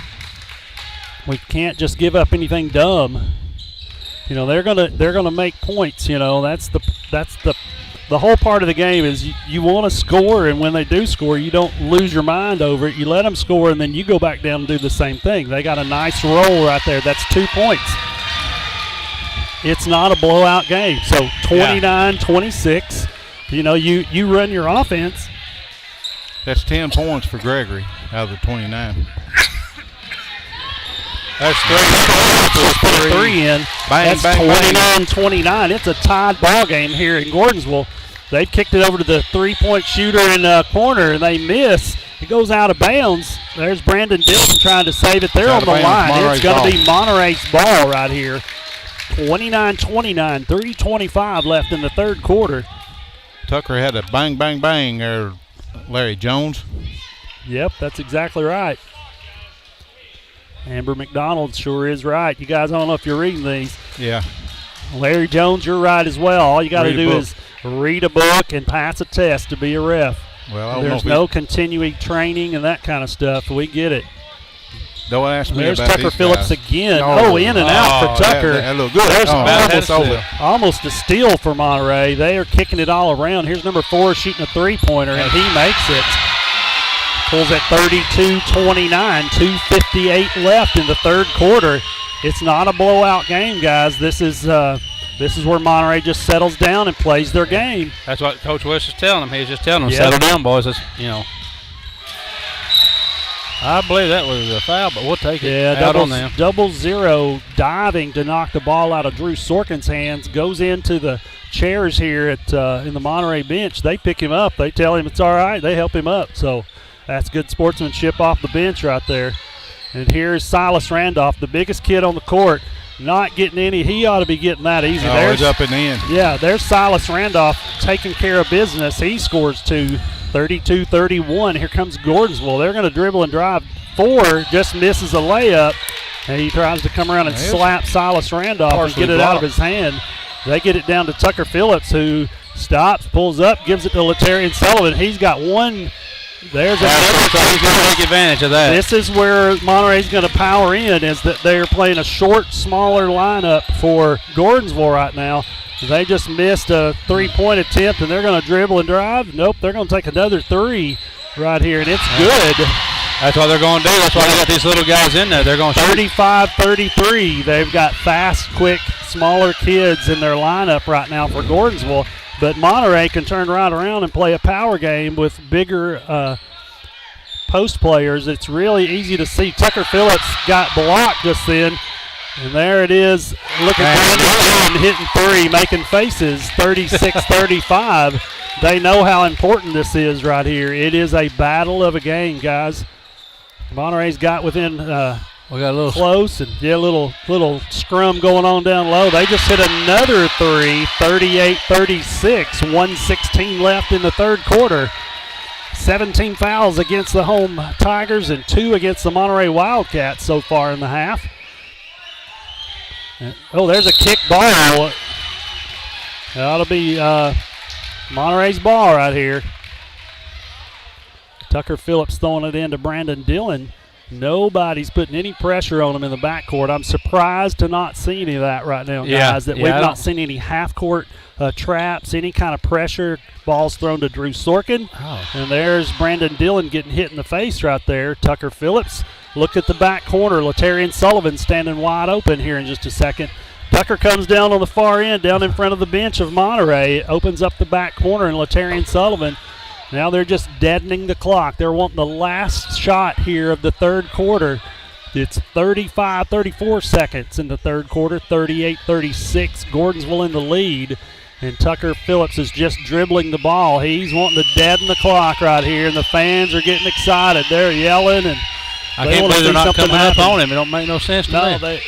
Well, you don't put too much pressure if you can't guard on the backside of the court. That's if you come and trap, you leave 3 guys to play against Silas Randolph and the Nightmare down there. Here's Tucker Phillips for a 3, and it bounces off the rim. And they're going to score the last second.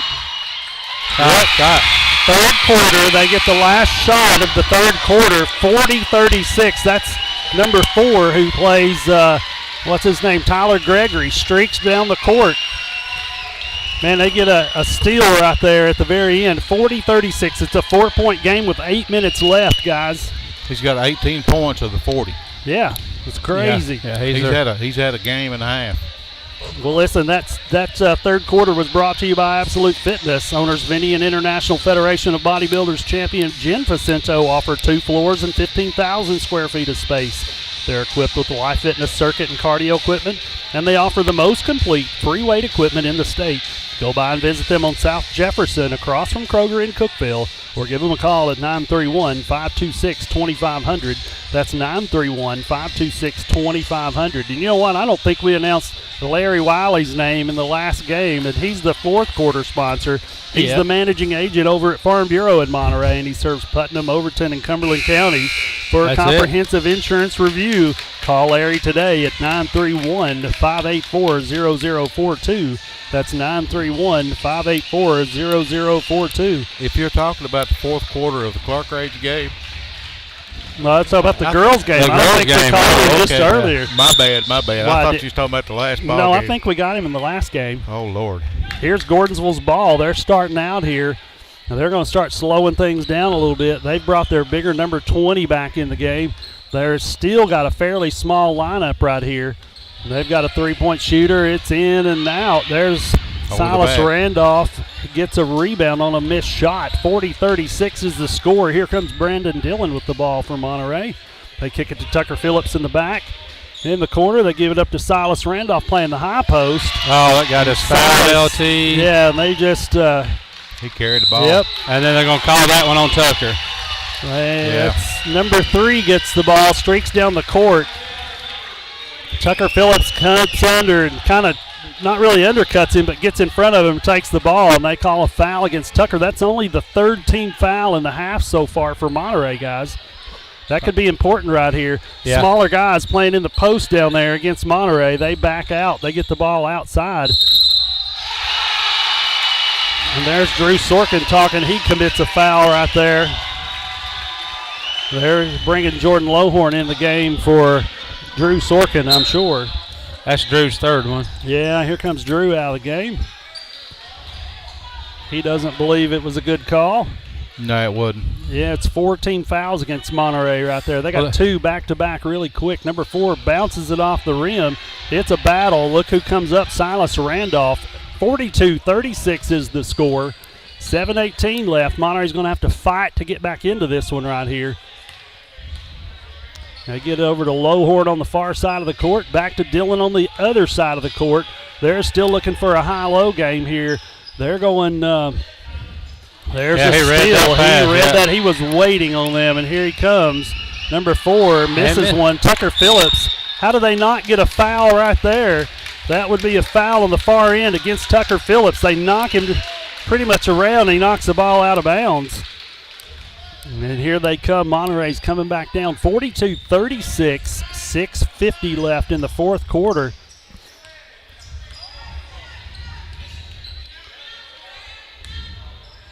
Here we go. Brandon Dillon gets it to Randolph. He gets 3 guys on him. He makes a great move and scores 2 right there. Man, he's got 3 guys on him, and he still scores. 42-38's the score. And here is Holt with the – now there's a rebound by – They're going to call another one on Tucker. You wait and see. It's on Tucker. Yeah, they'll call it on him. another foul against Monterey there. That's 4 on They're Tucker. playing catch up. Yeah. What they're doing, they didn't like that foul count, so they're catching it up no matter what it is. Here comes Tucker Phillips out of the game. Drew Sorkin enters again for Monterey. Tucker's got 4 fouls. Yeah. And Tucker's a little disgusted with 6 minutes left. He gets his 4th. And there's number 20. I think he's out. Shoving Silas Randolph down on the other end, and it's going to be a 1-and-1. If that's a foul call, they go to 1-and-1, and that's his 5th for number 20. He's out of the game. That's the 18th foul. You still go to the line. What? I don't know. Oh, Lord have mercy. Offensive foul? I don't know. Yeah, it was an offensive foul, But but still, it would have been 1-1.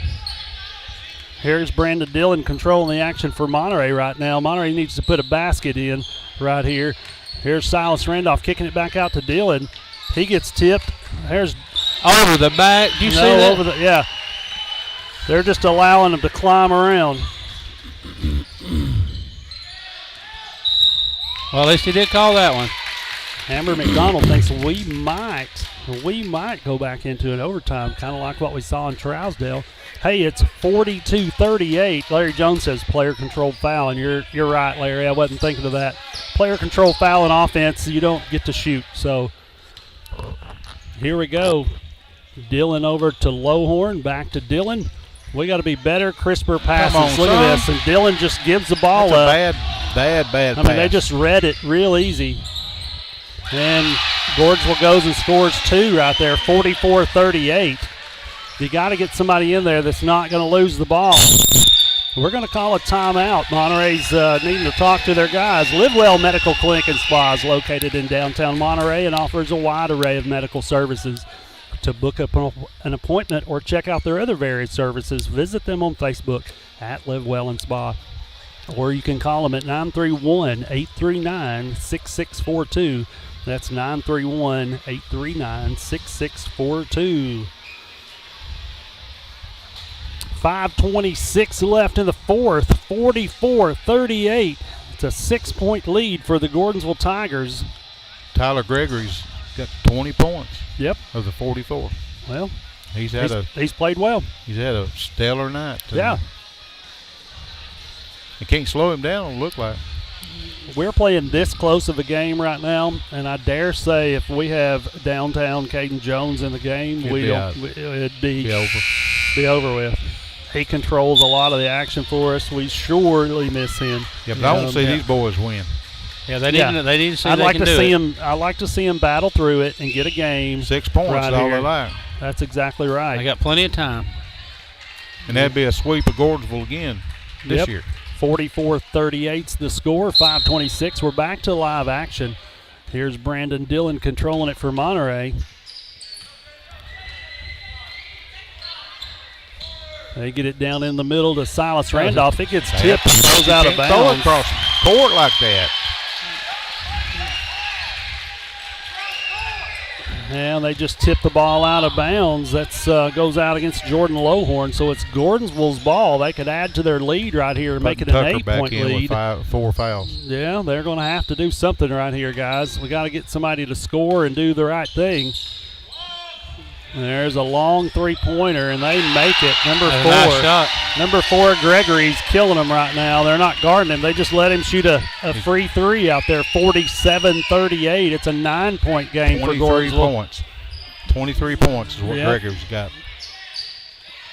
Here's the ball out to Sorkin, over to Randolph. Randolph goes in the middle, kicks it over to Sorkin, back out to Lowhorn. Lowhorn dribbles and drives, gives it up to Dillon. Dillon tries to force it in. It gets kicked.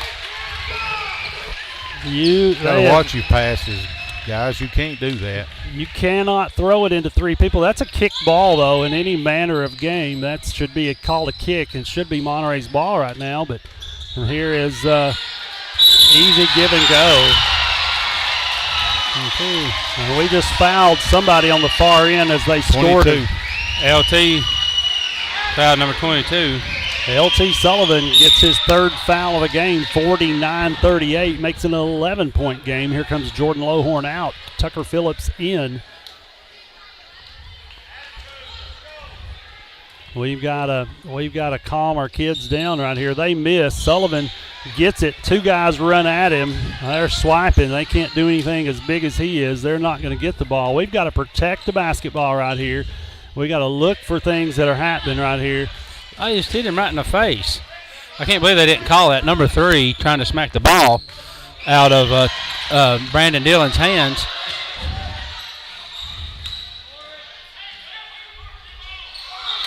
There's a missed shot foul. Silas elbowed on top of the head there. Yep, they're not calling anything. Like I said, it's going to be crazy right here. Somebody's going to punch somebody in just a minute. I'm just going to go ahead and tell you. You're going to get a kid that's been fouled a couple of times throughout the game, and they're going to try to do something crazy, and they're going to try to get it over. Here's Dillon holding it. He shoots a 3, and it's in. There you go. 8-point lead. 8-point lead, 49-41, 3:16 left, and they're getting all the way down. They try to throw a body into Latarian Sullivan. He hits the ground. Drew Sorkin gets a loose ball. He's picked it up, and here he comes across the timeline, giving it up to Phillips, who's that number 3 has hit 2 or 3 of our guys in the head when he's guarding them. Sorkin gives it up to Dillon, who looks to shoot again, and Dillon loses the ball again. There's a steal by Sorkin, who's playing a great game for Monterey right now. He gives it back up to Tucker Phillips. Tucker Phillips stops, takes a 3, bounces it off the rim. Terry Sullivan couldn't try to even get to it. There's Brandon Dillon, who's going to get a foul in just a minute, but they don't give him a foul call, even as much as he was undercutting the runner for Gordonsville, 49-41. You can see them going in and trying to deaden the clock right here. Good play, Brandon Dillon. Knocked that one out of bounds. Well, if you don't know Gregory's going to get the ball in his hands to shoot, and he's down better. low and loose. Yeah. 23 points. Here comes Tucker Phillips out. Jordan Lohorn in the game. Let's see what happens. Here's a three-point shot for Gordonsville. They miss. Here's Sullivan getting the ball, gives it over to Sorkin. So we don't have any big-time shooters in. We're going to have to work our high-low game right here, guys. Don't throw that cross-court pass. You can't do it. Yeah, across-the-court pass gives them an easy 2 points on the far end, making it a 10-point game. You can't throw it across court. Yep, like cannot throw it across the court. Not. A lot of chippy fans and players right here. Yeah, they're done. Yeah, they've kind of given up right here. They've Monterey's got- just they got kind of quit. They're going to call Brandon Dillon for a blocking foul, which they've not called it all night, really. I mean, other than against Tucker Phillips down there earlier. Yeah. That's his second or third foul he's had. Looks like number 2 for Brandon Dillon. Tucker Phillips back in the game. 51-41 with 1:36 left in the fourth quarter. We've sent Gordonsville to the line. The fouls have just equaled out really fast, guys. Yeah, it's amazing how that happened, huh? Not really. Nope, nothing new. Got Flatt coming back in to finish this game out for Gordonsville. Yeah. Isaac Flatt's he's set pretty much a lot of the whole game just because of foul trouble. He's back in right now.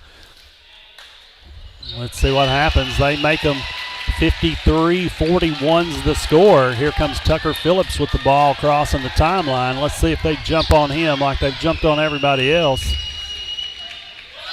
That was way How come there's no foul call? He gets bumped to shoot, and there's no, I mean, it's in the air, and it's just nutty.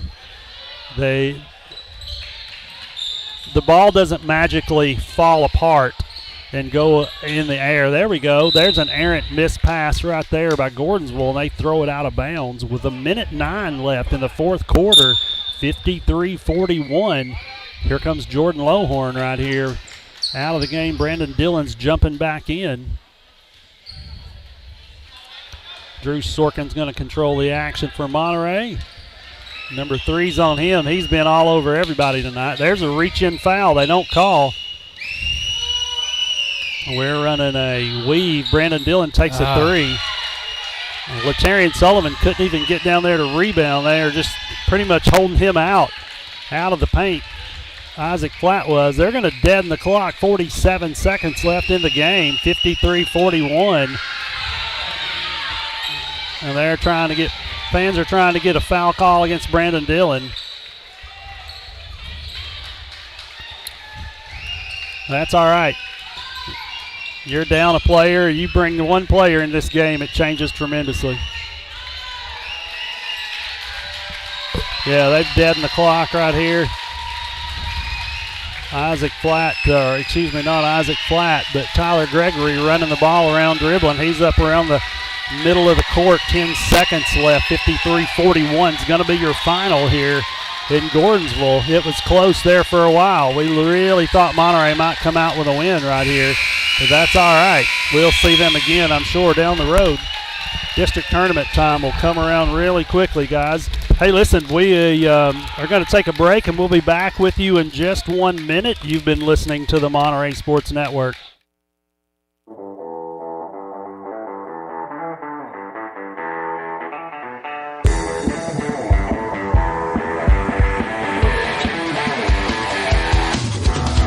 Please stay tuned for the First Volunteer Bank postgame show for individual stats and highlights of tonight's games after a word from our sponsors. At First Volunteer Bank, we're not just a community bank. We're a bank that's here for our community. We know our customers by name and treat them like family. And we're here to serve our community however we can. Whether it's teaching financial literacy in our local schools or collecting and donating thousands of canned food items each year to local food banks, we're a part of your community. If you're looking for a community banking relationship, we make it easy for you to switch because we're here to help you every step of the way, right down to a local person on the other end of the phone to assist you when you need it. First Volunteer Bank, member FDIC, equal housing lender. Neighbors helping neighbors, that's what the VEC Customers Share Fund accomplishes. Participating customers round up their monthly bill to the nearest dollar. The extra money goes into a shared fund that supports Monterey High School sports and academics, as well as other community projects throughout the VEC area, making Monterey and surrounding communities an even better place to live. Make your change count today and sign up for the VEC Customer Share Program. Monterey Foods, your hometown grocery store. From the time you enter their door until your groceries are carried to your car, you'll be treated as a valued customer. Come by and see Danny and his staff today. And remember, they have fresh cut meat daily, and check out their weekly specials at Monterey Foods on Facebook. They're located at the corner of Holly and Stratton in Monterey, or just give them a call at 931-839-2434. That's 931-839-2434.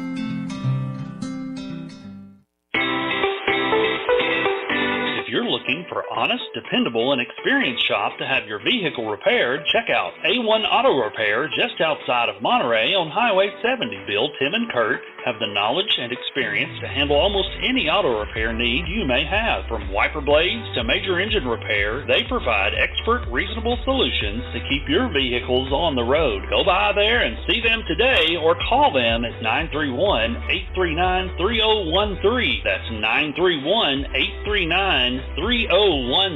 Go Wildcats! IDK Cafe, 124 East Commercial Avenue in Monterey, are proud supporters of Monterey Wildcats. Check their Facebook page at IDK-CAFE for an up-to-date menu as well as daily specials, with their newest menu item being the Wildcat Burger Combo. They're open Tuesday through Sunday from 6 a.m. to 2 p.m. and reopening Friday and Saturday nights from 4 p.m. to 10 p.m. Jeannie and staff encourages every Monterey student to be the best they can be at academics as well as athletics. Go by and see them today at the corner of Chestnut and Commercial. Look them up on Facebook or give them a call at 931-584-0174. That's 931-584-0174.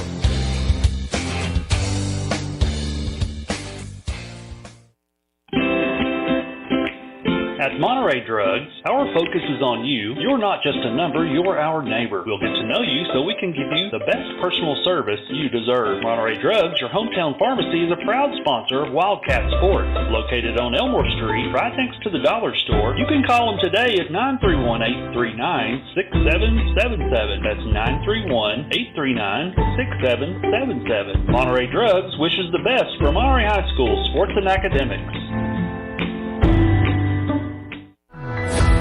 Live Well Medical Clinic and Spa, located in downtown Monterey, offers primary care and telemed services, same-day DOT physicals and sports physicals, weight loss programs, and various types of massage therapy, including pregnancy, sports, deep tissue, and relaxation. To book an appointment, visit them today on Facebook at Live Well and Spa, all one word, or call 931-839-6642. That's 931-839-6642.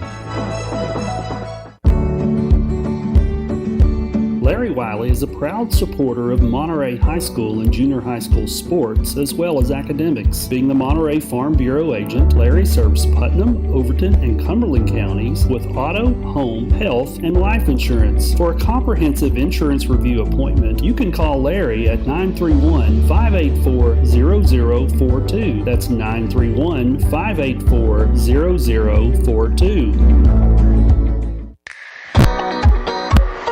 Has your vehicle developed any loud muffler noises? Have you noticed annoying exhaust fumes? Or are there rattles coming from your exhaust system? At Tay's Muffler and Repair Shop, they can solve all your muffler and exhaust issues. Johnny has over 20 years experience, state-of-the-art equipment, and is honest and reasonable. Just located outside of Monterey on 12539 Monterey Highway, you can reach them at 931-839-3927. That's 931-839-3927.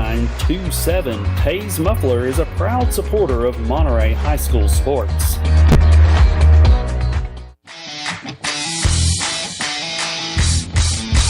Absolute Fitness is the Upper Cumberland's premier fitness facility. Absolute Fitness has 2 floors and over 15,000 square feet. The upstairs boasts live fitness circuit machines and tons of cardio equipment. The downstairs has the most complete free weight equipment in the state. Locally owned by IFBB Pro Jen Facento and her husband Vinny, it's a true hometown family gym. Whether you work out, tan, or enjoy a sauna, it's all one price. There's never sign-up fees or contracts. Absolute Fitness is located at 444 South Jefferson, across from Kroger. Call them today for more info at 931-526-2500.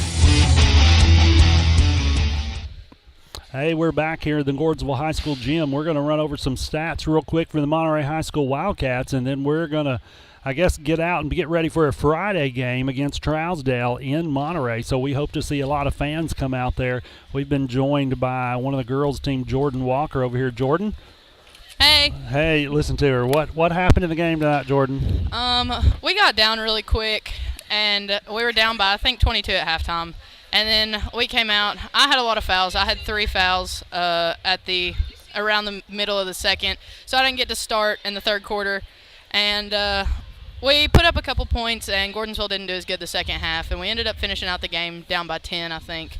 But we cut the lead down a lot. Well, there we go. We appreciate your efforts on the court tonight, Jordan. Thanks so much. No problem. Hey, we want to talk about boys' numbers real fast. Brandon Dillon had 13. Drew Sorkin had 1. Tucker Phillips had 5. Silas Randolph had 13. L.T. Sullivan comes in with 9. Byron Borjas has 2, which rounds out. It was a tough game for the Wildcats tonight. They're walking out of the gym defeated tonight, but we'll see you against Trousdale in Monterey at Monterey High School, and that should be a whopper of a game. It was a whopper of a game when we played in Trousdale County, and it'll be a whopper of a game, I'm sure, for the boys at least. Up there on the hill. Up there on the hill, that's exactly right.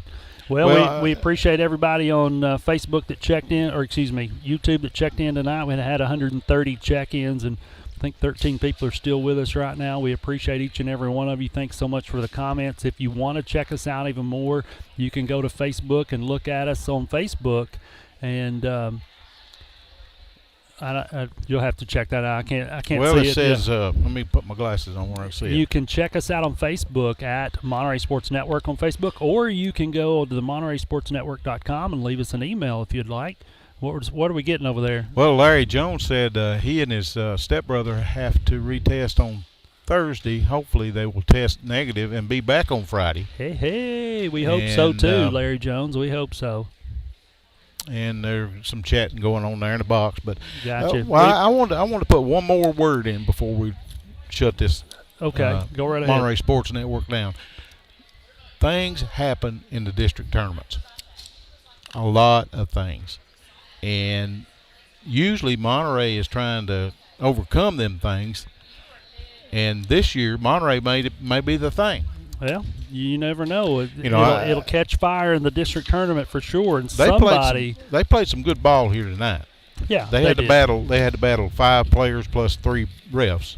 Well, and the officiating once again, we just don't see it the same as they do, obviously. But so anyway, I just want to throw that in there.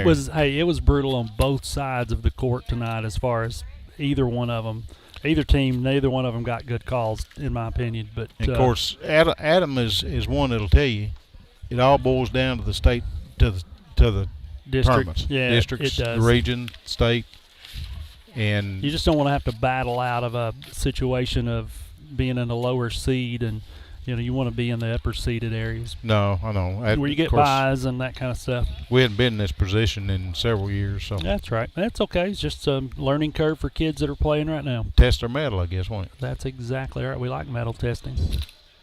I guess. I don't. Hey, listen, we appreciate you checking us out on on YouTube again. Like we said, we're going to wrap up shop here, head back to Monterey. We will see you Friday night in the gym. The girls' game starts at 6. The boys will follow, and we're super excited that people get to come back to the gym and celebrate and cheer on our Wildcats. We hope we have a huge crowd there for those games. So the rest of the season, what's left of it, you can come in and check us out. Make sure you wear your mask. Stay safe out there. You've been listening to the Monterey Sports Network. Neighbors helping neighbors, that's what the VEC Customers Share Fund accomplishes. Participating customers round up their monthly bill to the nearest dollar. The extra money goes into a shared fund that supports Monterey High School sports and academics, as well as other community projects throughout the VEC area, making Monterey and surrounding communities an even better place to live. Make your change count today and sign up for the VEC Customers Share Program. Monterey Foods, your hometown grocery store. From the time you enter their door until your groceries are carried to your car, you'll be treated as a valued customer. Come by and see Danny and his staff today. And remember, they have fresh cut meat daily, and check out their weekly specials at Monterey Foods on Facebook. They're located at the corner of Holly and Stratton in Monterey, or just give them a call at 931-839-2434. That's 931-839-2434.